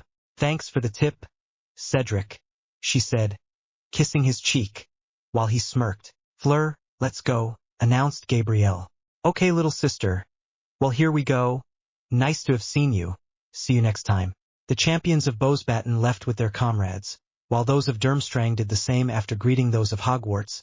The students of Hogwarts went to take the Hogwarts Express, and in the compartment, Harry looked out the window. The flying carriage passed not far from them. Daphne and Ginny with him, opposite Cedric and Cho. What will happen, and we will then have to prepare to face it. This sentence echoed in Harry's head as the train set off towards London. He smiled at Cedric's joke, although his mind was elsewhere, focused on training that could make him stronger to protect Daphne, Ginny, Draco, and everyone else. And something told him it wouldn't be an easy task. Neville. Ron, that's it, Neville is here. We didn't hear you coming. Are you okay? You must be mad at us? We heard them talking about the Dementors. You need to tell us everything. Neville had changed a lot. He certainly still had the same haircut, but his body had become firmer and leaner. The 9 Wizards tournament last year had changed him considerably, and he had gained muscle during the month that had passed. He had black pants with a dark red jacket over a light yellow t-shirt. Hermione, let him breathe, Ron said, laughing. Hermione still had her wavy hair, although it was a little longer, and she wore a short light blue skirt and a white tank top with the SALE badge over the heart. Ronald, for his part, seemed to have gained a good few centimeters, although he had not changed physically at all. His clothes were now too short for him. And the hearing at the ministry is scandalous. They can't fire you, I checked. It's totally unfair. Yes, that's the trend at the moment. Where are we? Headquarters, Ronald grumbled. From the Order of the Phoenix, Hermione finished, nudging Ronald. Dumbledore founded it the first time they fought, you know. Really? Was Dummy already with Voldy at that point? And you couldn't tell me that in a letter, I suppose? I spent the summer without any news. We wanted to write to you, I assure you, but what? You couldn't tell me you were together. Instead of sending a letter each, Ronald and Hermione looked at each other and bowed their heads. Dumbledore didn't want you to know anything. He asked us to write a letter each. Since when we listened to Dumbledore and its stupid, shitty advice? Neville shouted to Ronald and Hermione's surprise. I was stuck in this shitty family for a month. And you were quietly here, getting easy. Neville, who recovered the philosophical stone? Who get rid of Ridge? Who faced hundreds of Dementors? Who had to face dragons, sphinxes, and all kinds of magical creatures last year? Who saw him come back? Me. Hi, Neville, said George or Fred, appearing with his twin in an apparition.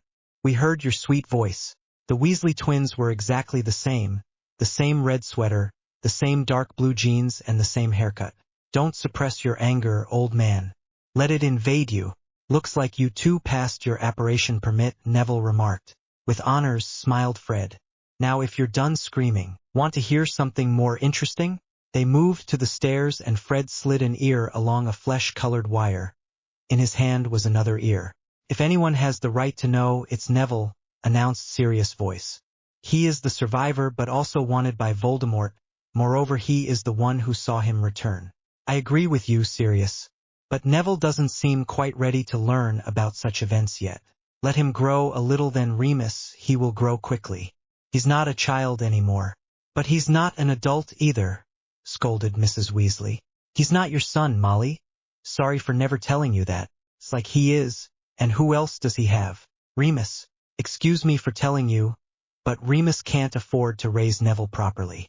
With his status, jobs are not accepted for him and he only has enough money for himself. If it turns out he will become a criminal, like Potter's godfather. Don't get involved in this, Servalus. Snape is part of the Order. This idiot, yesterday he had to make a top-secret report, we couldn't hear anything. Meow. Shit. Get out. Crookshanks. No. But too late. Crookshanks jumped on the ear that was floating in front of the meeting door and unhooked the ear, cutting off the conversation they were eavesdropping on. Bad Crookshanks. Hermione, I hate your cat. O'Dun, where is Ginny? She's not with you? She has to do her homework, I suppose? Ronald said, returning to his room. Shall we play a game of explosive battles? The twins followed Ronald and Hermione stopped Neville from going any further. What is it, Hermione? Ginny isn't doing her homework. She's upstairs with Potter. I see, I guess Ron doesn't know. No. Okay. Come on, they're waiting for us. They were in the middle of a card game when Ginny entered. She looked around and found Neville, to whom she gave a friendly wave. She wore a thin yellow tank top with tight black jeans. Her red hair was even longer than before and fell to the top of her buttocks. You haven't seen Crookshanks? He ran away with my pen. No, the last time we saw him, he stole the tip of an extension ear. Aren't you with Potter? Hermione asked, being the closest to her. No, Harry is spying on the meeting from inside the room. He wanted to test the effectiveness of a new spell. A new spell? Did he create it? No, he found it in a book in the library, so I'll leave it to you. Ginny came out and everyone resumed their activities. Reading for Hermione, explosive battle for the boys. At one point, Mrs. Weasley called them from downstairs to come and eat. The twins apparat directly behind her. Just because you have permission to use magic doesn't mean you have to use it all the time. Hello, Mom. Hello, Ginny. Are you okay, Neville? We had some problems here. Neville Longbottom. Remus. Neville jumped at Remus' blow and hugged him tightly. While behind him someone had just appeared. Neville turned around and saw Harry. He still had his hair messy, although it reached his shoulders. He was wearing black jogging pants with silver stripes on the sides. A tight green tank top highlighted his muscles. His hands in his pockets, he looked at Neville with his green eyes emeralds. He no longer had his glasses. Well, we're delaying the meal, I think, right? Potter. Longbottom Mrs. Weasley, You won't blame me if I tell you that I don't eat with you? Oh yes, you're coming with us. Okay. But on condition that your crazy son stays as far away from me as possible. That's understood. Neville cut in. Molly, if you want more information, ask Ron. Well, if he has the courage to tell you. What are you talking about? The reason why Ron can't approach Potter without wanting to vomit. At the table, Ronald shouted from the kitchen. Here comes the puppy. Raise his paw and stick out his tongue, Harry hissed. The food will arrive even faster. Laughter was heard, but Ronald did not retaliate, having frozen in place and closed his eyes. The adults didn't understand what was happening. Ginny was surprised. Harry didn't usually eat with them. She grabbed his hand when he entered the kitchen and took him to the other end of the table, standing next to Tonks and Sirius, who had sat at the head of the table following Harry. Everyone helped themselves. Once Molly placed the dishes on the table. Everything was delicious and Ginny was feeding Harry, who was smiling. What couldn't she do when Daphne wasn't there? Ginny smiled when she saw him looking at her. She really hoped that he would fall in love with her, and did everything for that. They laughed, sometimes seeing Tonks take a different nose every time that Ginny gave Harry a bite. There she had just put her nose like an elephant's trunk. It's strange. Apparently your hearing will take place in front of the entire Wisengamot. I don't understand. What does the ministry have against me? Show it to him. He'll know anyway. Kingsley, who was next to Neville, took out the Daily Prophet and gave it to Neville on the newspaper. On the front page you could see a photo of Neville with, in large letters just above his head, "The boy who lies." He also attacked Dumbledore, said Remus, drinking his drink with his eyes closed. Fudge uses all his power. Neville's photo became Fudge's and the text became, "Fudge. Everything is fine, including his influence at the Daily Prophet. Tosmere, anyone who says Voldemort is back. For what? We think Fudge thinks Dumbledore is trying to take his place as Minister of Magic." It's quite possible, Harry muttered, but was stifled by a mouthful given to him by Ginny, who giggled. You have to be crazy to believe that, Dumbledore once said Ronald. This is, unfortunately, the case with Fudge, announced Remus. There's something wrong with his head. His ideas are perverted by fear. Fear makes people do terrible things, and the last time Voldemort was in power, the simple thought that he could destroy everything we cherished most was on everyone's minds. Now he's back, and I'm afraid the Ministry is doing everything it can to avoid this terrifying truth.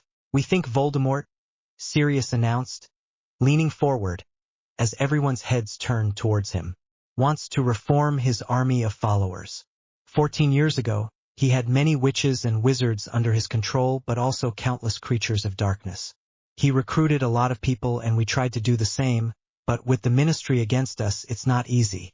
We also think he's trying to get something. Sirius, Moody growled. Something he didn't have last time. Are you thinking of a weapon? Neville questioned. No, that's enough. He's still a child. A child who has already faced more danger than any adult here, except perhaps for the Aurors, Harry hissed. Are you defending a Gryffindor now? Asked a man with an unshaven beard. We are not at Hogwarts. Here it is Longbottom and Potter, two bloodlines which are against Voldemort. If you have a problem with that, Mundungus, you better shut up. You're already in a bad position since you left during your shadowing. A tense silence settled over the kitchen, as Ginny, upset at being ignored because of Mundungus, pulled on Harry's hand and kissed him in front of everyone and rested her head on his shoulder, putting Harry's arm on her shoulder.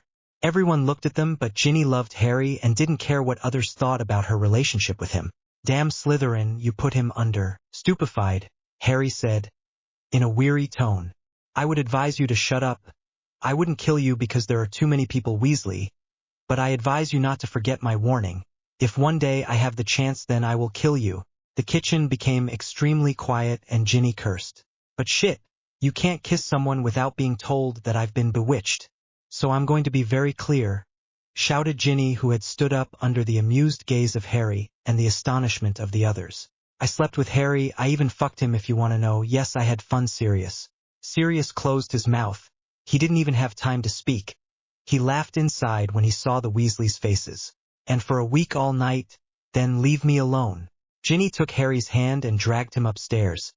The door closed and opened again a few seconds later, on Harry, who was alone. Don't worry. She's not pregnant. Harry, I'm coming. And he disappeared again, going up the stairs. Harry found Ginny in her own room. She pulled him in and kissed him into bed. How am I supposed to take it? Harry asked, smiling. As it really is, I'm tired of being taken for the kid I was before my first year at Hogwarts. I've become too mature for my age because of that damn Tom of my two, and I intend to prove to everyone that I'm a woman. You want to do it basically, Harry whispered. Are you sure? Daphne told me how it was the first time, although I don't like pain. I know it won't last and that I will enjoy it afterwards. So we can do it. Make love to me, Harry. Please, you know that my feelings towards you are not the same as yours? Yes, but I want it, said Ginny, getting naked in front of Harry. I love you, and even if you use me to have sex whenever you want, I couldn't blame you. I want us to make love, Harry. As you wish. The silence, which had settled in the kitchen following Ginny's announcement, was broken when the twins burst out laughing, surprising everyone. I didn't know she had sex. Me too, my dear brother. I fear that Mom will have a heart attack. The worst is probably the little brother. Look at him. He is completely in shock. Hermione, on the other hand, doesn't seem any more surprised than that. You didn't know that? She knows that Ginny had been sleeping with Harry since we got here, before Harry arrived. It's true, besides I never understood. Why wasn't Harry here before us? It's simple, though. Go ahead and explain. Harry spent the first week in the leaky cauldron, announced Sirius, who had regained the use of his mouth. He had to do some shopping. Mom, Dad, here are the twins live from the earth. Do you hear us? What? Ginny, go up there and with Harry. Ronald jumped up and was about to go upstairs when he jerked back. Holding his head, returned to the kitchen and released his head. There's a whistling sound that hits my head whenever I want to go up. Molly headed towards the stairs and was able to go up the stairs without hearing any whistles. Everyone had turned towards the door, which was closing very slowly, and just as it was about to close completely, it slammed open again, slamming against the wall. Moody took out his wand, and Ginny's voice echoed through the house. Holy shit. Will you stop preventing us from being together? Can't I do something without you come and check me? It is necessary that. Should I go to the pink cauldron with Harry so I can be quiet? Dirty vermin. Fast Kreatures. Dirty mudblood. Get out of my Forgen's house or fear my wrath. A voice shouted from the hall. Ah, there's my mother again, sighed Sirius. Remus, are you coming? I'm coming. 5 minutes later, Molly came back into the kitchen and poured herself a large glass of fire whiskey, which she downed in one gulp before sitting down where Ginny was before going upstairs with Harry.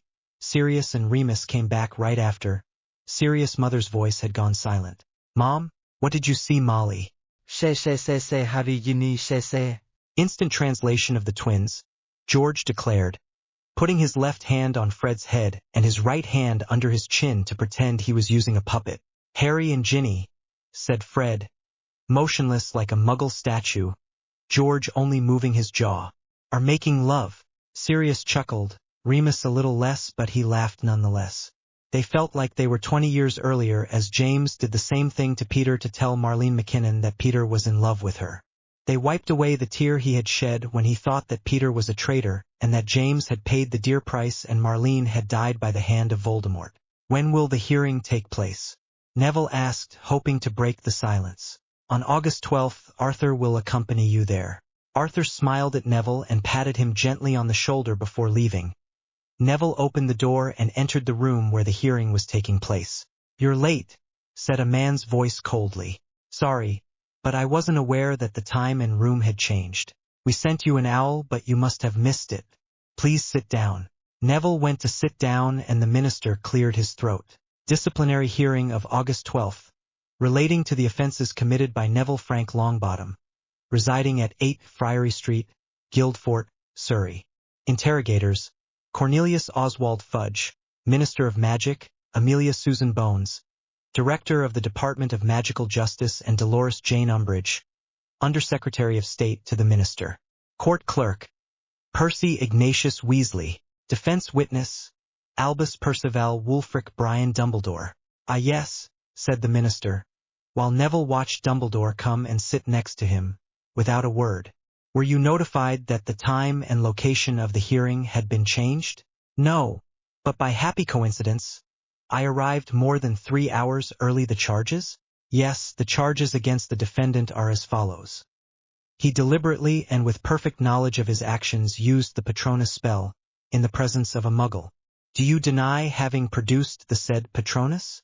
No, but, and you knew however that it is forbidden to use magic before the legal age which is 17? Yes, I knew that, but, wizards and wizards of the Wizengamot, I did this to scare away the Dementors. Murmurs arose among the members of the Wizengamot. Dementors? In Guildfort? Bullshit, that's well thought out. My boy, muggles can't see Dementors. Therefore there are no witnesses, smiled Fudge. I'm not lying, there were 2 of them and, enough, I don't want to hear a tall tale. But without witnesses you. Forgive me, Minister, but we happen to have one. The door opened and Harry entered to everyone's surprise. He went to stand in Neville's place, who was going to sit at the back of the room. When they passed each other, time seemed to slow down and they stared into each other's eyes. Harry stared at Fudge once he had passed Neville. He wore a black tuxedo with a red crest on his back with a yellow wand pointing upwards. Name? First name? Harry James Potter. Potter? Don't you live in London? Yes, a problem that I am away from home, and I was going to visit a friend? No, please describe the attack to us, announced Amelia. All the events took place on August 2nd around 9:30. Harry declared in a calm tone, his eyes fixed on Fudge's, passing from time to time towards Amelia. Mr. Longbottom here was walking with his adoptive family. They had just arrived in front of their house when the 2 Dementors appeared from the air and rushed towards him. Unfortunately for him, they attacked from behind. He didn't turn around until it was too late. After feeling the cold invade his body, his Muggle family had also felt the cold because they had run to get into the warm house, which was absolutely no use. Harry stopped to see that everyone was looking at him like he was an opera conductor. He continued less than a second after stopping. Neville had fallen to the ground under the first assault, but with a wave of his wand, he managed to make the Dementor that had targeted him leave. However, her little adopted sister had reopened the door and called her, asking her to come inside because it wasn't fun, but she shouted. Why? Has she seen the Dementors? Or was it the sight of her adopted brother that made her scream? Nothing is sure, but the second Dementor lunged at her, and before it could reach her, Neville threw a Patronus at the Dementor, who ran away, then threw the Patronus at the second Dementor, and he collapsed to the ground, panting and limping back home. Fudge yawned and looked at his watch, before looking up at Harry. Very interesting story, but it makes me sleep on my feet. I don't have time to listen to a friend of a madman who— Friend? Me friends with Longbottom? How long has it been since you watched Hogwarts, Minister? I'm a Slytherin, not a common Gryffindor. Ah well, but you are a Potter.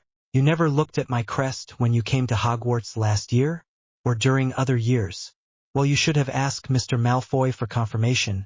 Draco is a friend and housemate. That's right, Mr. Minister. I also have a message to send to him, but that will wait until the end of the hearing. Well, my apologies, Mr. Potter. Please excuse me, exclaimed a witch in a candy-pink dress under her Wizengamot cape. But I think I understand why you think the Ministry would have sent Dementors to attack this boy. It's strange indeed, Miss Umbridge. If the Ministry didn't order the attack, someone might have done it for you. Cornelius, I beg you to reason, said Dumbledore as something thin and white pointed at Fudge. Harry saw it but didn't see what it was. The proof that the Dark Lord has returned is irrefutable. I don't believe it, Fudge almost shouted, trembling from head to toe. I thought that the Wizengamot, when it came together as a whole, had to talk about possible attacks or very serious crimes, except Mr. Longbottom is a minor and only used magic in front of a Muggle who knew that Mr. Longbottom was a wizard. Why convene the Wizengamot then, Minister? Fudge was taken aback by this question. He had no correct argument for this statement. He corrected himself by clearing his throat. Those who are for condemnation. Fudge raised his hand, followed by Umbridge and several of the Wizengamot. Those who are for the abolition of all charges. All the rest of the Wizengamot raised their hands. There were more of them, and Fudge sighed. The charges are dropped. Excellent. I have to go now. Have a good rest of the day, everyone. Dumbledore left and Harry went out, followed by Neville. The 2 boys didn't even have time to get out before Arthur had thrown himself at Neville and Dumbledore had already disappeared. By Merlin's beard, you had the right to the whole court? I think so. Do you have any idea how you are going to resolve this vandalism issue on Magnolia Street? Neville asked as he left with Arthur while Harry stayed behind. A simple anti-spell, Arthur replied. Harry was against the wall waiting for Lucius Malfoy to come out of the courtroom, which happened quite quickly, and Lucius asked him to follow him into his office. A circular and very luxurious office. So what did Draco want, Lucius? Harry asked, getting comfortable. Draco wanted to know if the plan you wanted to put into motion at the start of the school year was progressing, Lucius replied, passing Harry a paper. And this is his birthday present that he couldn't send you. As long as the Ministry is against Voldemort's rebirth, we can't do anything. What is this? A free tattoo from the best magical tattoo artist in Diagon Alley. Interesting, Harry said, carefully putting the voucher in an inside pocket. As for this, Lucius announced, taking a box out of his desk, is the gift that Daphne sent you but which could not reach its destination. Dumbledore placed Sirius House under Fidelitas, Harry admitted quietly, taking the box. Otherwise, how is dear Tom? It's not very nice of him to put me to sleep during our last private meeting. Tom is very well, said Lucius, scratching his left forearm. He is disappointed, however, that Dumbledore knows about his rebirth. Oh, I'm sorry, but I have nothing to do with it, otherwise I would have kept all this to myself. With Dumbledore at Tom's side, there are now 4 camps: the Death Eater camp, the camp of those who believe they are fighting for the light, and those who want nothing to do with this war. When is the 4th? Those who are preparing for the next war. The next war? I won't tell you more for the moment because I'm not entirely sure. But when I'm sure, I'll let you know. Say hello to Tommy for me. Okay. I'll let Draco know what you told me. Okay, see you next time, Lucius. Harry left the office and returned to the entrance hall where he found Kingsley, who gave him a small box. And Harry smiled, greeting him before disappearing, feeling a sensation in his navel, as if he had been pulled by a hook. He landed in the middle of the living room, between Fred, George and Ronald, who was imitating an Indian war dance while chanting, "He got away with it, he got away with it, he got away with it." Well, the atmosphere is pretty good around here, so I'll leave you in peace, he said, leaving immediately after his words.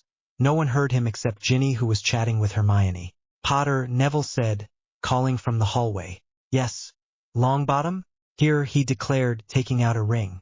You dropped it in the kitchen before Ginny took you for some sex. Thanks. Harry took his ring back and went back to his room and was followed by Ginny, who pinned him to the bed to kiss him lovingly. There's something you want to jump on me like that, Harry smiled. I'm kidnapping you, Ginny sneered. You are mine for the rest of the day. Help? No. Harry pretended to shout as Ginny pressed her lips against his. Harry placed Daphne's present on his bedside table and placed his hands on Ginny's bottom as she played with his hair. There was a knock at the door and Ginny gritted her teeth as she got up. She was about to scream when she saw the door open, but the twins cast a silencing charm on her as they entered the room.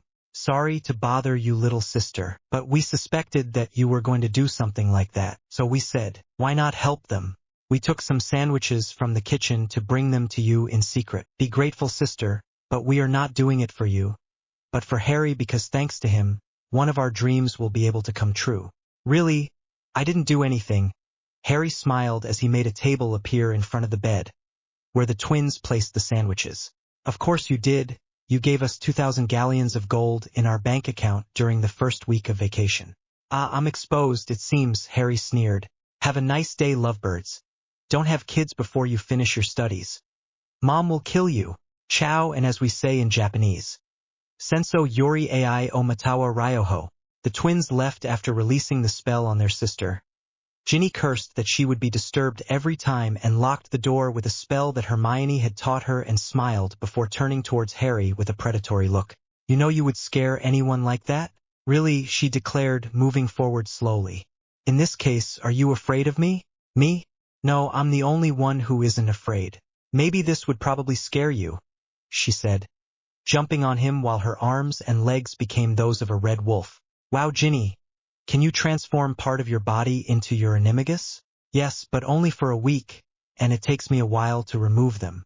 Ginny closed her eyes and tried to forget the warm, soft feeling of Harry's hands going under her t-shirt and forcing her limbs to become human again. After 5 minutes, her legs and arms reappeared in their normal form.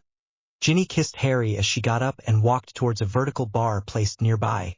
Harry smiled. Are we playing stripper, Ginny? Yes, she announced, removing her top and bottom, finding herself in underwear. And if you want to go further, you know what you have to do. Harry smiled and with a wave of his wand turned on the faucet in the bathroom next door, the door of which was ajar. You're getting naughtier and naughtier, Ginny. Whose fault is it? I know a cure for that. Do you want me to give it to you? My pleasure. Chapter 10. Sorry for posting so late. I was in the middle of revising for the BAC Blanc, and not having had high enough grades, I was punished by the computer. But here I am again. So enjoy reading. September 1st arrived quickly and everyone had left on track number 9 March 4th. Harry had moved a little away from the Weasley family to get closer to a man who had been staring at him since he arrived on the platform. A track in front of him he smiled, recognizing him thanks to his face. Hello, Tom. Harry smiled, turning back to the crowd. How does it feel to be back on the platform? A little strange, it hasn't changed. I feel a little nostalgic. You don't blame me for coming unexpectedly? No, not in the least. So what is it? You don't move without reason. Lucius told me that you had suspicions about another possible war. Yes, someone told me that when the Dark Lord dies, another dark mage will take her place and that she will be even more dangerous. I see. I will do some research on my own, and so as not to be selfish, I will give you one of my souvenirs. I am sure you will like it very much. Thank you, said Harry, taking the vial containing a silver filament. Harry, a girl shouted as he jumped at the blow. I missed you so much. You too, Daphne. Hello, are you? Tom Riddle, a friend of Harry's. What are you doing here? Daphne cried. Shouldn't you have stayed at home? Don't talk to me about it. This castle is so old that it risks collapsing. I can see the headlines from here, Daphne sneered. Tom dying under the collapse of his castle, it's stupid like death. Don't you think? Yes, well, I'll leave you, Harry. Happy New Year at Hogwarts. Thank you, Tom. See you next time, and don't think it will be a meeting like today. I intend to eliminate you. So practice, you're not even close to me. Harry walked away with Daphne, who watched as Tom disappeared behind while operating. She got on the Hogwarts Express and took Harry to a compartment where Ginny was already with another blonde girl who was reading the Quibbler backwards. As soon as she got home, Daphne leaned out the window to vomit, startling Ginny and the girl. Oh no, that's not true. Don't tell me you're pregnant, shouted Ginny. No, I assure you it's not that. I just met Tom on the platform with Harry. His magical aura is disgusting. Riddle could have healed his aura anyway. I Riddle? Harry, you. Yes, I knew that, but don't worry, he didn't cast a spell on me. But it's him. I know who Ginny is. I'm here, okay? I'm alive, not hurt in the slightest. Okay? Come on. Ginny hugged Harry, letting a few tears roll down her cheeks. Daphne was lying against Harry's shoulder, and the blonde girl lowered the Quibbler to look at the trio, each of whom fell asleep one after the other. She smiled and returned to her reading. At one point Cedric had come into the compartment, but seeing Harry sleeping with his two angels, said Harry, he left after greeting Luna. The train arrived at Hogsmeade Station. Late in the evening, the moon was present and it was half moon. Sitting in the carriage, the Golden Trio talked about things in low voices, afraid of being overheard even though there were only 3 of them in the carriage. When everyone was settled in the Great Hall, Professor McGonagall went to collect the first years. When the first-year students stood in front of the stool where the sorting hat rested, it began to move before singing. In the old days when I was brand new and Hogwarts was barely hatching, the founders of our noble school, of the unity which had made their symbol, gathered by the same passion, they all 4 had the ambition to spread their knowledge far and wide in the most beautiful school in the world. Let's build and educate together, decided the 4 companions, without ever suspecting that a day would come when destiny would separate them. Always friends in life and death. These were Slytherin and Gryffindor, always friends until their last breath. These were also Ravenclaw and Hufflepuff. How then can we imagine that such a friendship would collapse? I was a witness to it, and I can tell you the very painful story from memory. Slytherin said, we must teach to the descendants of the noblest bloodlines. Ravenclaw said, let us give culture to those who have sure intelligence. Gryffindor said, all learning will go first to children of courage. Hufflepuff said, I want fairness. All my students are equal. When these few differences appeared, they initially had no consequences because everyone had their own house, could teach his way, and choose disciples who fit him. So Slytherin wanted a pureblood among the wizards of his academy, and let them be cunning and cunning like him. Only the most sagacious minds could enter Ravenclaw's class, while the bravest of those who had deceived death all went to the bold Gryffindor. The good Hufflepuff took those who remained to teach them everything she knew. Thus the houses and their founders know the value of friendship. Hogwarts then lived in harmony for many years free from worries.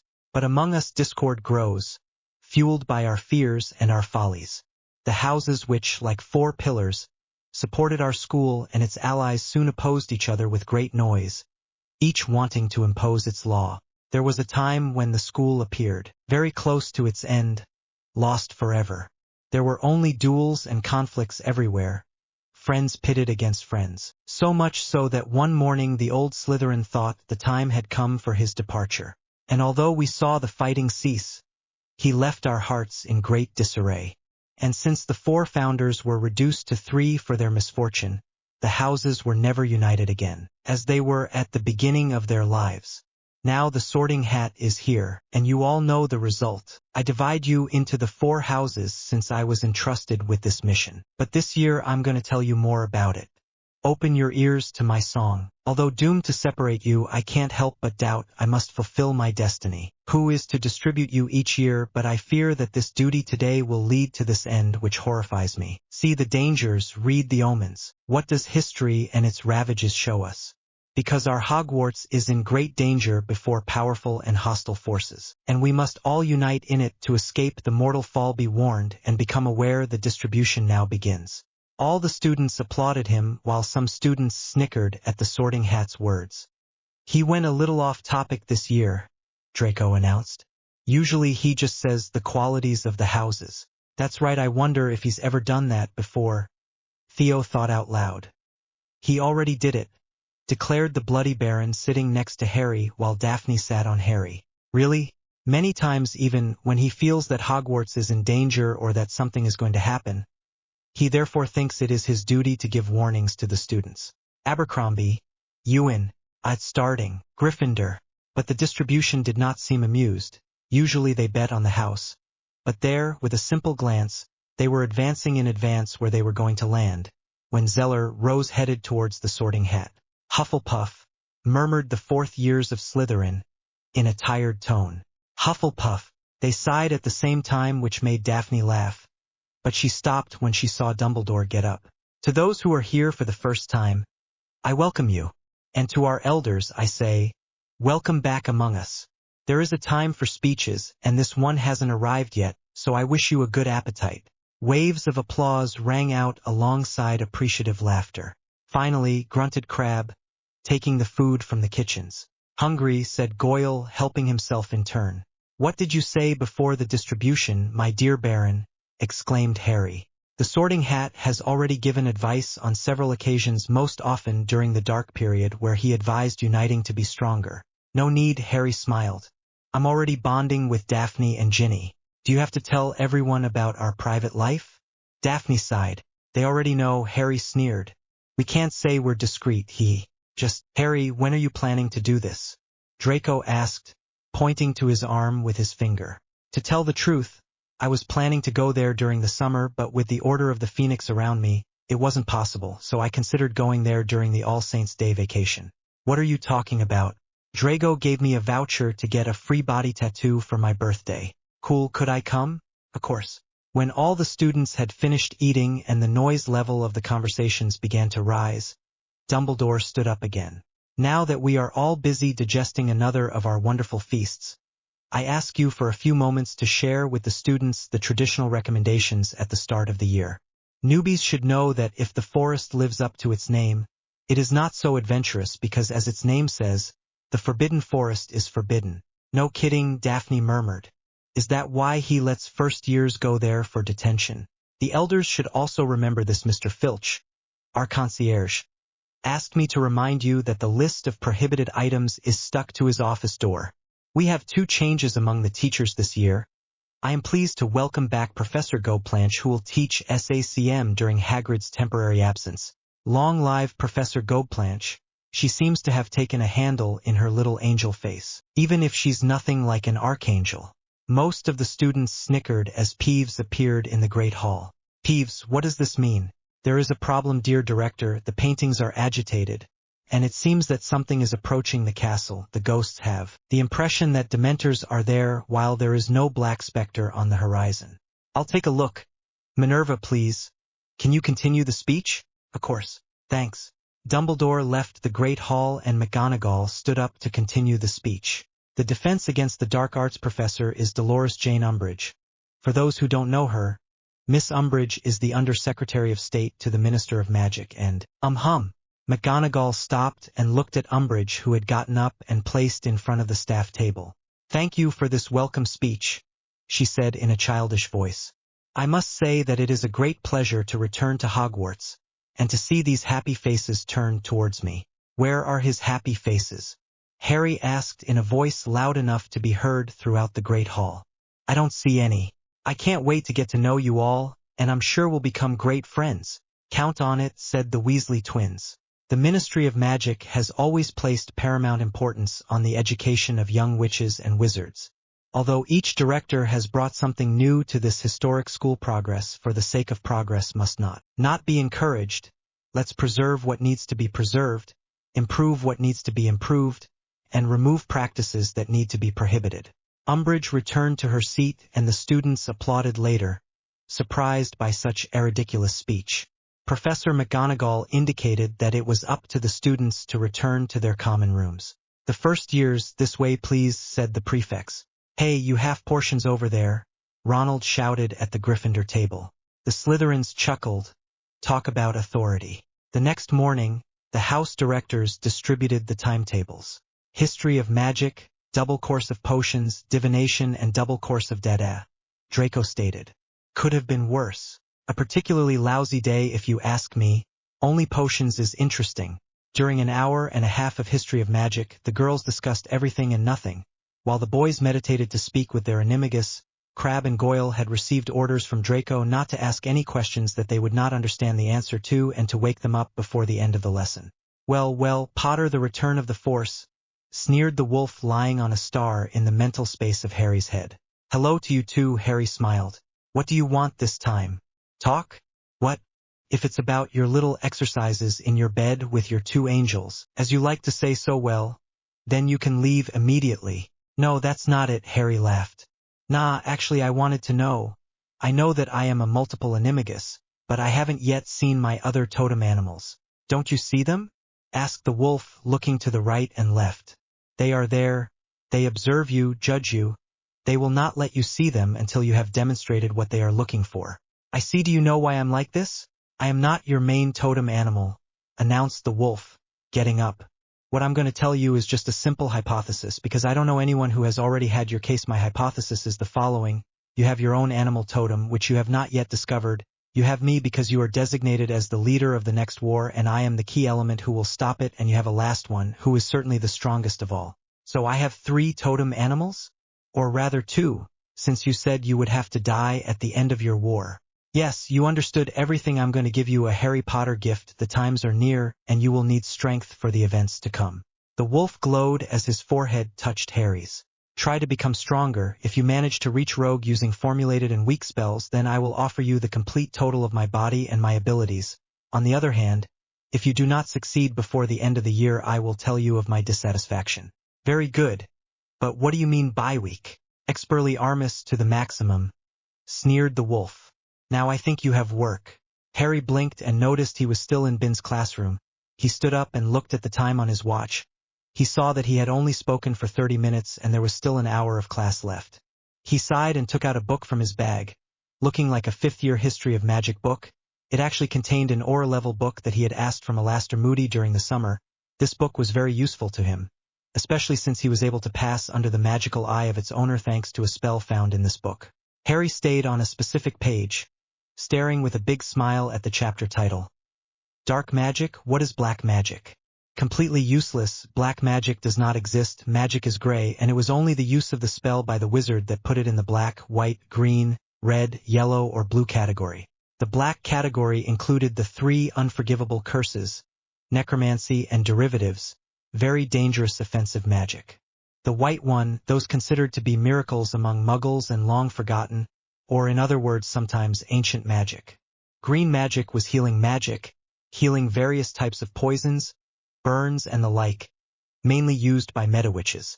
Red is blood magic, often used during rituals. It is extremely dangerous if it is not mastered.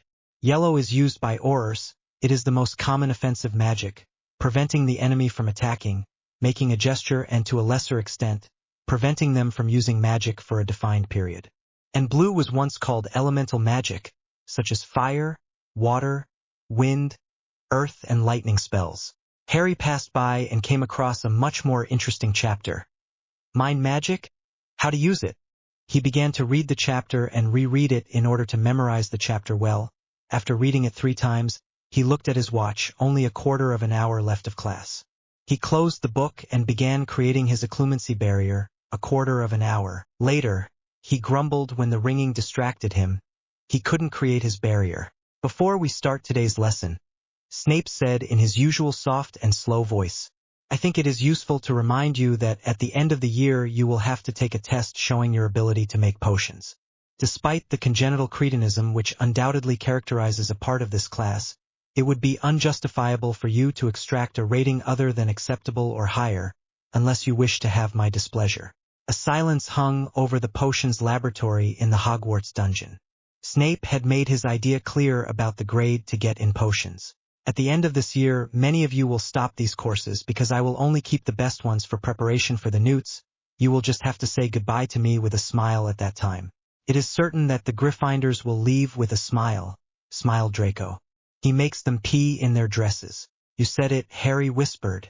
But before arriving at this moment you must wait another year to spend in my company.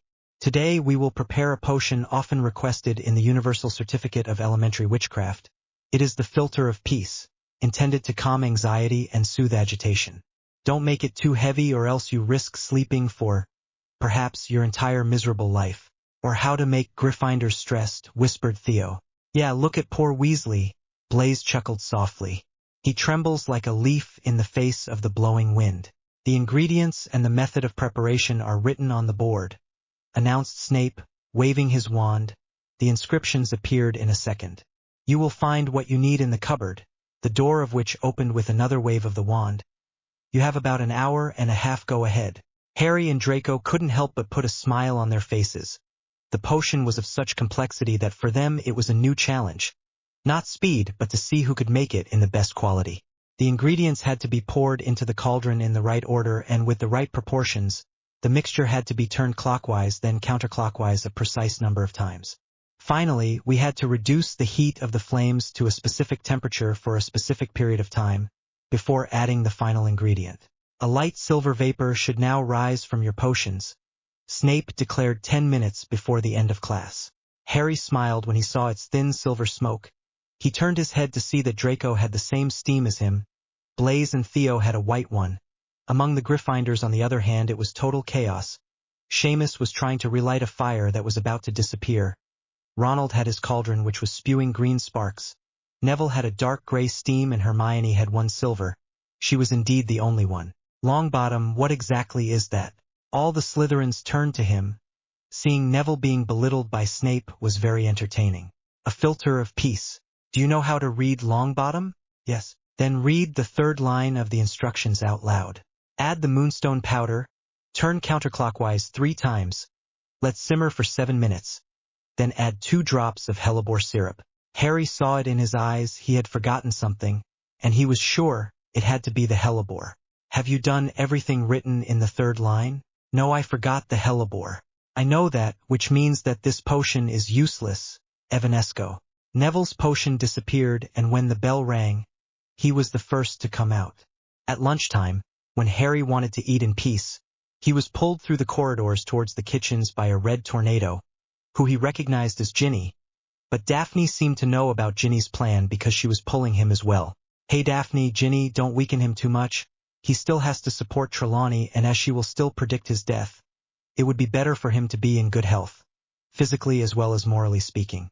The Slytherin's laughter was clearly loud that Harry heard it even after turning a corner.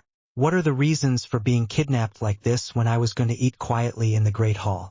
We had a question to ask you, Ginny smiled, kissing him. Really, and what is she? Harry asked after the kiss. When you go to get a tattoo, Daphne admitted, kissing him in turn. What are you going to get tattooed? Actually, I don't know, although I'm leaning towards two angels on their backs with outstretched wings ready to fly away. And it's a coincidence that you're thinking of putting our faces to the angels? Not really, it was done on purpose. In that case, you have to pay the rights to have our faces on you all the time. They smiled, looking into his eyes. I'm afraid I have no choice, Harry sighed. What do you want? A threesome, they said in one voice with a big smile. Girls, you are becoming too greedy. Daphne, who accompanies me every night in the dormitory. Ginny, who has caught up with Daphne's number of times in the space of 2 months. Have you girls become obsessed with my body? Anything, they said, hitting his head at the same time. We just take one shot while we're still underage and then we let you down. That's not very nice. I'm going to have to punish you, Harry declared, leading them into a classroom. I have something that might interest you. In the great hall, Draco took out a blank piece of parchment from under his robes and pointed his wand at it. No, did you manage to take it from him? Theo asked, surprised. Yeah, he was so busy with Daphne last night that he didn't even notice that his card had been replaced with one. False. Go ahead, where are they? I solemnly swear that my intentions are evil. Well, Dumbledore's are. The parchment stained itself and the Marauder's map appeared. They quickly found Harry, Ginny, and Daphne in an unused room on the ground floor. But there were 2 dots with the name of Harry Potter. They blinked and checked with spells marked in the Marauder's book. If the map was not wrong, and no, it was not wrong, there were 2 Harry Potters in the same room. Harry must have acted up again, Draco sighed. Already this summer he managed to pass under the magical eye of Mad-Eye Moody. If now he manages to split himself, what will be the next spell that he will learn on his own? A spell allowing him to fly without a broom, Theo supposed. One which will allow him to create a sort of express owl where his message will arrive in the blink of an eye in the hand of the recipient, stated Blaze. Hey, don't look at me like that, I'm just making assumptions. Shortly before classes resumed in the afternoon, Harry found himself alone in his own skin again, and Ginny had left them to join Hagrid outside while Harry and Daphne went straight to divination, without going through the kitchen box. Alala, they are talented polo, yes? Asked a 4th year, a replica of Malfoy without the Malfoy style and the silver gaze that was blue. You should bring Ginny something to eat. She hasn't eaten anything and you have SACM. Heard. Welcome to the class of the art of divination, exclaimed Trelawney in his usual dreamy voice as if enveloped in a veil of mist. I have carefully studied your destinies during the holidays and, as I predicted, we are all safe and sound. If you say that Potter is healthy when you see him slumped over half dead and sweating profusely, I wonder what's not healthy about it. Draco sneered with the Slytherins. You will find on your table a book entitled The Oracle of Dreams, by Inigo Amago. Dream interpretation is one of the main ways to peer into the future, and you may be asked to address this issue in your OWL exam. But know that I don't care about these exams. If you have a third eye, the certificates and diplomas will never have any value. However, the director is very keen that you pass your OWLS. So, open your books to the introduction page and read what Amago tells us about dream interpretation. You will then get into groups of 2 and try to interpret your most recent dreams using the book.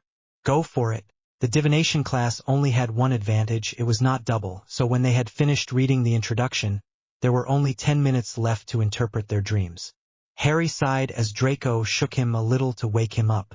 Hey, instead of dreaming about your angels, tell one of your dreams. You just have to do it. I'm dead, Harry breathed, his head on his arms almost asleep. Very well, it must have been a week ago. I think I dreamed that the Muggle-born girl in Gryffindor, Granger, had found a way to enter the Slytherin common room, and that she had come to sleep in my bed naked. And what do you think that means? Malfoy's love for a Muggle-born and an incredible desire for sex. You wouldn't be missing by any chance? You speak as if kissing Pansy, in front of your parents, could be considered sex. You have a point, Harry smiled, although his face was hidden. If you want, I could give you a date with Granger if you are also passionate about her.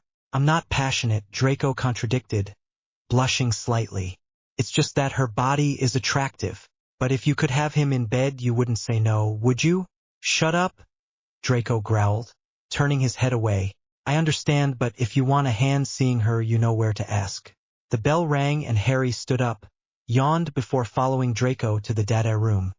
where they were going to join Umbridge. Neville walked right past Harry, and Neville took a paper that was sticking out of Harry's hand. Discreetly, no one noticed. You realize how much they have to do, Ronald grumbled. 45 centimeters on the War of the Giants for Binns.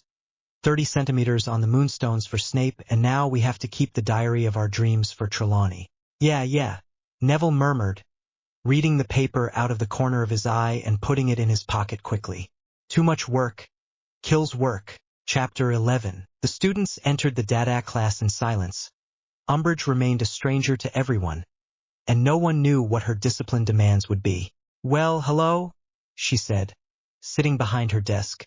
When they were all in and seated, hello, a few students mumbled. Let's see, that's not going well at all. I wish that when I responded to you, hello, Professor Umbridge. Let's start again. Hello, everyone. Hello, Professor Umbridge. The students chanted. That's better, she said in a soft voice. It wasn't difficult, was it? Put away your wands and take out your quills, please. Many students looked at each other gloomily when one said, put away your chopsticks. The lesson was as interesting as a Binns lesson. Draco put his wand in his inside pocket and looked at Harry, who was sleeping again. Umbridge took out her own wand from her handbag. It was very short, and tapped it on the blackboard. A text was written immediately. Defense against the dark arts, back to basics. Well, the ministry has decided that, for your sake, teaching must be started from scratch. Please copy the following sentences onto your parchments. She tapped the board again, and the words already there erased to make way for the learning objectives. 1. Understand the principles that underpin magical defense. 2. Learn to recognize situations in which the magical defense is legally justified. 3. Place magical defense in a context opening onto practice. While everyone was writing on her parchment, Umbridge stared at Neville but looked away at his desk when he looked up to read the board. Do you all have your copy of Theory of Magical Defense Strategies by Wilbert Skivder? Yes, Professor Umbridge. Very well, then you will read the first chapter on page 5, Basic Principles for Beginners, and I would like to point out to you that speaking is prohibited. Umbridge sat in her chair at her desk and looked up with her toad eyes lined with dark circles. While the students had started to read, Daphne rested her head on the book and looked at Harry and Draco, who had put their book upright and pretended to read it, while they had a paper monster fight. From where she was, she saw that it was Draco who was taking the advantage. She smiled when she saw her fiancé's smirk, and 2 seconds later, Draco's dragon was destroyed by Harry's wolf. Who is there, Miss Granger? Hermione Granger. I have a question about your defense objectives. And what is this question? Why is there nothing about using defense spells? Everyone stared at the board to see that indeed there was nothing about practicing spells. Harry and Draco had turned to Hermione, who only looked at them for a second before returning her attention to Umbridge, who was about to answer his question. The use of defense spells? Professor Umbridge repeated with a small laugh. I don't see why this could happen in my class that requires the use of spells, Miss Granger. So we won't do magic? You will learn to use magic in a safer way, without any risk. What's the point? If there are attacks, there will definitely be risks, said Neville. We raise our hands to speak in my class. The ministry's point of view is that theoretical knowledge will be sufficient to pass your exams. And after all, that's the role of a school. How do you want theory to prepare us for what is outside? But there is nothing to face outside. Who would want to attack children like you? Umbridge asked in a soft voice. I don't know, maybe Lord Voldemort? A silence fell as everyone turned to Neville. Harry smiled. Umbridge dropped her wand. Perfect. Everything is going as planned, Harry thought. Let me be clear, she said, clearing her throat while retrieving her wand. You have been told that a certain black mage is among us again. This is entirely false. Do you deny it, Longbottom? No, it's really a lie, said Neville, to the surprise of Ronald and Hermione. Dumbledore paid me to lie to everyone. I have a note from him, by the way. Neville took out a piece of parchment from an inside pocket of his robe and gave it to Umbridge, who took it slowly, as if it were a weapon. She read it aloud in front of the whole class. Dear Neville, I would like you to announce to as many people as possible that Voldemort is back, so we can panic dear Cornelius and overthrow him to control the ministry. I will send you 1,000 galleons to your account in the first week of July, if you do so. Thanks in advance. Albus.P.W.B. Dumbledore. Hermione frowned at Neville, then had an intuition. She turned towards Harry, who signaled her to be quiet. Before returning her attention to Umbridge, Ronald had his mouth opening and closing. Umbridge smiled widely with a little look of victory in her eyes. Good, I will ask the Cornelius to check this. In the meantime, please read Chapter 1 right away. In the evening, dinner in the Great Hall was lively. The words of Dumbledore's note had spread among the students, and the teachers were arguing about this or that subject. After dinner, Harry got up and took a vial out of his robes, and the usual group followed him. Ginny arrived shortly after, and they entered the room of requirement, where they stood in a circle with the pensieve in the middle. Harry dropped the memory inside, and Fudge's face was visible. Okay, here we go. And everyone dove head first into the memory. A rectangular room, and the only light illuminating the room was the sun through the broken windows. A weak body was in an armchair. Another man was there, standing in front of the other. Harry and the others were behind the chair. They went around to see Peter Pettigrew with Voldemort. Ginny shivered when she saw him and leaned against Harry, who put his hand on her hip to squeeze her even more. Daphne did the same on the other side, but she took Harry's hand to put it on her breast. Ginny looked Daphne in the eyes while putting Harry's hand in her panties. Draco smiled at the sight. Apparently neither of them wants to leave Harry with the other, Draco thought. Even they could be jealous of each other. Wormtail, Voldemort hissed. Remove the anti-apparition protection, our guests will be arriving any minute. Good master. Wormtail took his wand and cast a spell in the air, and almost immediately 2 people appeared in front of the chair, and a sofa appeared behind them. They sat quietly. The first was Dumbledore, while the second was Fudge. What does that mean, Dumbledore? Asked Fudge. Why are we here? And who is this weakened man? Cornelius, let me represent Voldemort to you, Dumbledore smiled. What? It's impossible. He's dead. Have you forgotten me? Voldemort hissed in Parseltongue. What, how? Voldemort created the means to defeat death and was able to return to life. But as you see, he is very weakened. He will recover his body before the end of the year. He will use a black magic ritual mixed with red. I can't let this happen. You know who come back? Impossible. I'm sorry, but I will have to stop Dumbledore and kill this man. Impero, Dumbledore said. What should I order him in your opinion? To live normally, but to forget my existence for the moment, and when they tell him about my return, he will have to act as if he doesn't believe it. All right. Cornelius disappeared in an apparition a few seconds later. Dumbledore put away his wand. Bright white. Harry frowned at her before smiling. So that's it, he murmured. Albus, you should go back. We might notice your absence afterwards. That's right, see you in a few months, Tom. With a jump they came back to reality. They looked at each other. Now we know that Dumbledore is not as white as everyone says, announced Draco. And I'm willing to bet that's not all he's been doing all along, Blaise said. Do you think he was already with Tom during the First War? Daphne asked. I think so, replied Theo. This will explain why he didn't help except when you know who was present. The minister is aware of Voldemort's return, but he is under Imperium, so there is only one thing to do. Which?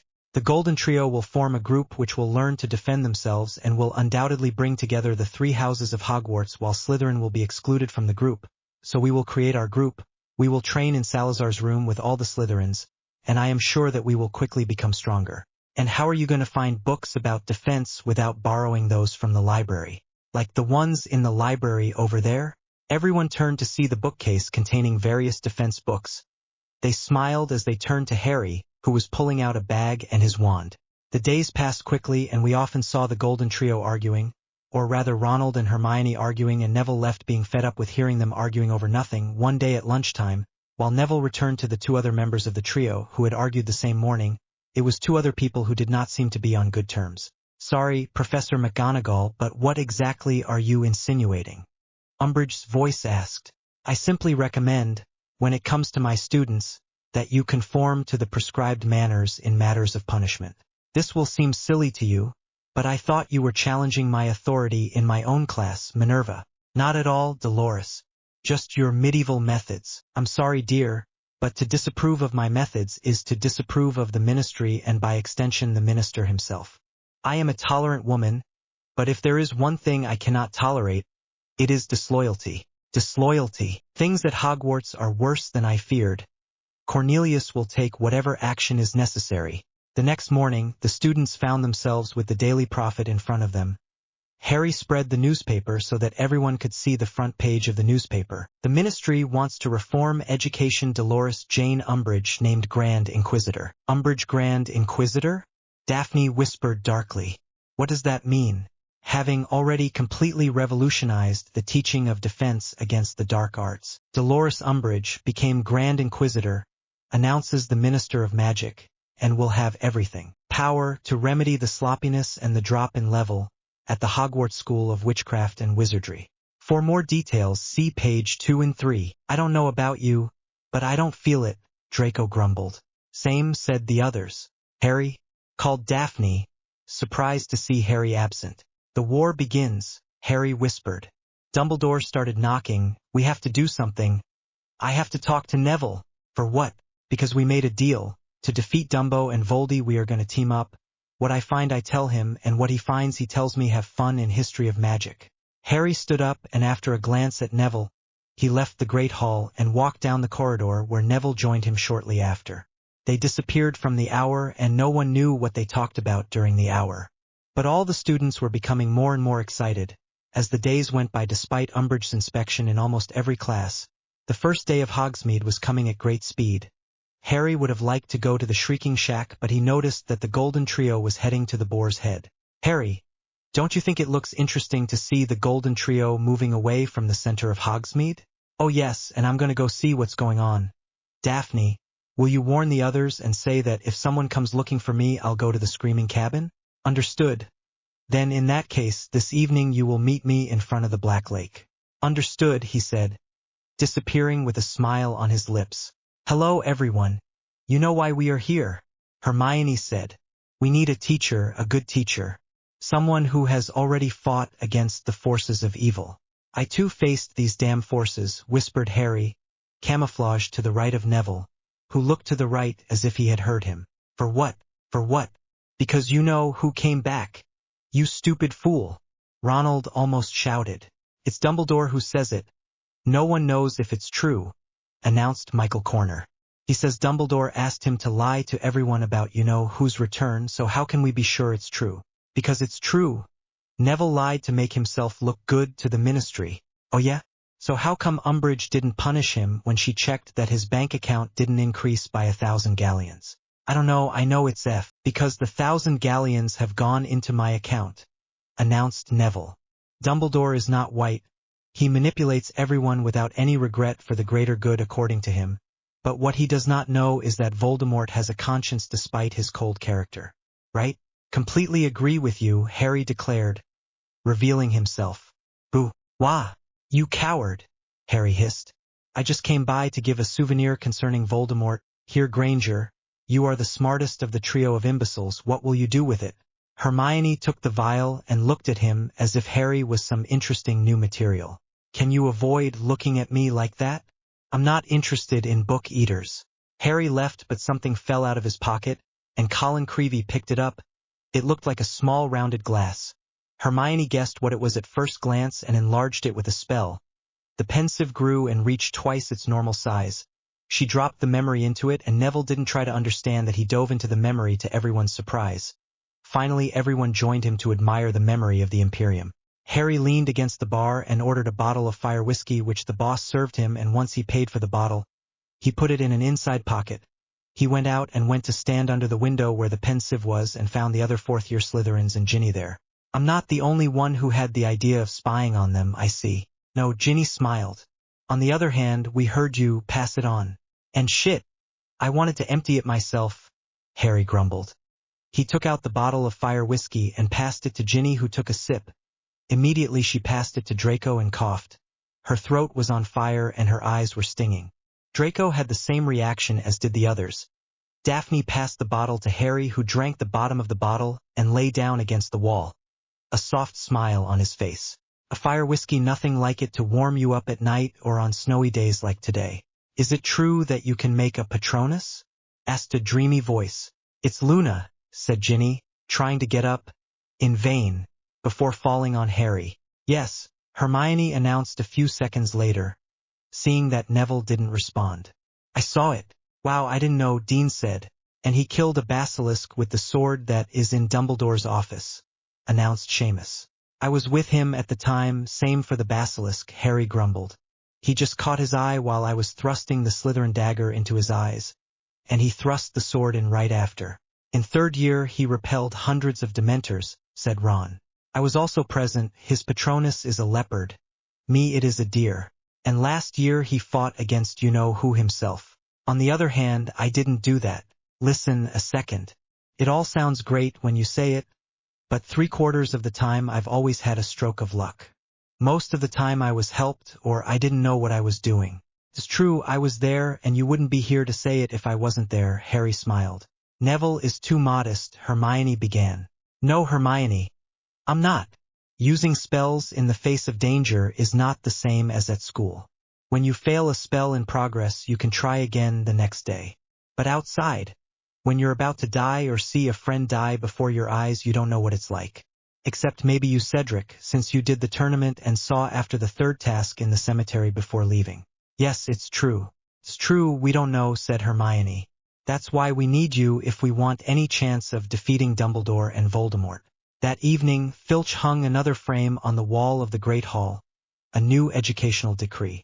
By order of Hogwarts High Inquisitor Dolores Jane Umbridge, all associations, organizations, clubs, groups and teams are dissolved as of today. The authorization to reform such a gathering again. This must be requested from the Grand Inquisitor. No movement or gathering can exist without the approval of the Grand Inquisitor. Any founding student or member of a gathering that has not been approved by the Grand Inquisitrice will be immediately expelled from school. The above measures are taken in accordance with Education Decree No. 24. Signed, Dolores Jane Umbridge, Grand Inquisitor. It's not a coincidence, Ronald growled. I'm sure Potter told Umbridge everything. No, said Neville, going to the Great Hall. He didn't do it because he also set up a defense group for the Slytherins because he suspected that they wouldn't have been invited. Suddenly he finds himself in the same position as us. What do you know about it, first of all? We share our information, he and I are in the same boat, so when it is not a question of quarrels between Gryffindor and Slytherin like with Voldemort, we are allies. Allies? Allies? But are you completely sick? He's a Slytherin. So what? You're going to tell me that if you were the target of a psychopath, and a Slytherin could help you, you wouldn't accept just because you're narrow-minded about the fact that Slytherin rhymes with dark wizard. That's not it. Potter is always looking for things from us. How can you trust him that much? Looks like he's become your friend. Don't worry about that, we're not friends. Are you going to throw a jealous fit again like last year? Ronald hissed in annoyance and went to eat his dinner while outside Hogwarts. Harry and Daphne were lying on the edge of the lake, head in the sand, feet in the water. Daphne raised her head to see Harry looking at the stars. Harry, do you think there's going to be a war? I had already asked Sirius, he thinks it's all starting again, the disappearances, that's how it started last time. When it's on the front page of the Prophet that Voldemort is back, the war will begin in earnest. They will attack and we will have to destroy Dumbledore and Voldemort as quickly as possible. I'm scared, Harry. I don't want to lose you and Ginny. I don't want to lose you too. I love you both too much to be able to live with only one of you. Do you like him too? I feel like my feelings towards her are changing, but I'm not sure. Harry, do you think we'll see the end of the war? I do, since I have to help my wolf to defeat someone who will arrive after the war against Voldemort. But you, on the other hand, I don't know. So I will do my best to protect you, because my life is of no importance compared to your life or that of Ginny. Ho, Harry, Daphne breathed, kissing him under the starry night. The next day, it was in the evening that the defense group of the three houses found the place to protect themselves from the gaze of teachers and students, the room of requirement, and everyone was gathered there. But what they didn't notice was the magic being used in the far left corner. Draco was disillusioned with Blaise and Theo. Daphne and Ginny were under the invisibility cloak and Harry was floating in the air. Standing on his broom and disillusioned, he entered his head the names of the people they recognized. I thought about what we should do at first and what is it, Hermione? I think we should give ourselves a name. It would be a good way to build team spirit, don't you think? The Anti-Umbridge Defense League? The Liberation Front against the Ministry's morons? I was thinking more of a name that would not directly announce what we do. The Defense Association? Cho said. In short, that would give the AD. Dumbledore's army. Harry whispered in Neville's ear. At some point Umbridge will discover you and Dumbledore will be accused, the perfect move. I agree with Cho for the AD, but you know the fear of the Ministry? The one that Dumbledore forms his own army. Dumbledore's army, announced Fred. Not stupid, Neville. George smiled. Everyone agrees? Ronald asked, looking at everyone who was nodding in agreement. It's okay.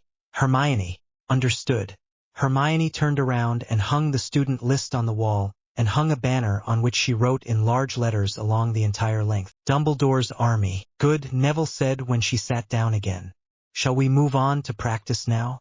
I think the first thing we should do to see everyone's level is Expelliarmus, the disarming spell. Oh no, please, Zacharias Smith said, looking up at the ceiling, arms crossed. I don't think Expelliarmus can be useful to us against you-know-who. I used it in June and it saved my life, imagine. Well, we're gonna form teams of 2. I'm not forcing you, choose who you want. Everyone got up and split into pairs. Everyone had found a partner. Neville looked at everyone and went to stand against the wall so as not to disturb. Good for 3 1 2 3. Expelliarmus then rang out throughout the room.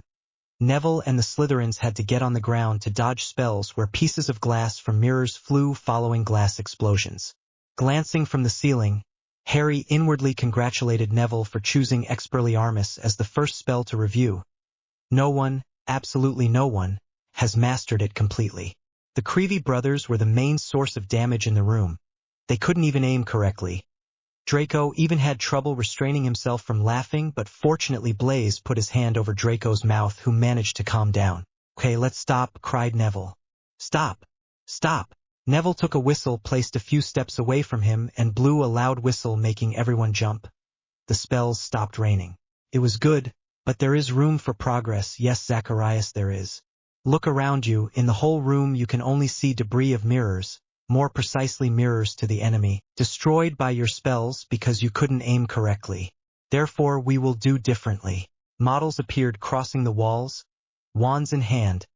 All looked at each other before returning their attention to Neville, who had drawn his wand.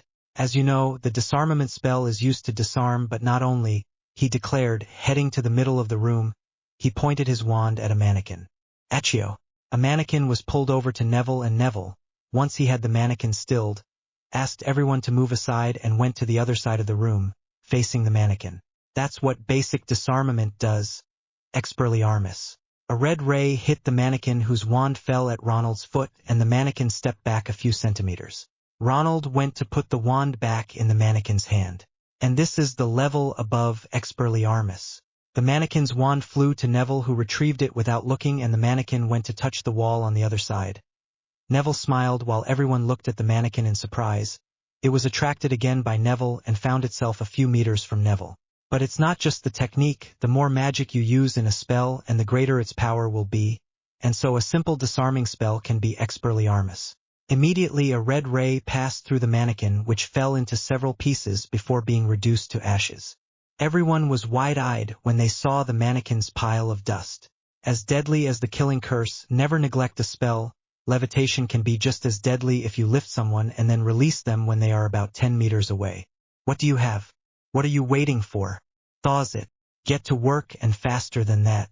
Everyone stood in front of a mannequin, and when Neville blew the whistle they all aimed at the mannequin and threw the Expelliarmus at the mannequins.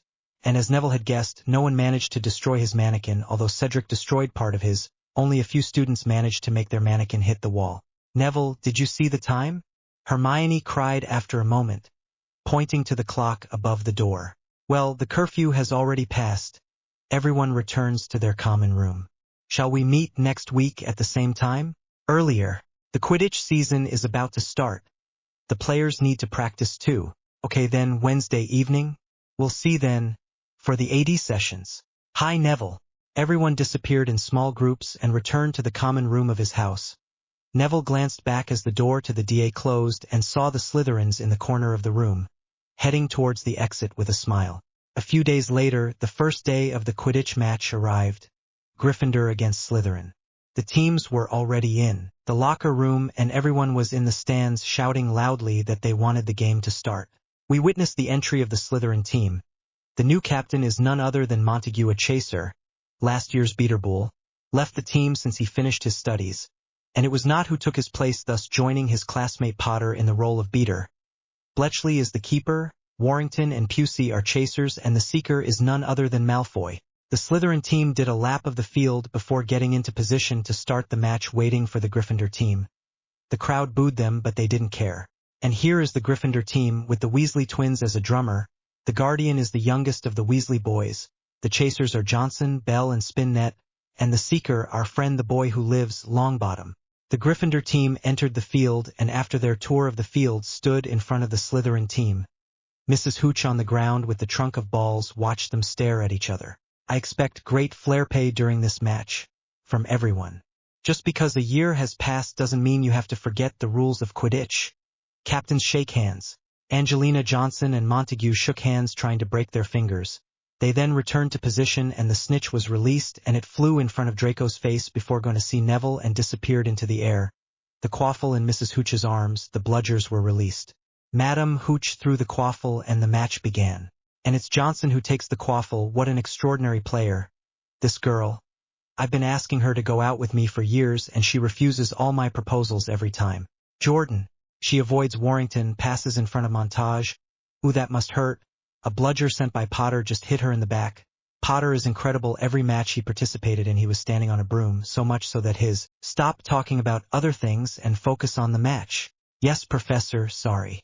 Harry was actually standing, as if he were on a muggle skateboard called a skateboard.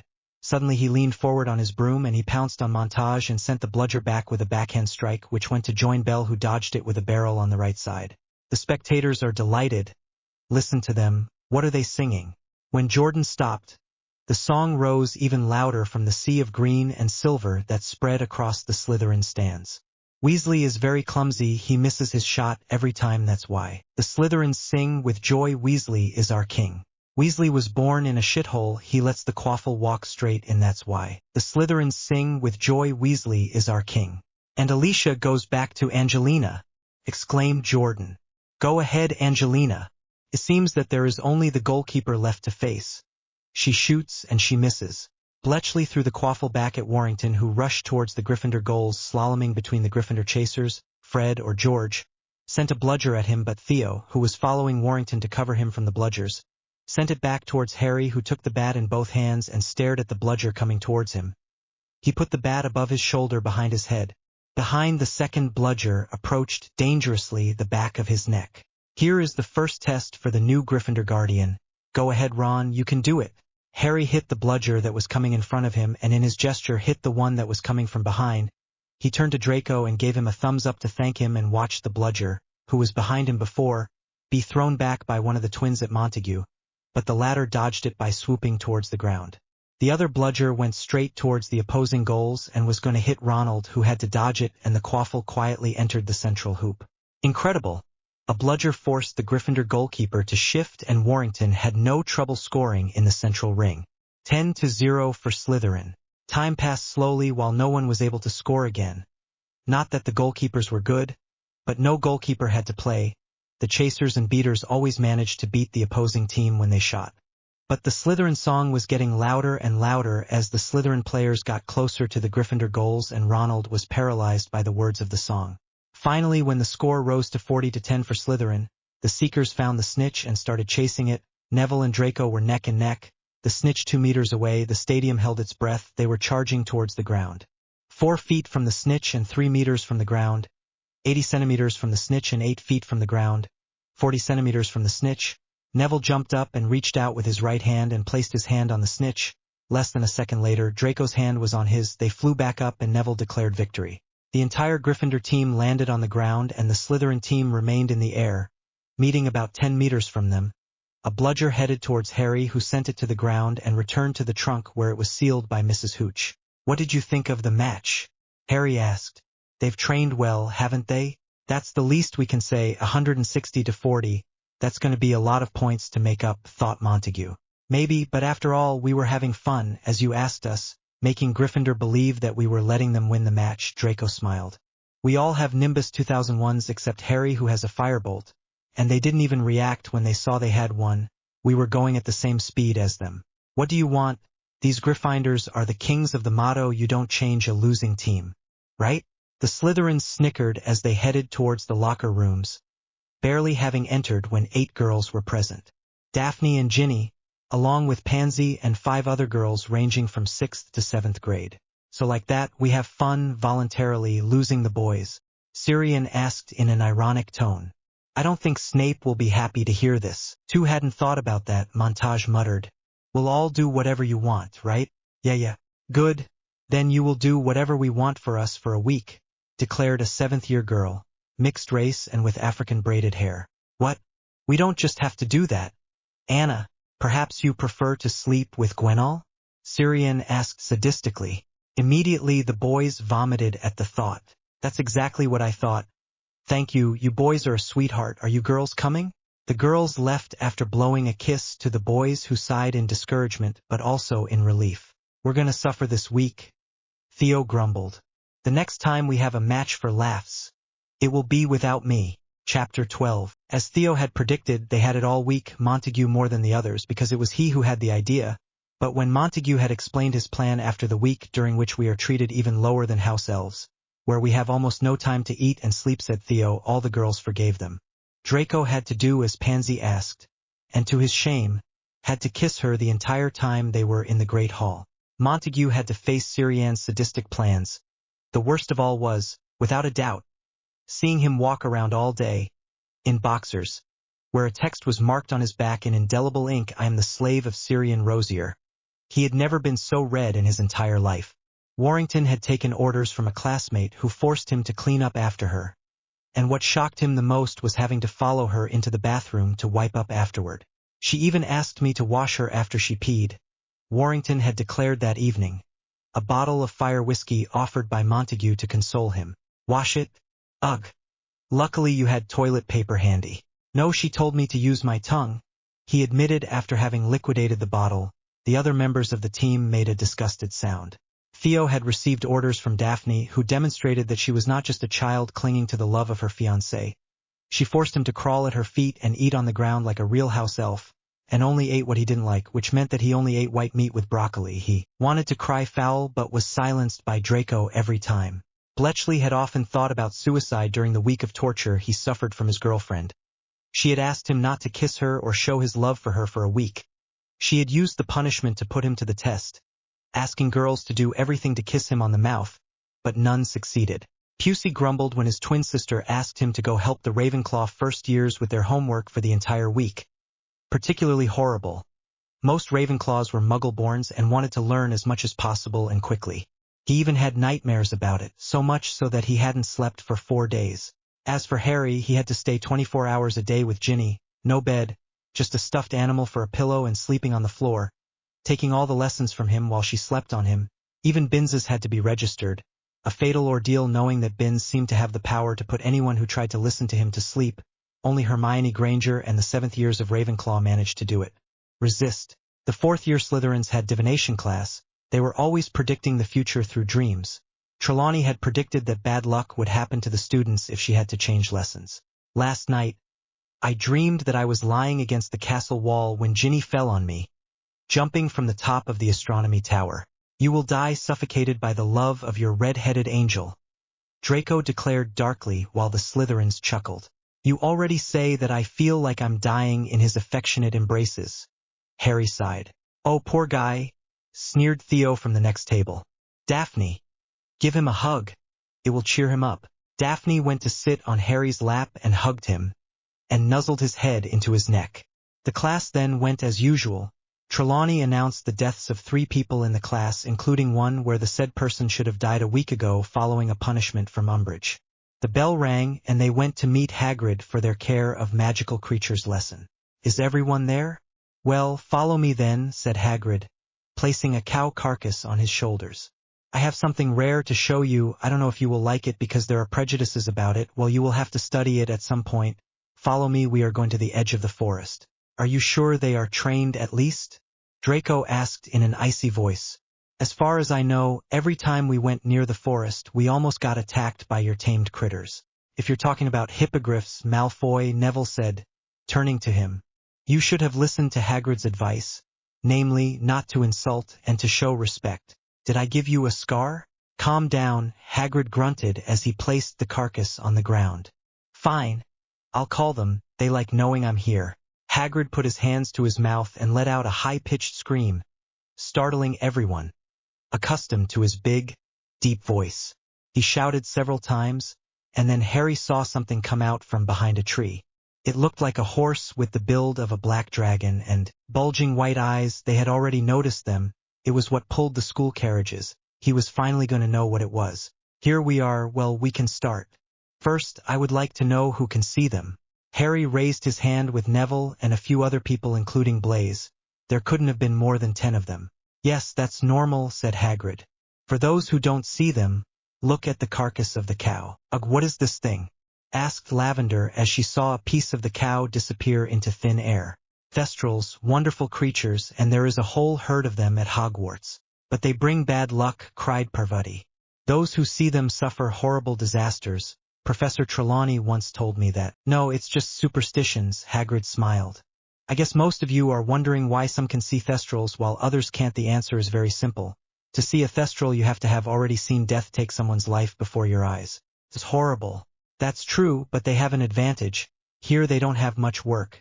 They only pull the castle's Dumbledore uses them from time to travel when he doesn't want to apparate, and here are others. I felt something brush against me. There is one next to me, said Parvati, shivering. He won't harm you, assured Hagrid. For those who have never seen a Thestral, and what I wish for them, the Thestrals are a kind of black horse with the build of a dragon and black wings as well as white globular eyes. What you need to know about the Thestrals is that, hello, said Hagrid with a smile. Have you received my note? Telling you when I will come by to inspect you during this course? Yes, I received it. I don't know if you see them or not, but today we are doing the Thestrals. I beg your pardon? Professor Umbridge declared, listening carefully and frowning. What did you say? The Thestrals, he repeated, raising his voice a little. You know those black horses with big wings? Hagrid gestured to try to better explain what he was talking about. Umbridge raised her eyebrows and scribbled on her notepad. Must use rudimentary gestural language. Well, in any case, he continued, turning towards the class. What was I already saying? Seems to have a memory problems. Umbridge grumbled loudly enough for everyone to hear. The Slytherins smiled with delight. It looked like Christmas had come early. On the other hand, the Golden Trio seemed to have difficulty containing their rage. Yes, that's it. I wanted to explain to you how we got a flock of them at Hogwarts. We started with a male and 5 females. This one is called Tenebris, he said, stroking the first horse that appeared. He is the first to be born in this forest, and he is my favorite. Do you know? Umbridge interrupted in her trumpeting voice. That the Ministry of Magic has classified Thestrals as dangerous creatures? Thestrals are not dangerous, Hagrid chuckled. Oh sure, they might attack you if you really look for them. Shows signs of pleasure at the mention of violence, Umbridge muttered, writing again on her notepad. But no, let's see, a dog attacks you if you provoke it, no. Thestrals have a bad reputation because of this death story. Please, said Umbridge after finishing writing her sentence. Resume your class, I will walk around. She mimed the act of walking with her fingers, causing the Slytherins to laugh. Among the students, she pointed at 2, 3, and asked them a few questions. She pointed her index finger at her mouth. Hagrid blinked and wondered why she was talking to him like he was mentally retarded, or incapable of understanding normal English. Tears of laughter filled the Slytherins' eyes, while the Golden Trio had tears of fury. Okay, let's continue, said Hagrid, trying to get back on track with his explanations. So, the Thestrals, there are several things to say in their favor. Can you understand Professor Hagrid when he speaks? Umbridge asked Pansy loudly. No, because sometimes it's like he's growling, she announced, while Hagrid turned red and Umbridge scribbled her answer on the notepad. For example, once they are trained, like these, which you won't do since it's forbidden. Harry muttered loud enough to be heard, and the Slytherins laughed again while Umbridge smiled. You can go wherever you want, you won't get lost anymore. It's amazing how they have a sense of direction, you just have to say where you want to go. Assuming they can understand you, of course, said Malfoy, which plunged the Slytherins into another fit of giggles. Pansy was even crying with laughter. You get to see the Thestrals Finnegan, don't you? Who did you see die? Umbridge asked as Seamus nodded in agreement. My grandfather, Seamus replied. And what do you think of that? Umbridge asked, pointing to the horses that had already almost completely devoured the cow's carcass. That's interesting. The students are too intimidated to dare to admit that they are afraid. Umbridge murmured, writing on her notepad. No, I'm not afraid. I'm a Gryffindor. Everything is fine, don't worry, said Umbridge. Well, Hagrid, I think I have everything I need. You will receive. She mimed the gesture of taking something in front of her. The result of your inspection, she showed her notepad, within 10 days. She held up her 10 plump fingers and then walked away with a wide smile on her lips. Pansy and Draco were holding each other back so as not to fall from laughing. Harry was giggling with Daphne while Theo and Blaise were laughing a little less, believing that the two couples were already making enough noise. While Crabbe and Goyle had just snickered, Millicent asked them why, and they told her that it was because Umbridge had made the gesture of walking with her fingers. A drop of sweat ran down her back of the head. That horrible, lying, and completely twisted old skin. Hermione growled as she walked up the park to return to the castle. It's incredible. It's the most fascinating lesson Hagrid has given us, and she has to come then. They're interesting, aren't they? Some people can't see them, others can. I would love to see what they look like. Really? Neville asked quietly. Oh, Neville, excuse me, no, of course I don't want to see them, it was stupid to say that. I was surprised at how many people could see them, said Ronald. 7 in the class is a lot. By the way, Weasley, we were wondering something, said a malicious voice. Do you think if you saw someone die it would help you catch the Quaffles instead of letting them pass? Draco quickly passed by with the other Slytherins laughing, while Ronald turned red from the ears and Hermione ordered him not to pay attention. December arrived, bringing with it another cold spell and an avalanche of extra homework for the 5th graders. Neville and Harry were standing against a tree in the park covered in snow about 40 centimeters.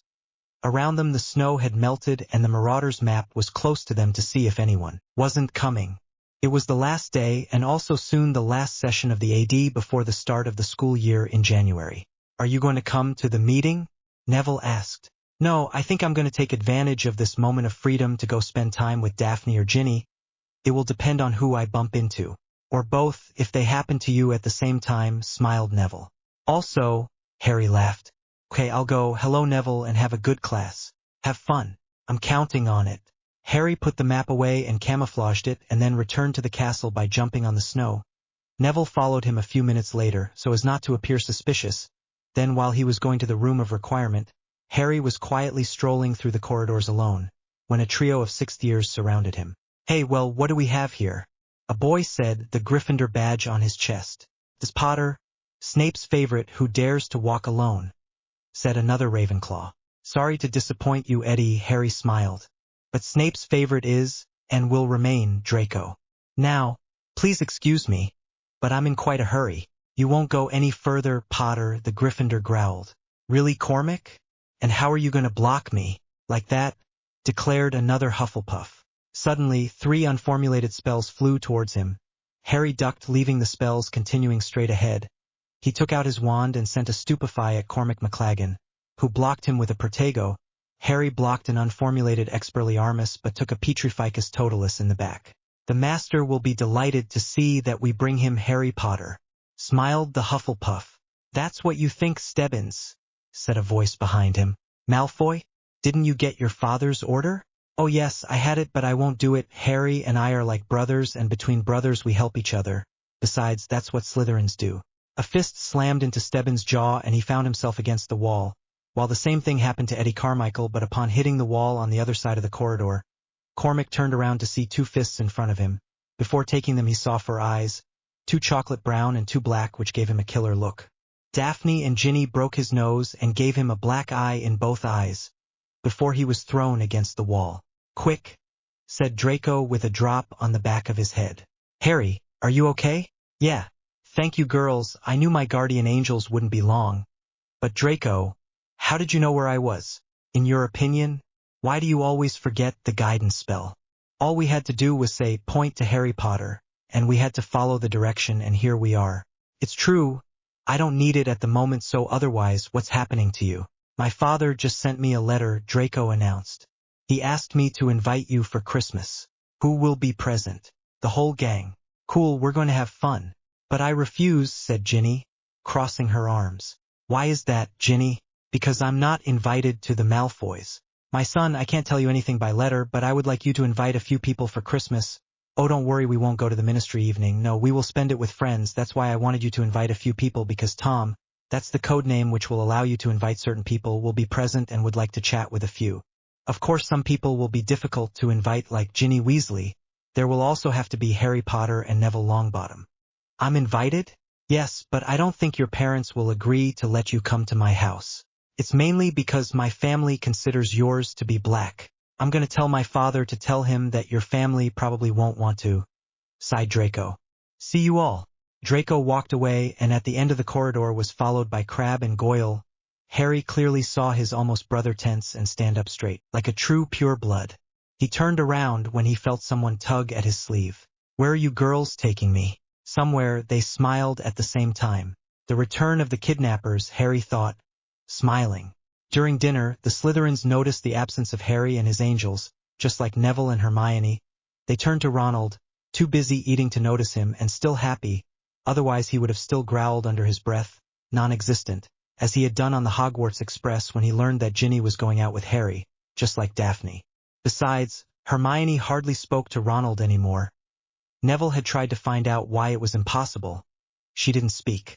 Neville rolled up his right sleeve and looked at the blue sheet that was present inside. You could see written at the top of the sheet Neville Frank Longbottom. He smiled and put his sleeve back normally before saying that he was going up to bed. Hermione nodded silently, Ronald still eating, or eating would be more accurate. Neville lay down on his bed with the leaf on his head. He fell asleep and felt himself falling to the ground to land on a hard rock whose ground seemed to be boiling. A glance around told him that it was close to a volcano.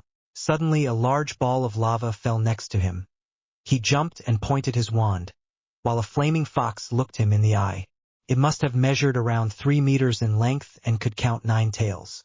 Hello, Neville, Neville heard in his head. Hello. So are you my animagus? Yes. I'm a fire kitsune. I'm delighted to meet you.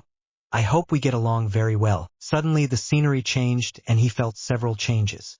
His body had become smooth, powerful, flexible. He was sliding between shiny, cold metal bars. On a cold, dark stone floor he was face down on the ground and crawling despite the darkness. He saw brightly colored, strange objects glowing around him. He turned his head. At first glance the corridor was empty. No. There was a man walking next to a bluish light. But he had a mission. He continued to move forward slowly, hoping to pass without disturbing him. But the man turned around and his face was visible. He recognized him, his red hair. There wasn't it everywhere, Arthur Weasley. Arthur got scared and took out his wand. He no longer had a choice. He raised his head as high as possible and struck once, twice, 3 times, plunging his enormous fangs into Arthur's human flesh. His ribs breaking under his bites. His forehead hurt, while Arthur screamed in pain as he felt the poison spread through his veins. Then he fell silent and fell to the ground half unconscious. Arthur looked at him and blood began to spread around him. His forehead now hurt so much that he thought he was being forced open. He screamed, Neville! Neville! He opened his eyes. His entire body was covered in freezing sweat. His sheets and blankets were twisted around him, like a straitjacket. Neville! Ronald stood on top of him, looking terrified. There were other figures at the foot of the bed. Neville turned to the edge of the mattress and vomits on top. He's really sick.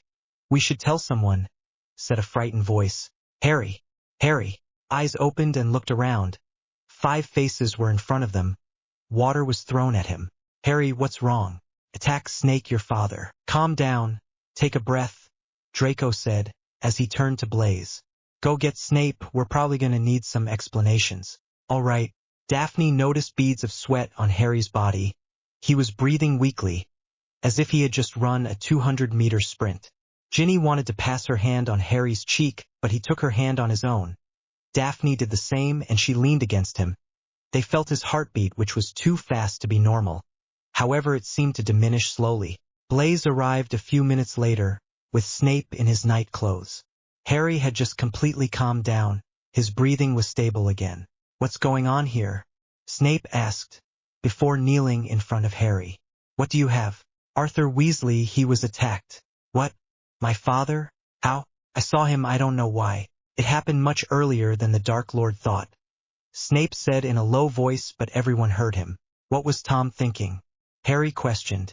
Longbottom must also be in the same state, and Fawkes appeared in the dormitory and gave a happy tremolo as he looked at Snape. The old lemon asks me, declared Snape, nodding to Fawkes, who disappeared. I'll explain it to you later, but you'll have to come with me, Potter and Weasley. Fawkes spoke to me and thought, he wants all the members of the Weasley family to be present in his office. As for you, Potter, I think he will ask you if you also had this nightmare. The rest of you go back to bed. But, later, besides, you have nothing to do here, Miss Greengrass. On the way. Snape disappeared behind the door and Harry got up with Ginny, and were about to leave to follow Snape when Daphne called Harry. Go ahead, Ginny. I'll join you, said Harry, turning to Daphne, who jumped on his neck. Ginny left and found Snape at the entrance to the common room. What is Potter doing? Daphne called her. I see, we will wait for him. Do you know what my father does? Yes, he was on a mission for the Order of the Phoenix, but it was a trap from Dumbledore. He secretly asked the Dark Lord Snake to enter the Department of Mysteries and retrieve the prophecy linking the Dark Lord to Potter and Longbottom. A trap? Yes, your family represents a danger for him. You are too important in Longbottom's eyes, and he hopes that by eliminating you one by one, Longbottom will obey him. He's wrong, Harry declared when he arrived. Neville has known about the real Dumbledore since last June. He's the one who thinks he's the winner. Snape smiled. Let's go. They left the room and took their time arriving at Dumbledore's office. Snape saw Harry's gaze on him and cast an unspoken spell. The Dark Lord thinks that your scar to you and Longbottom is not just a simple scar. He knows that you have some sort of connection with him, and thanks to that, you can go into his mind involuntarily as long as you do not master occlumency and legilimency. Occlumency? Legilimency? Ginny repeated, as she pressed herself against Harry. Magic of the mind, the first allows us to create mental barriers to prevent us from entering our mind and control our body, a sort of defense to the Imperium, while the second it is used to enter someone's mind. Why doesn't anyone find out about it then? Asked Ginny. Black magic, this is where they are recorded. Here's his office, Fizzwizbizz. The gargoyle came to life and cleared the passage leading to Dumbledore's office. Look at me. It's Longbottom, Harry muttered. They opened the door and saw that everyone was already there. Ginny went to find Fred and George but glared at Ronald when he wanted to hug her, and she returned to Harry's arms. What is happening to me? Neville questioned, hoping that Dumbledore would answer him. You wanted to see me, Professor? A Severus. Did this happen to Mr. Potter? Yes, Zabini came to pick me up. We cannot wait, or else we will all be vulnerable. Good. Longbottom. Potter, you follow me. Harry, Ginny moaned as she saw Harry following Snape with Neville. Don't worry. If you have a problem, just call me, Harry said, running a hand over his right wrist. If Weasley Jr. acts up again, I'll be happy to remind him that a wolf never forgets. McGonagall, who was present in the office, stood next to Ronald and stared at Harry with a threatening look, placing a hand on his shoulder. Redhead, what is a cat compared to the king of wolves, Professor? Absolutely nothing. Harry sneered as he closed the door. Dumbledore took a hot water bottle out of a drawer as a red feather fell onto the desk. Umbridge is aware that you have left your dormitories. Minerva, please occupy it. Heard. McGonagall left and Dumbledore turned to the hot water bottle and pointed his wand at it. Portus, you will use this portkey to reach the Order's HQ. It is closer to reach St. Mungo's Hospital. 312. Everyone had their hands on the hot water bottle, but Ginny removed her hand when Ronald placed his other hand on top of hers. 3. The portkey disappeared and Ginny remained in the headmaster's office. Damn, this one is boring, Professor Dumbledore. Can you make another one? No, I can't. You know about me. I can't leave you alive, declared Dumbledore, directing his wand at Ginny, who passed her hand over his right wrist. Harry appeared and grabbed Dumbledore's wand with his bare hands. Too predictable, Dumbledore. You didn't believe that I had left those dear to me without protection? Ginny will join Daphne and announces to Drago that he is beginning the start of operations. All right, operations, Dumbledore repeated once Ginny left. What Harry operations? You don't have to know, and you can always search my head, you'll never find, you can't resist my animagus. That you think, smiled Dumbledore. My animagus is very powerful, much more than Voldemort's, which is undoubtedly similar to mine. Voldemort is constantly transformed. Really? Very good information that you are offering me there. But this information has a price, your blood. In your dreams, Albus. Harry took out his wand and pointed it at Dumbledore's forehead. Sorry, but since I can't kill you, forget it. Dumbledore opened his eyes wide before sitting down in his chair behind his desk. Harry put his wand in his pocket and left before he woke up, while putting his wand hidden in plain sight. Harry entered Snape's office and found a tired Neville and Snape. Wand pointed at the survivor. Dumbledore forgot that Ginny is still there, that she missed the portkey. I'm gonna go with her to HQ. I'm taking Neville and Daphne. Can Greengrass come inside? Did you give him the address? No, but I thank you for allowing me to give it to him, declared Harry, taking a piece of parchment that Snape gave him. Neville, hurry up. I'm coming, just in time to catch my breath. Harry and Neville arrived in the fourth-year Slytherin dormitory. The girls jumped at Harry, who kissed them in turn, before giving the address to Daphne, who turned to Draco, Blaise and Theo. I'll take us there, Harry said. Draco, Blaise and Theo, you must stay here to prepare the ground. Draco will give you the instructions. It's time for the operation to get underway. What is the operation? Operation TFDPAC. And it is? Operation Kill the damn headmaster rot with citric acid, said Harry, making the others laugh. Are you not serious? Asked Ginny. More than serious. He gave me very interesting information. And it is? His animagus is similar to that of Voldemort, who is in his animagus form permanently. You mean Voldy would be a Snakeman animagus? Exactly. And I don't know why, but I'm willing to bet that our revered director is a Phoenix Man animagus. That would explain the fact that he understands Fawkes so easily, and that he stays with him. Phoenixes stay with pure-hearted people. Dumbledore doesn't have a pure heart, so I think Fawkes is using Dumbledore to find the one who will be his true master. Possible, but Harry, how are you going to get to Order HQ? Asked Ginny. What do you think a marauder on the run could have taught me? Animagus, it's done. There was only one thing left to teach me to save my life in all circumstances. Apparination. But how? You can't have learned it in 2 months. It's true, Sirius introduced me to it during the holidays before the 4th school year.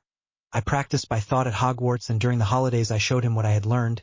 But we didn't see each other much. I took advantage of the 2 months this summer to learn as much as possible.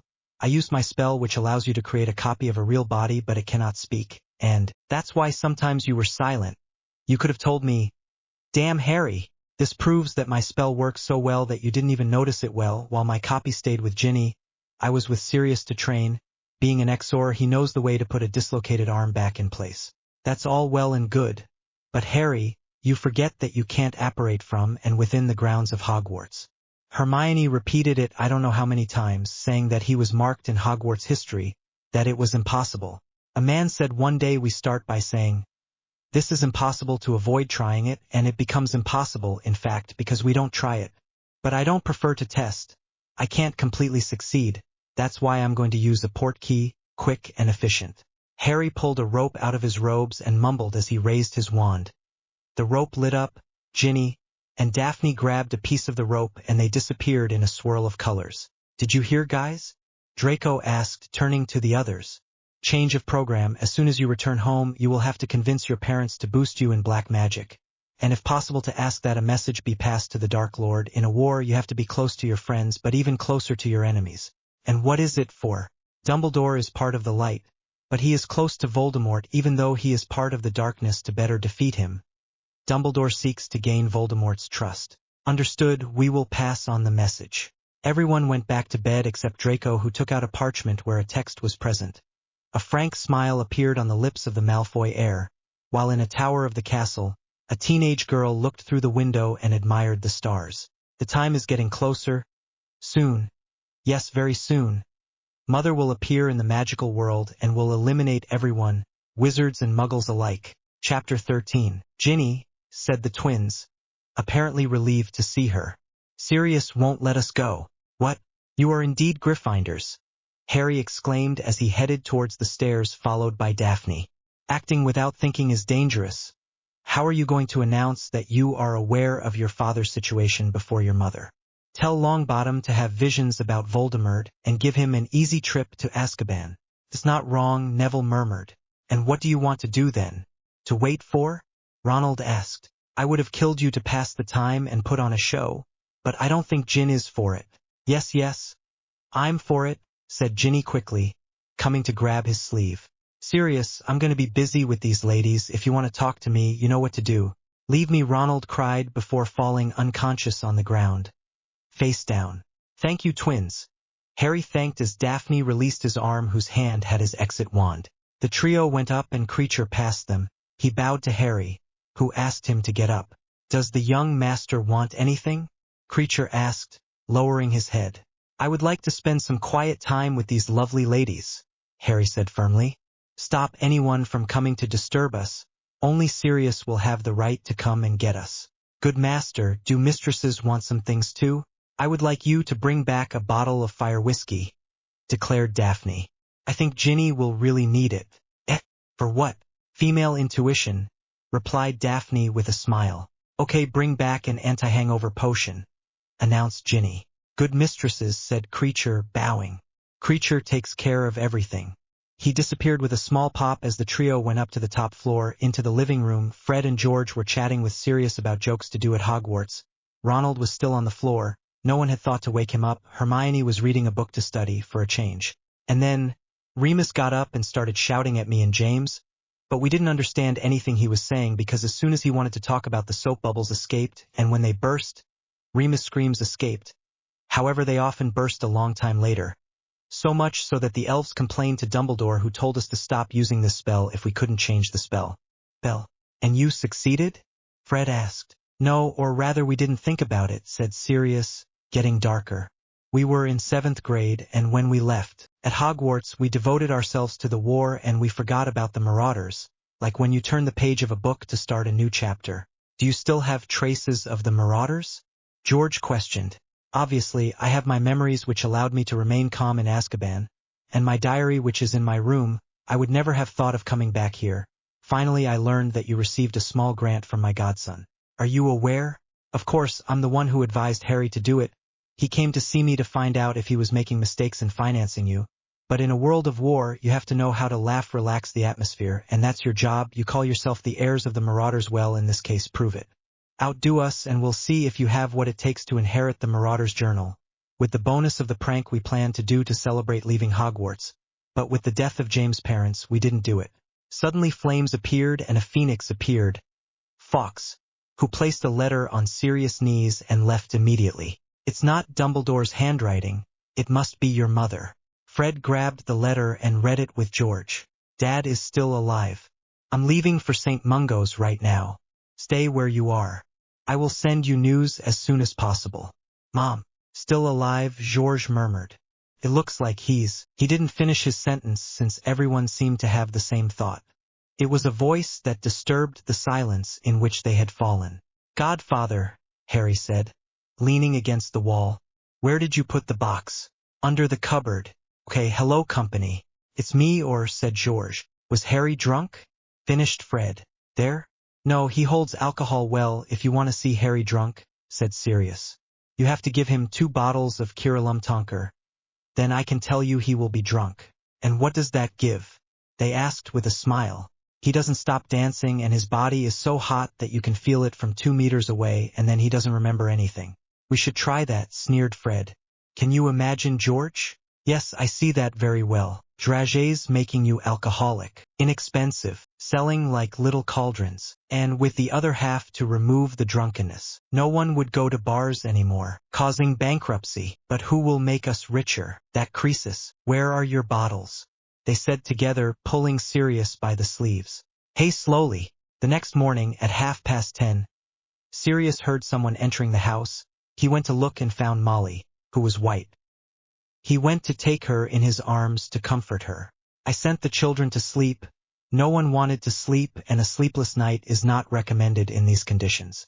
Thank you, Sirius. I'll wait for them to come down. In the meantime, I'll have a coffee. Creature. The traitor called Creature. If my mistress found out, go make some coffee. And don't put anything in it that can poison someone. Good. Creature disappeared with a loud pop and Molly went to sit in a chair, Sirius sat across from her. He'll be fine, Molly whispered, once the coffee was served. He's sleeping there, and Bill stayed with him this morning. He warned his superior that he wouldn't be there this morning. He's going to be okay, that's a good thing, Sirius announced. Yes. Noises on the stairs were heard. They turned their heads to see Harry appear shirtless. So, I imagine Arthur is alive. Otherwise you wouldn't be here without tears in your eyes. Yes, but he was close to death and on the verge of a coma. Good, he said before turning to Sirius. We're waiting for you in the training room, and I'll notify the others who woke up of their mother's arrival. Heard. Harry went back upstairs and Sirius stood up. Okay, well, I'm going to see what he wants from me. Who is that? Harry, he's the one waiting for me in the training room. He wanted to speak to you in private. Yes, we can say that. If it concerns GI, I'll tell you, don't worry about that, Molly. Harry may be a Slytherin. He's still a man of his word. Without understanding what Sirius meant, he went up the stairs while his children ran downstairs to get news. Fred and George arrived first by apparition. Ronald followed shortly after and Ginny arrived last. Half asleep. How is he? They asked at the same time. Better, he's resting under Bill's gaze. We can go see him this evening, she announced as Neville slowly descended the stairs. Neville, Mrs. Weasley, he managed to say as she hugged him forcefully. I can never thank you enough for what you have done. I didn't do anything on purpose, you know. Don't say anything stupid. Thanks to you, Dumbledore was able to find a valid excuse to justify Arthur's presence there. You can't imagine the trouble we would have had. Look at poor Sturgis. At the top of the house, on the top floor, Harry was looking at a sheet placed on his desk. A quill writing complex arithmancy formulas. Daphne was watching him do so. From under the duvet of the bed, when the quill rose to return to its base, Harry smiled, a smile of victory. So, my hypotheses turn out to be correct, he admitted, turning around. Hogwarts is protected from apparating from the outside. Otherwise, when you are in the castle, you can apparate anywhere, inside or outside, if you are part of the professor's clan. I see. How is your learning going? Sirius trains my double faster than I expected. Look. Immediately a double of Harry arrived, but he was missing a leg, and fell to the ground. Sirius arrived a few seconds later with said leg. He put it back together and greeted the duo by returning to the training room with the double. Are you almost there? As for the other learning? It's acceptable. I can grow Wingardium Leviosa over 2 meters. On what? Everything that is not living up to a certain weight, which is 15 kg. You deserve a reward, announced Daphne, holding out her hand. I'm grateful to you, Harry smiled, taking her hand. In the evening, they went to St. Mungo's Hospital by Magicobus. They crossed the hall to go to reception. There were people there and Harry looked everywhere with a very Slytherin look, which Daphne noticed. Hey, aren't you finished soon? She asked in a low voice. There is no one who is likely to come after you. Do you believe that? He retorted when he saw a man staring at him against a wall. Look over there. What does this one want from you? He's watching us. He's the one who brought Nagini into the department. Is he an unspeakable? Wondered Ginny, who was on the other side of Harry. Yes, in Voldy's service he will communicate to Voldy the fact that I am with Longbottom. As Harry said, the man disappeared and Daphne moved closer to Harry. Ginny wanted to do the same, but Molly stopped her by putting a hand on his shoulder.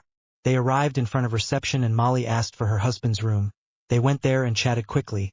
Then the adults sent the children outside to chat between adults. However, the twins used their invention called the extension ear to find out what they were talking about. Fred, George, Ron, Neville, and Hermione listened with the inventions. They heard the whole conversation. Harry leaned against the wall and his angels came to stand beside him. His eyes were closed, but his forehead was furrowed in concentration. Voices were heard, those of order in Arthur's room. Everyone was worried that Neville would be able to warn someone of the attack, and so Moody, knowing very well that someone was behind the door thanks to his eye, decided to test the loyalty of the Gryffindors by dropping the bomb. What if Longbottom was controlled by you-know-who? That would explain a lot, right? The Gryffindors jumped and moved away from the door, and heard nothing more of the conversation. All looked at Neville with fear. Only Neville had an imperturbable look. In this case, we are 2 Longbottoms because I saw it too. Shut up, we didn't ask you anything. Can you tell me why you're so keen to see this thing alive? Harry asked in a harsh voice as Daphne and Ginny pinned him down and Hermione cast a silencing charm on Ronald. Because you don't have the right to kill? Ginny asked with a smile. That's not a valid reason. Well, are you coming? Am I thirsty? We're following you, Harry. Harry got up and left for the hospital cafeteria with Ginny and Daphne. Turning his head to the side, Ginny noticed that Ronald was shouting but still silent as a carp. No sound came out. She smiled and put Harry's hand, which was on her shoulder, on her buttocks, making her brother get even more angry, who wanted to take out his magic wand. She put her head on Harry's shoulder and closed his eyes.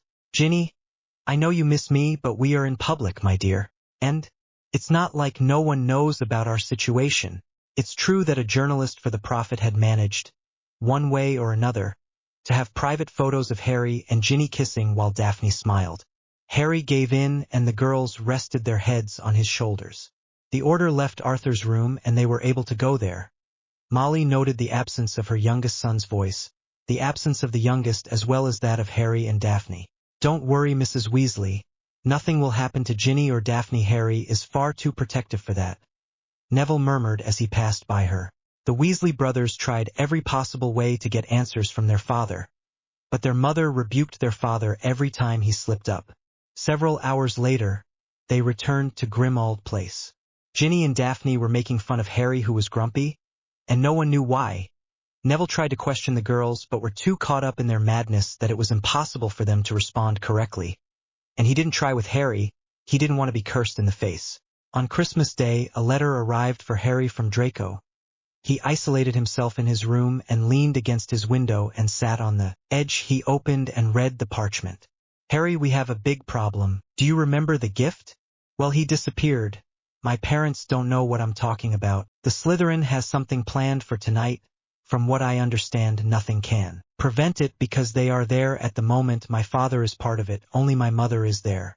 Daphne's parents came to spend the evening with us. They ask you not to be parents before the end of studies.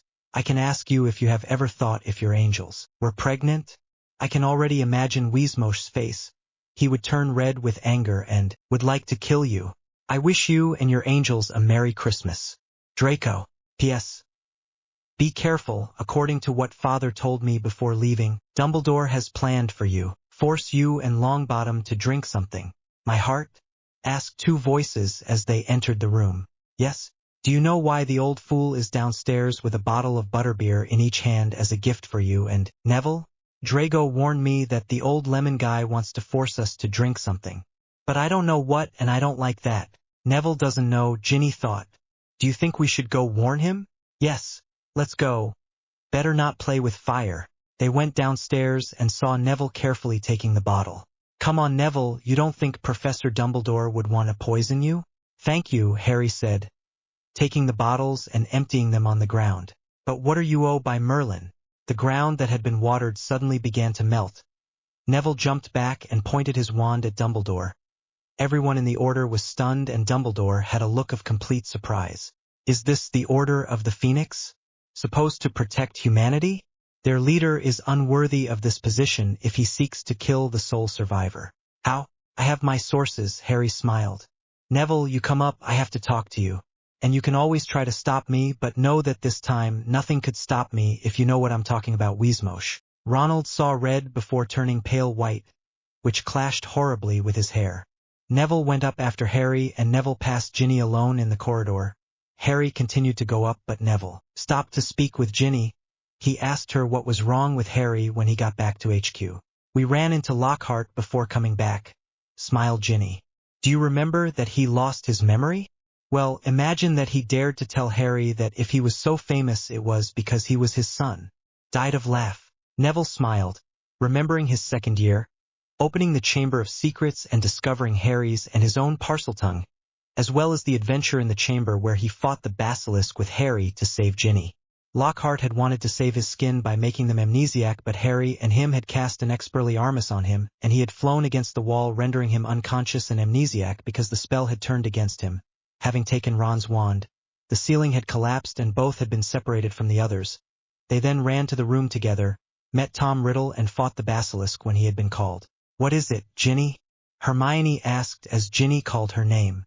I'm going to go with Harry and Daphne. Neville is coming with us. Can you just say that I went with them? It's not walling off if you want me to say so. We're going to have Christmas with the Malfoys and you know my family. Real idiots. Of course, I won't say where you're going, but on one condition. Which? I want a meeting with Neville. Of course, said Neville surprised. And you can just say that Sirius knows where we're going. You'll be able to admire the show. Harry smiled as he arrived with Daphne. Ready, girls? Yeah, let's go. Harry raised his hand and a cup served as a portkey so they could leave, and Hermione went to the living room where the adults were. Ah, Hermione, do you want some things? I just came to warn that Harry, Neville, Daphne, and Ginny went to a party and that Sirius knew where it was, but I didn't. Of course, my darling, Molly smiled. Where is it, Sirius? Well, Sirius said, scratching the back of his head, cursing Harry for taking Ginny when he knew his family wasn't going to take it well. There at the Malfoys. What? At the same time, in the portkey area of Malfoy Manor, Harry, Neville, Daphne, and Ginny arrived. They were greeted by Lucius and Narcissa. Ah, here you are. We thought you wouldn't arrive, you're the last.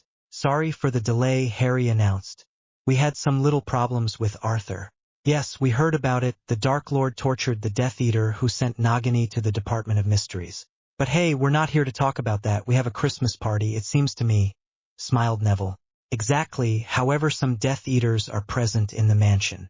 Understood, we won't fight unless they start. Harry, by now you should know it's not us who look for trouble. It's them who find us. Unfortunately, finally, Tom is there? In the living room having fun with Nagini, he looks like a father hen, breathed Narcissa. Harry smiled and led the girls with Neville. When they arrived in the living room, they saw the Death Eaters chatting.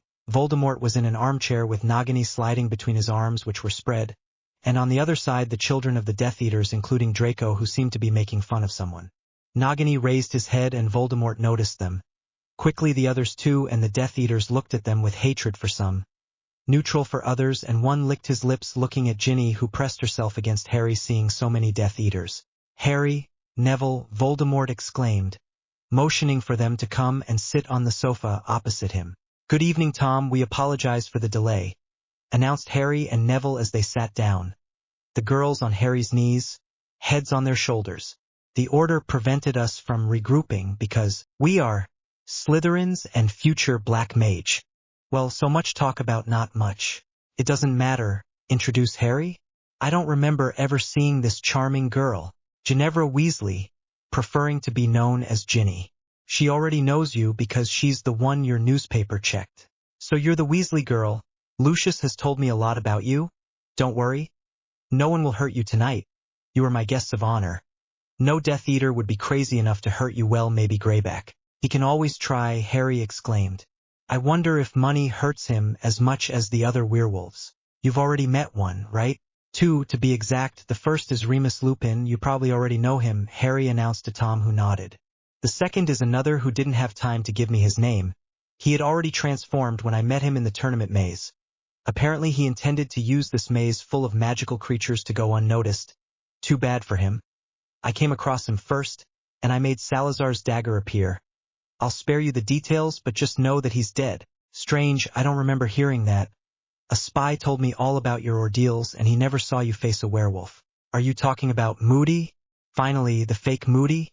He was forced to move away so as not to get caught when the mark heated up, during the event and shortly after I took the trophy with Cedric and Neville. I see.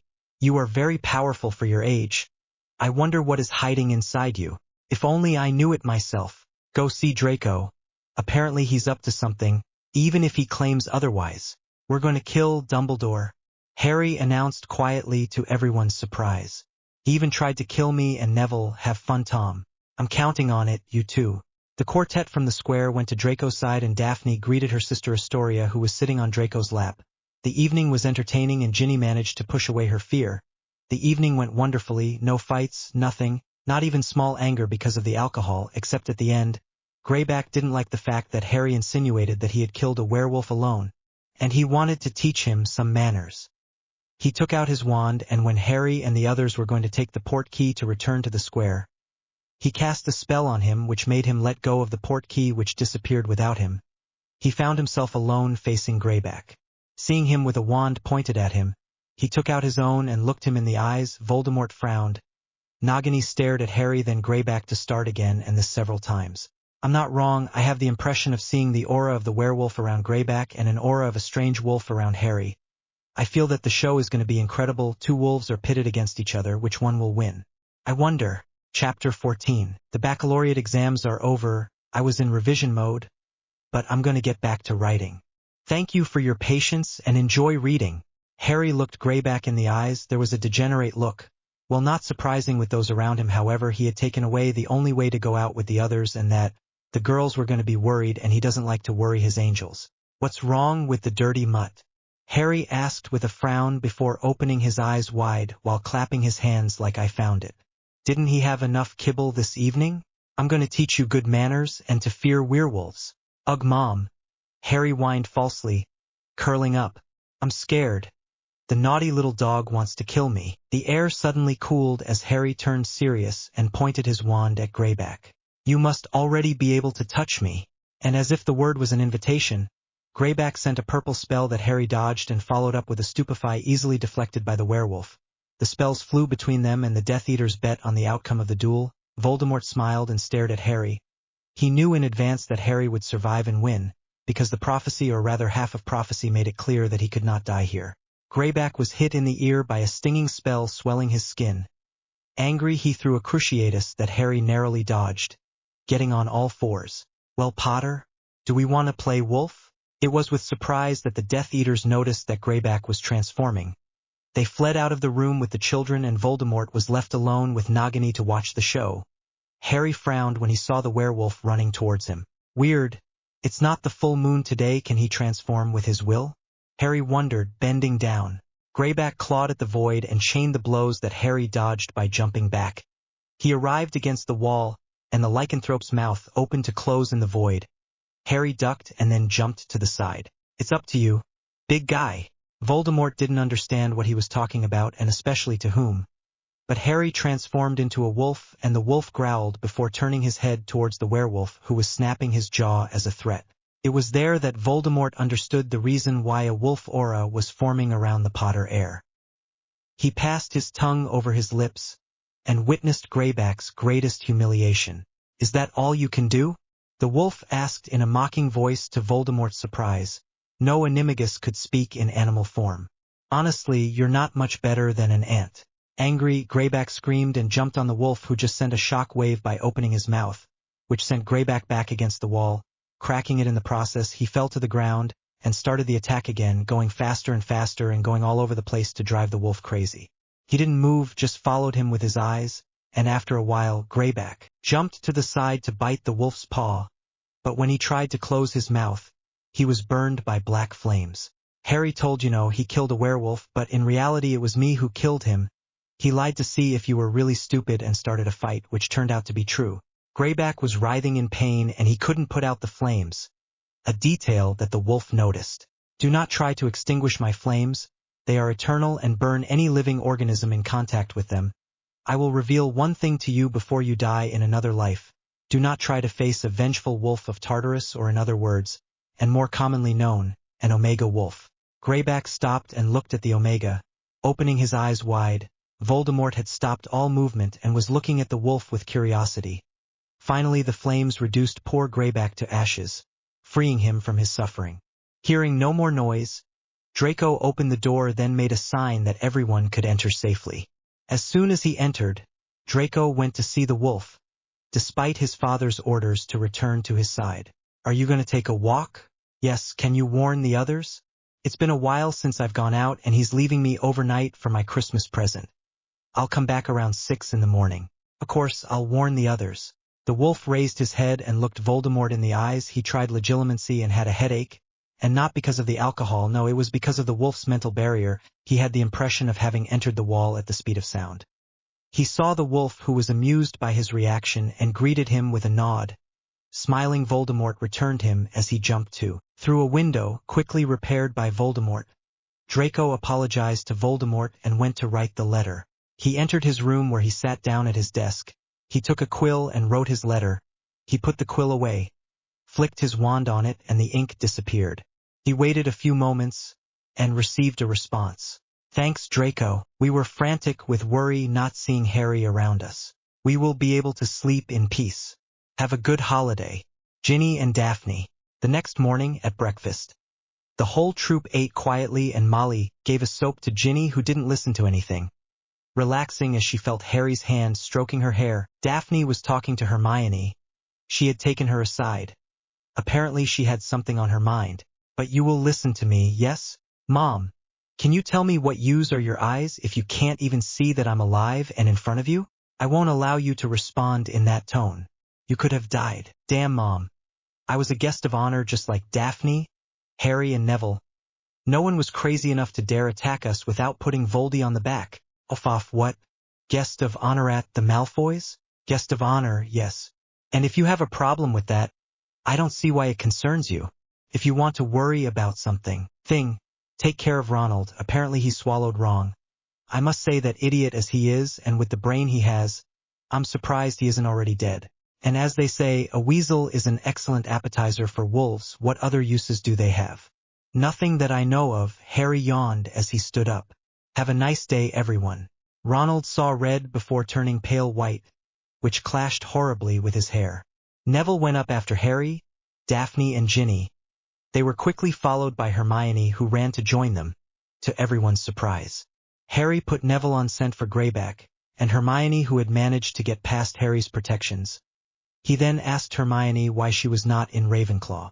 I had fallen under Neville's spell, and as he had defeated Unoho, I suspected that he would go to Gryffindor then. So you asked the Sorting Hat to send you there like me. The Sorting Hat wanted to send me to Ravenclaw, but I only knew Draco and I accepted that the Sorting Hat sent me to Slytherin. Much later, Neville came down with Hermione hand in hand, a detail noticed by the twins who whistled, introducing themselves together officially. The new couple blushed under the members' laughter. Molly insulted the twins for bothering them. Sirius seemed to look at the fireplace with hatred but laughed so much that we thought we were imagining it. On the other hand, Ronald looked at them with a dark eye before turning his head away. The start of the school year came quickly and nothing special happened, and everyday life settled in at Hogwarts. Classes, Quidditch practice, romantic walks, homework, and DA, these were the moments most often present in the schedule. Until the day Hogwarts was colored pink Valentine's Day. My dear students, smiled Dumbledore. On this Lover's Day, Dumbledore had opted for a candy pink dress with flowers of various varieties. His beard had red flowers inside. As you probably know, today is a special day because it is the day of love. Please don't let him give us the speech about love again. Blaise grumbled. I think so, sighed Theodore. Love, what could be more magnificent? This feeling so great and so strong that it can create miracles. And, Harry, how much do you bet he's going to mention your parents? Nothing, Draco, he will do it. It is also thanks to the love of Neville Longbottom's parents, Alice and Frank, as well as Harry Potter's parents, Lily and James, that they are still alive despite having received a killing curse. Que est-ce que je t'avais dit? Il faut faire quoi en annonçant à tous que c'est nos parents qui nous ont sauvés? Make everyone believe that love is more powerful than hatred? Possible, Daphne, but to be frank, I don't think that love is more powerful. Love is an unstable feeling. You have to be certain that it is real to be powerful, otherwise it is just a web of lies, and it is as effective as a sorcerer facing a nundu. We'll judge which one is the most magnificent and win 100 points for their houses. What did he say this time? Draco asked. He said that all of Hogwarts will have to judge the most gorgeous couple of the year. Nothing to worry about. Already seeing Weezmosh with Brown makes me nauseous. If in addition other couples of the same kind form for a stupid competition, we will have enough vomit to fill the Black Lake. Don't you agree, Harry? You're nice there. I would have bet for the Pacific Ocean. The Slytherins laughed at the remark, drawing glares from the other tables, the professors looking at them with a look. Who do you think you are, laughing in the middle of the Great Hall? Otherwise, Harry, what are you going to do? I don't know yet. I was planning to ask Ginny and Daphne to work things out. You just have to make a clone that will go with me to the room of requirement. It's me who was with you last year. Are you sure, sweetheart? Yes. Don't worry about me, Daphne smiled. Of course, I'll warn Ginny, and at the same time I'll send my clone into the room. All right. Harry kissed Daphne before getting up and placing a kiss on her forehead with a I love you. Once he arrived at the doors, he turned his head towards Ginny, who had already gotten up to join him, followed by Ron, who was yelling at him to come back here. Ginny turned around as she jumped and gave her brother a high arm while landing in the arms of Harry. He left the room while having Ginny in his arms. In the hallway, Ginny turned around and kissed him passionately. Why isn't Daphne with you? Because she told me to go with you this year and put my double in the room of requirement. Placing her wand over her heart, a black flash dazzled Ginny for a few seconds, and when she opened her eyes, she saw two Harrys, one of whom took her in his arms while the other greeted them before leaving. So where do you want to go? We have the whole day. Let's go for a walk in Hogsmeade. Here we go. In the evening, while the teachers were talking to the students during the evening meal, everyone noticed the absence of Ginny and Harry. However, no one was offended. Daphne was also absent, and Pansy had asked Draco why, since she wasn't with the couple. She must surely be sleeping in the room of requirement. After all, she spent the whole day alone with Harry's clone. Conclusion: she slept all day, thought Pansy with a smile. Winning couple is Neville Longbottom and Hermione Granger. Far away in the shrieking shack, Harry and Ginny were lying on the bed. Ginny was on top of Harry, and her breathing was caressing Harry's chest as she slept. Harry stroked her fiery hair tenderly. He remembered his day with Ginny. First they had wandered through the streets, hand in hand. They had stopped at the Three Broomsticks for a butterbeer and had eaten around noon, then had resumed their journey. They had bought a ton of sweets around 4 o'clock and had left for the Screaming Hut, where they had sat down on the bed and had started to eat the sweets, one giving food to the other and the other giving food to Mon. After a while, he left his hand on Ginny's lips and looked into her eyes. She blushed slightly but couldn't say a word. Harry kissed her and rested his forehead on Ginny's, looking into her eyes. He had finally said to her the words she had been waiting for since the first day. Those few little words that make girls happy. I love you. She had cried tears of joy, and a few minutes later they were naked. And now she was asleep, exhausted. Your performance is improving, little one, admitted a voice. Hey, it's been a while, what were you doing in my mind? Harry asked, once immersed in his mental space, where he found his wolf. I was wandering around here and there, just to find your animagus, and I must say that they are quite powerful. Did you find them? And what is it? I won't tell you. It's up to you to find out for yourself, sneered the wolf. It's not fair. You know very well that they are running away from me, because I don't know what ordeal I have to undergo to see them. Oh, poor little one, are you going to cry? And then what else? A brief flash of yellow was visible in the distance behind the wolf, and Harry jumped. What is it? There was a yellow flash. Apparently you're starting to see one of your animagus. That's good. Soon you'll be able to see him completely. Yeah, you know, sometimes I wonder if I'll be up to it. Height of what? From her? No. I'm worried because I wonder if I'll be strong enough to protect Ginny and Daphne. They're like fairies, and I'm an elf. They circle around me and are in love with me. But an elf can only have one fairy, but I can't figure out why I can't have both. If you have two fairies, as you say so well, it is because you have a soul different from yours within you, announced a voice making them jump. Who spoke? Patience, my friend, soon you will know. A big yellow flash sounded and Harry found himself in the Screaming Hut. He looked at Ginny and saw that she was still sleeping. He smiled and fell asleep too, without noticing the person who was standing behind the door against the wall and with their eyes closed. Rest well while you still can, Harry Potter, the person thought, opening their eyes, purple eyes. Because soon, you will lose everything and Mother will break your dirty mutt. As for me, I could finally perfect my alchemy and become the mother of the next plague. A smile appeared on the lips of the person who floated down the steps and went to Hogwarts Castle in silence. Thank you, Minnie. I can never thank you enough for everything you have done for me. It's nothing, Albus. I'm going to bed. I'd like to be in good shape for tomorrow. Of course. Good night, Minnie. You too, Albus, declared Minerva as she left the headmaster's office. What do I need for the pleasure of having your presence? Dumbledore asked, turning towards a curtain with a person behind it. Has the great white king Albus fallen into the dark side? The person asked, two purple orbs glowing in the dark. The voice sounded like an echo. I have always been in evil, but I use evil for good. The result that counts is what you think. In this case, I fear that you have lost Tom, Neville, Harry, Albus. The four heirs of the flame are finally close to the home stretch. All that is missing is the awakening of Harry and Neville. Unfortunately, I tried to kill them so that the prophecy would never happen, but it's not that easy. Have you forgotten that when a prophecy is announced, it fulfills itself? If you want it to never come true, you must destroy it and make sure no one remembers it before. But with Severus and Tom knowing, it's impossible, Dumbledore sighed. Exactly.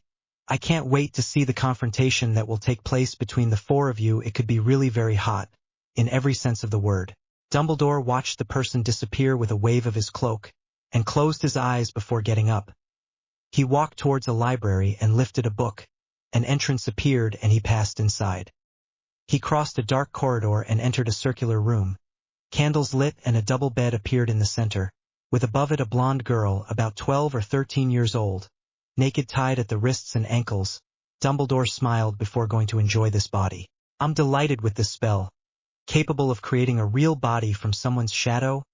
Albus thought, caressing the body while the little girl cried and tried to struggle. In vain. Come on, calm down, it doesn't hurt. After all, you've been here for a long time. I want to go home. And when I get home, I'll tell Mom and Dad. If you wish, believe in it very strongly, because you will never get out of here. You are mine.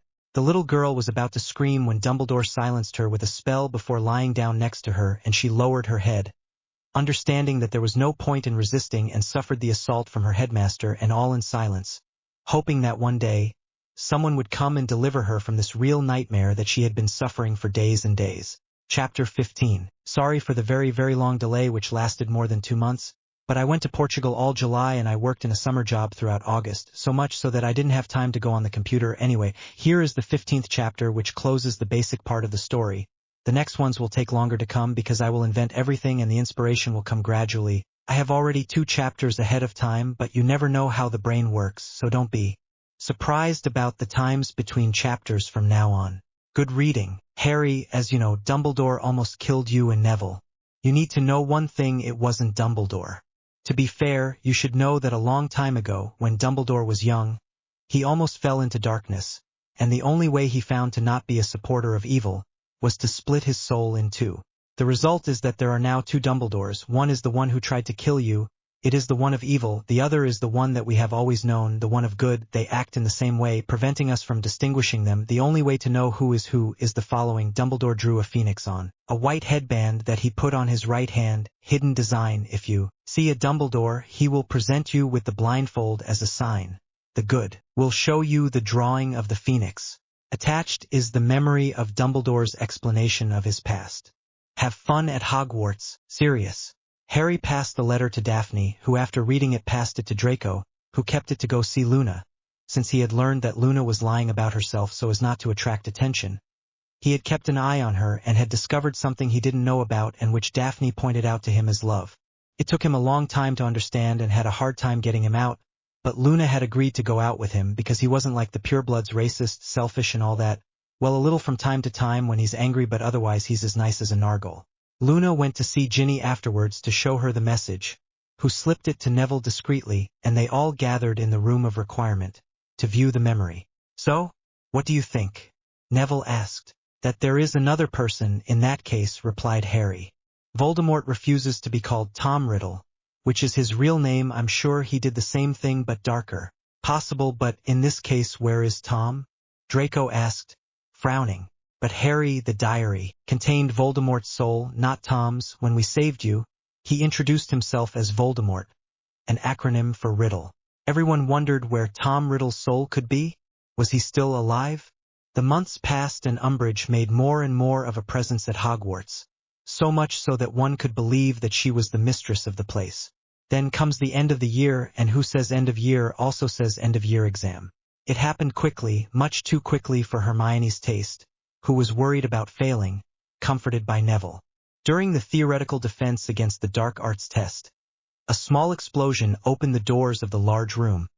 Outraged Umbridge headed into the corridor, only to see the Weasley twins jumping towards her.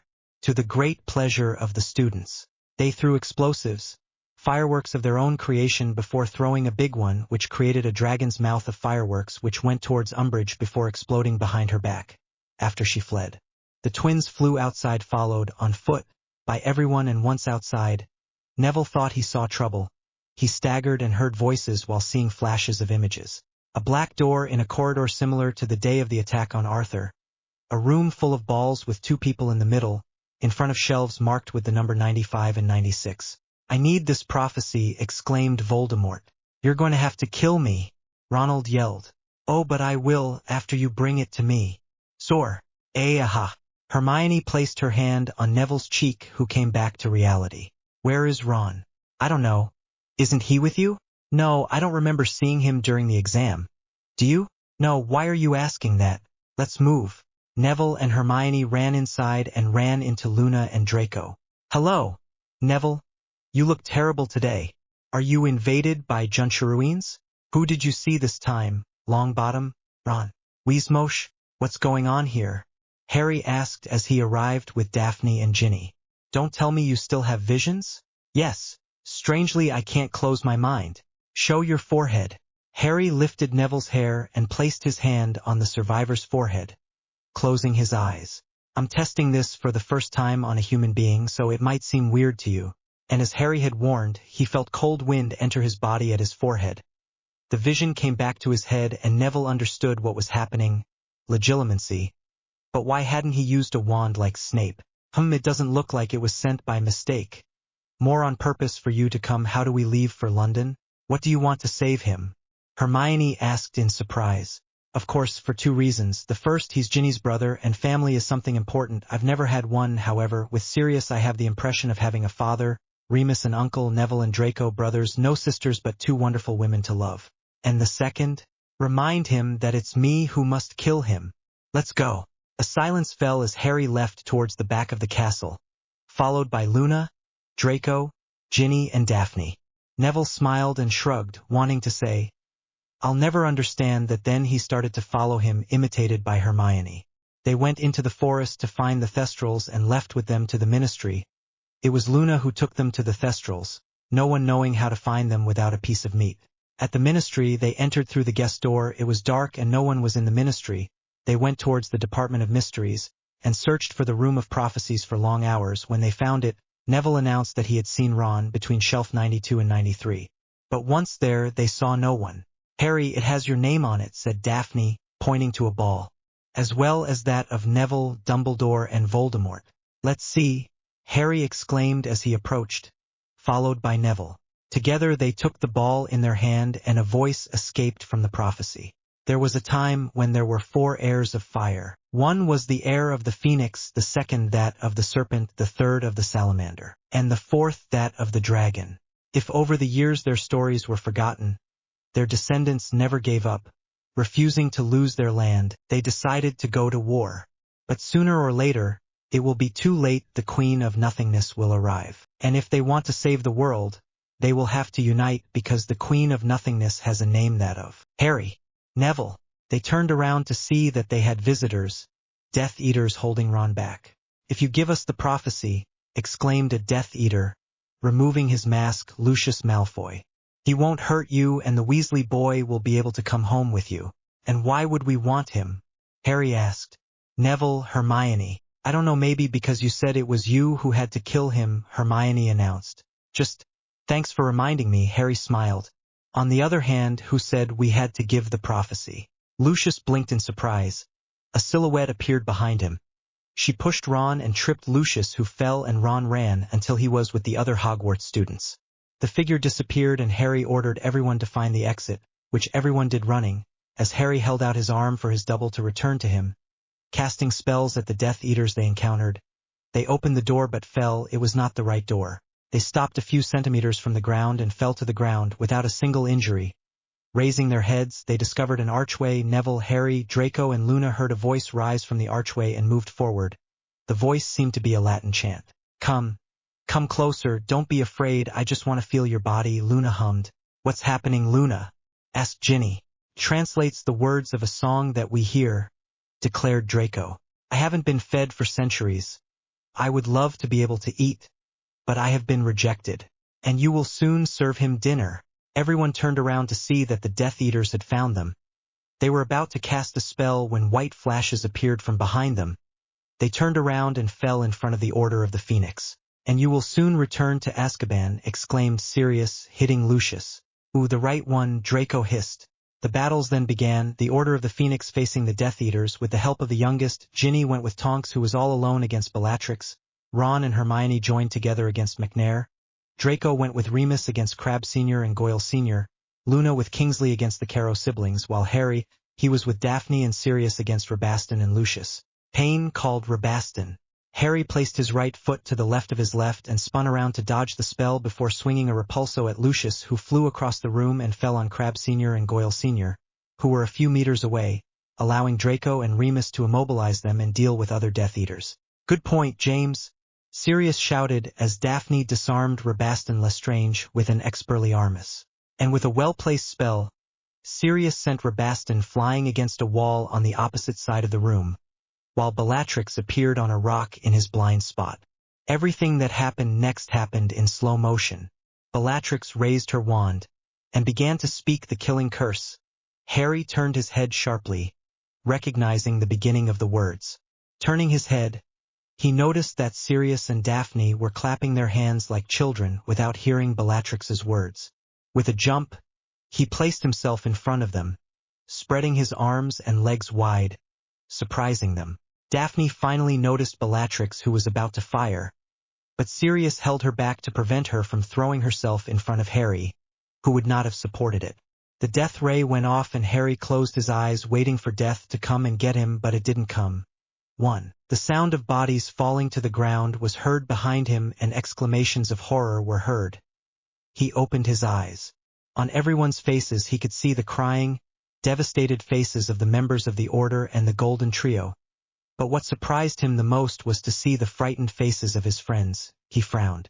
When they're like that, something happened to Daphne, but she's here in front of me, and wait a minute, where is Ginny? Driven by doubt and an invisible force, Harry slowly turned around and, once turned, looked at the face of Ginny, lying on the ground, her face frozen in a smile and her chocolate brown eyes staring at him without seeing him. "G.I. Ginny?" Harry fell to his knees. The Death Eaters chuckled and gathered around Bellatrix. Harry caressed Ginny's cheek.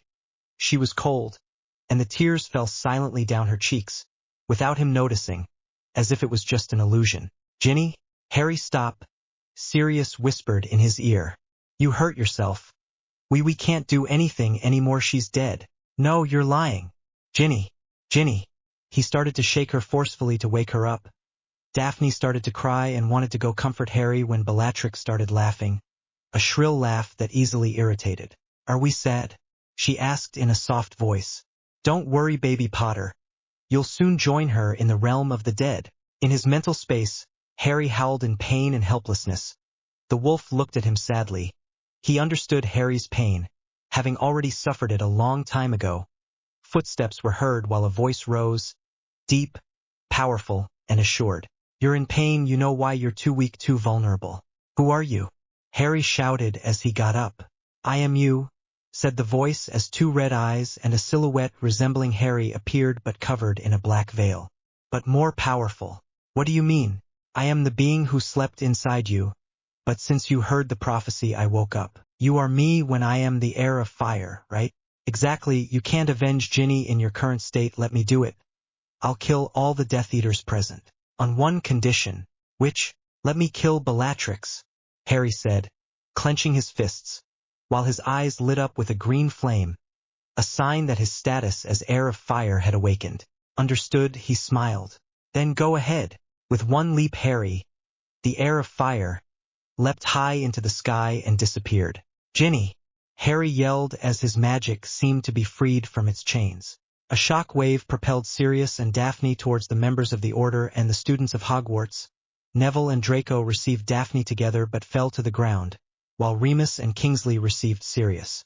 Harry hit the ground sharply, sending dust around him in a 2-meter radius. At the same time, at Hogwarts, Trelawney in his office held his throat before starting to speak in a hoarse voice. "The hour is approaching, the awakening of the last is near, the chosen ones will soon enter the final phase, their destiny will be sealed by the fight which may be fatal to them." A high-pitched howl forced everyone to put their hands over their ears. Remus was even on his knees because of his lycanthrope status, which doubled hearing. A shape in the dust was visible. Out of the corner of his eye Sirius noted that Bellatrix had disappeared down the corridor leading to the hall, pursued by Neville. The dust was fine and the shape became more and more visible. It had an almost human silhouette, if 2 large wings were not present. As the cloud of dust disappeared, details appeared before everyone's eyes, two red eyes staring at the archway located just in front of them. The right arm rose to the height of the left shoulder and a tenth of a second later, found itself back in its initial position. In less than a second, the arcade began to melt on its pillars. Alastair, what is it? Sirius asked. You'd better shut up and get on your knees, Moody murmured as he did so. Everyone watched him kneel. The members of the Order were extremely surprised. Alastair Moody had just put aside his dignity and pride to kneel in a position close to submission. Knowing that Moody had a pride even greater than the Great Wall of China, they knelt it there. Asking the children to imitate them, all did except one, Ronald Weasley. Ron, do as you're asked, Hermione moaned. I wouldn't lower myself like a Slytherin. I'm not a bootlicker. No, you're worse than that, said a voice behind him. A deep and gravelly voice that made Ronald tremble with fear. Everyone turned their heads only to see that Harry was behind Ronald. But he had changed physically. Long red hair cascaded down.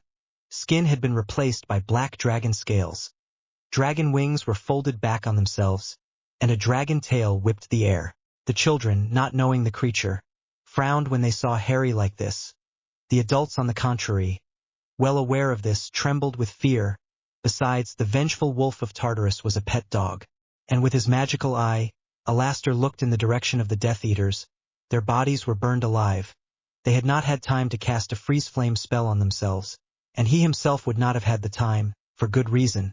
He had not even seen him kill them, even though he had been staring at him with his eye since the beginning. Ronald wanted to speak, but he couldn't. Hermione had cast a silencing spell on him, while on Sirius he had cast a gravity spell on him, forcing him to kneel under the weight. That wasn't necessary, Harry exclaimed, running a finger over Hermione's cheek. It burns. Please let this stop. I'm going to die if he continues, Hermione thought, as she cried in pain, her jaw clenched to keep from screaming. Hermione! Ronald yelled. Hermione's concentration gone. The charm had been removed. Harry's tail came to be placed under Ronald's chin, who screamed to death. A laugh sounded in the distance, a laugh that stopped Harry. However, the laughter quickly stopped with a little cry of surprise. They did not have time to blink as Harry had already disappeared down the corridor leading to the hall. Without consulting each other, everyone started running in the direction of the scream. The spectacle was peculiar. In the hall, Neville and Harry, who had returned to human form, were holding Bellatrix on the ground. Wands pointed at her. Neville seemed angry, and the members of the Order knew why. Bellatrix had tortured his parents before delivering them to Voldemort at the Potters, while Harry, he was completely enraged. His fist, holding the wand, was shaking like crazy. Draco thought it was a miracle he hadn't already killed him, and he wondered why he hadn't done it. She killed her, said a voice echoing in the room. She tortured them. Everyone took out the wand and looked for the presence of the voice. In vain. They stood close to the children to protect them. You know the formula, Voldemort announced, appearing next to Neville and Harry, and they did not flinch at his approach, like last year at the cemetery. Do it, glancing at each other, and with a nod, they quietly pointed their wand at Bellatrix's heart and uttered the two words that sent a chill through the assembly. Avada Kedavra. Bellatrix died, wondering why her master hadn't saved her. And Voldemort sneered while everyone seemed shocked that they had dared to kill in cold blood. It was a bad idea to come here, Tom, declared Dumbledore's voice, appeared by Floo, startling everyone. World, he undid his blindfold and showed the Phoenix, Fawkes, to the Order, who breathed in relief. The Aurors are on their way, and when they arrive I will be far away, and you will be dead.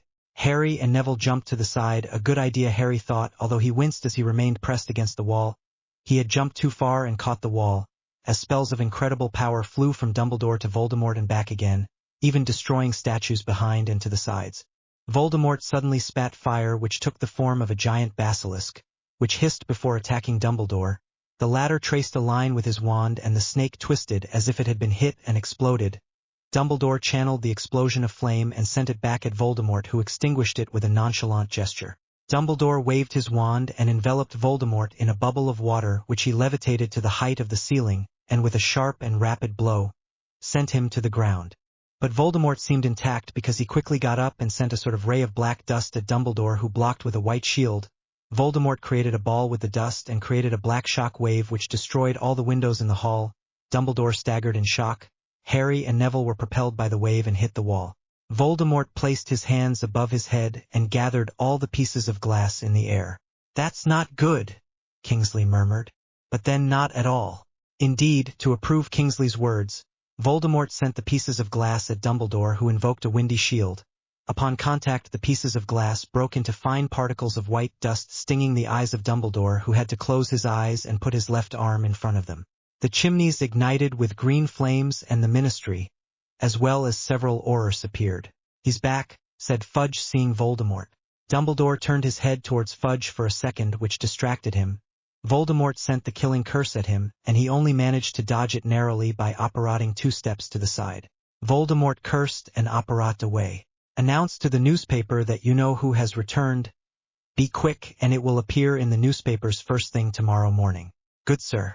"Dumbledore, I'm sorry I didn't listen to you sooner. I suspect it, Cornelius. We need to talk in my office." "Come on. Just 2 seconds, I send the students back to the castle." "What?" Dumbledore created a portkey right in front of the Ministry and gave it to Remus, who went to the students. Harry was not there, and he spotted him with serious thanks to his scent further in the back room. Asking everyone to get their hands on it, he held out the portkey and they disappeared a few seconds later. The members of the Order helped the remaining Aurors picked up the bodies of the Death Eaters. The first body was that of Bellatrix. Kingsley spotted Harry kneeling next to Ginny's body, crying in Sirius's arms. They were discussing, but he was too far away to hear them. He took the body of Rabastan Lestrange, burned or even burned by Harry. As he left, he saw out of the corner of his eye an Auror heading towards Harry and Sirius. He stopped and wanted to stop him, but too late. "Do not touch it," Harry yelled, dismissing the Auror with a wave of his arm, who glided to the wall and fell face down on the ground. His face still surprised. Then Harry apparat away. Sirius was sad, and felt guilty for Ginny's death. If he had not been distracted on a battlefield, Harry would not have had to come between him and his cousin. And Ginny, who was nearby, must have noticed Harry's gesture, and for fear of losing him had thrown herself in front of him. He felt a hand on his shoulder and turned his head. It was Kingsley. "Everything is fine? For me, I'm not sure, but for Harry it doesn't work at all. Yes, losing someone so close to you at such a young age, it's an ordeal much worse than death. Feeling helpless while those we love die around us. He loved her like Daphne, he told me, since Valentine's Day." Ginny had passed out with happiness when he told her. Who would have thought she would die so quickly? Life sometimes has bitter surprises in store for us. "You said it. Come on, Sirius. You should go home to see Molly and Arthur. Harry probably took Ginny there." "Sirius? Black?" They turned to see Fudge, who had come to see what the scream was about and was staring at Sirius. "Stop it, useless Fudge," announced Dumbledore. "He is not a murderer. He sold the Potters, that makes him a murderer." "Azkaban." "Speaking of Azkaban," said Sirius, "do you know how easy it is to escape? Azkaban is the best magical prison. Being an animagus is at its best at that moment." Sirius transformed into a dog and ran around when suddenly he braked and turned his head towards an Auror who was shaking from head to toe. He changed back into human form and quickly immobilized the Auror. "What, Sirius? What are you doing?" "Good to see you again, Wormtail." With a simple gesture, Sirius removed the enchantment and the illusion disappeared. The Auror became an immobile Peter Pettigrew, creating everyone's amazement. His left arm, stripped of its sleeve, was stained with the dark mark. Questioned under Veritaserum in front of the entire Wisengamot, Peter Pettigrew confessed everything he had done: the betrayal, his life as a rat, his actions on the Weasley family, and the resurrection of Voldemort, which agreed with the stories of Cedric and Neville. Sirius Black was released and Peter was incarcerated in an Azkaban cell with magical handcuffs preventing any transformations. A new year had ended. The Weasley family had lost the only daughter born directly into the family for 7 generations. Daphne, arriving on Harry's bed, found a box with Hedwig, Harry's owl. She opened it and read the letter from her fiancé. "Daphne, by the time you read this letter, I would probably no longer be intact in my head. As you probably guessed when you saw my pensieve in the box, it's about all my happy memories spent with you and Ginny and the others. Don't worry, I'm fine. Well, if you can put it like that, I'm gonna leave far, far away from England for the holidays, and I will come back stronger for the back at Hogwarts. I promised myself I would become one after losing Ginny. The second woman in my life. When I return, I risk not having the same character than before. That's why I'm asking you something, Daphne. Promise me to restore my memories in my head, even if you have to. Entering them by force with the help of others will, perhaps, be the only way to bring me to my senses. Lovingly, Harry, your heartbroken fiancé. In the distance, in front of a mountain whose summit we could not see, Harry Potter dropped his bag, buried the bag and cast the spell to keep it that way until his return and protected it from any muggles or wizards who might pass by. Time for summit training, Harry said, as he created a duplicate of himself, who walked away and pointed his wand at him. They looked at each other and, while climbing the mountain using a bonding spell and an oxygen spell called Bullhead, they swung spells at each other that destroyed pieces of the mountain with each impact. He had decided to become strong, and nothing will stop him from becoming strong. Nothing, no one, not even his own body.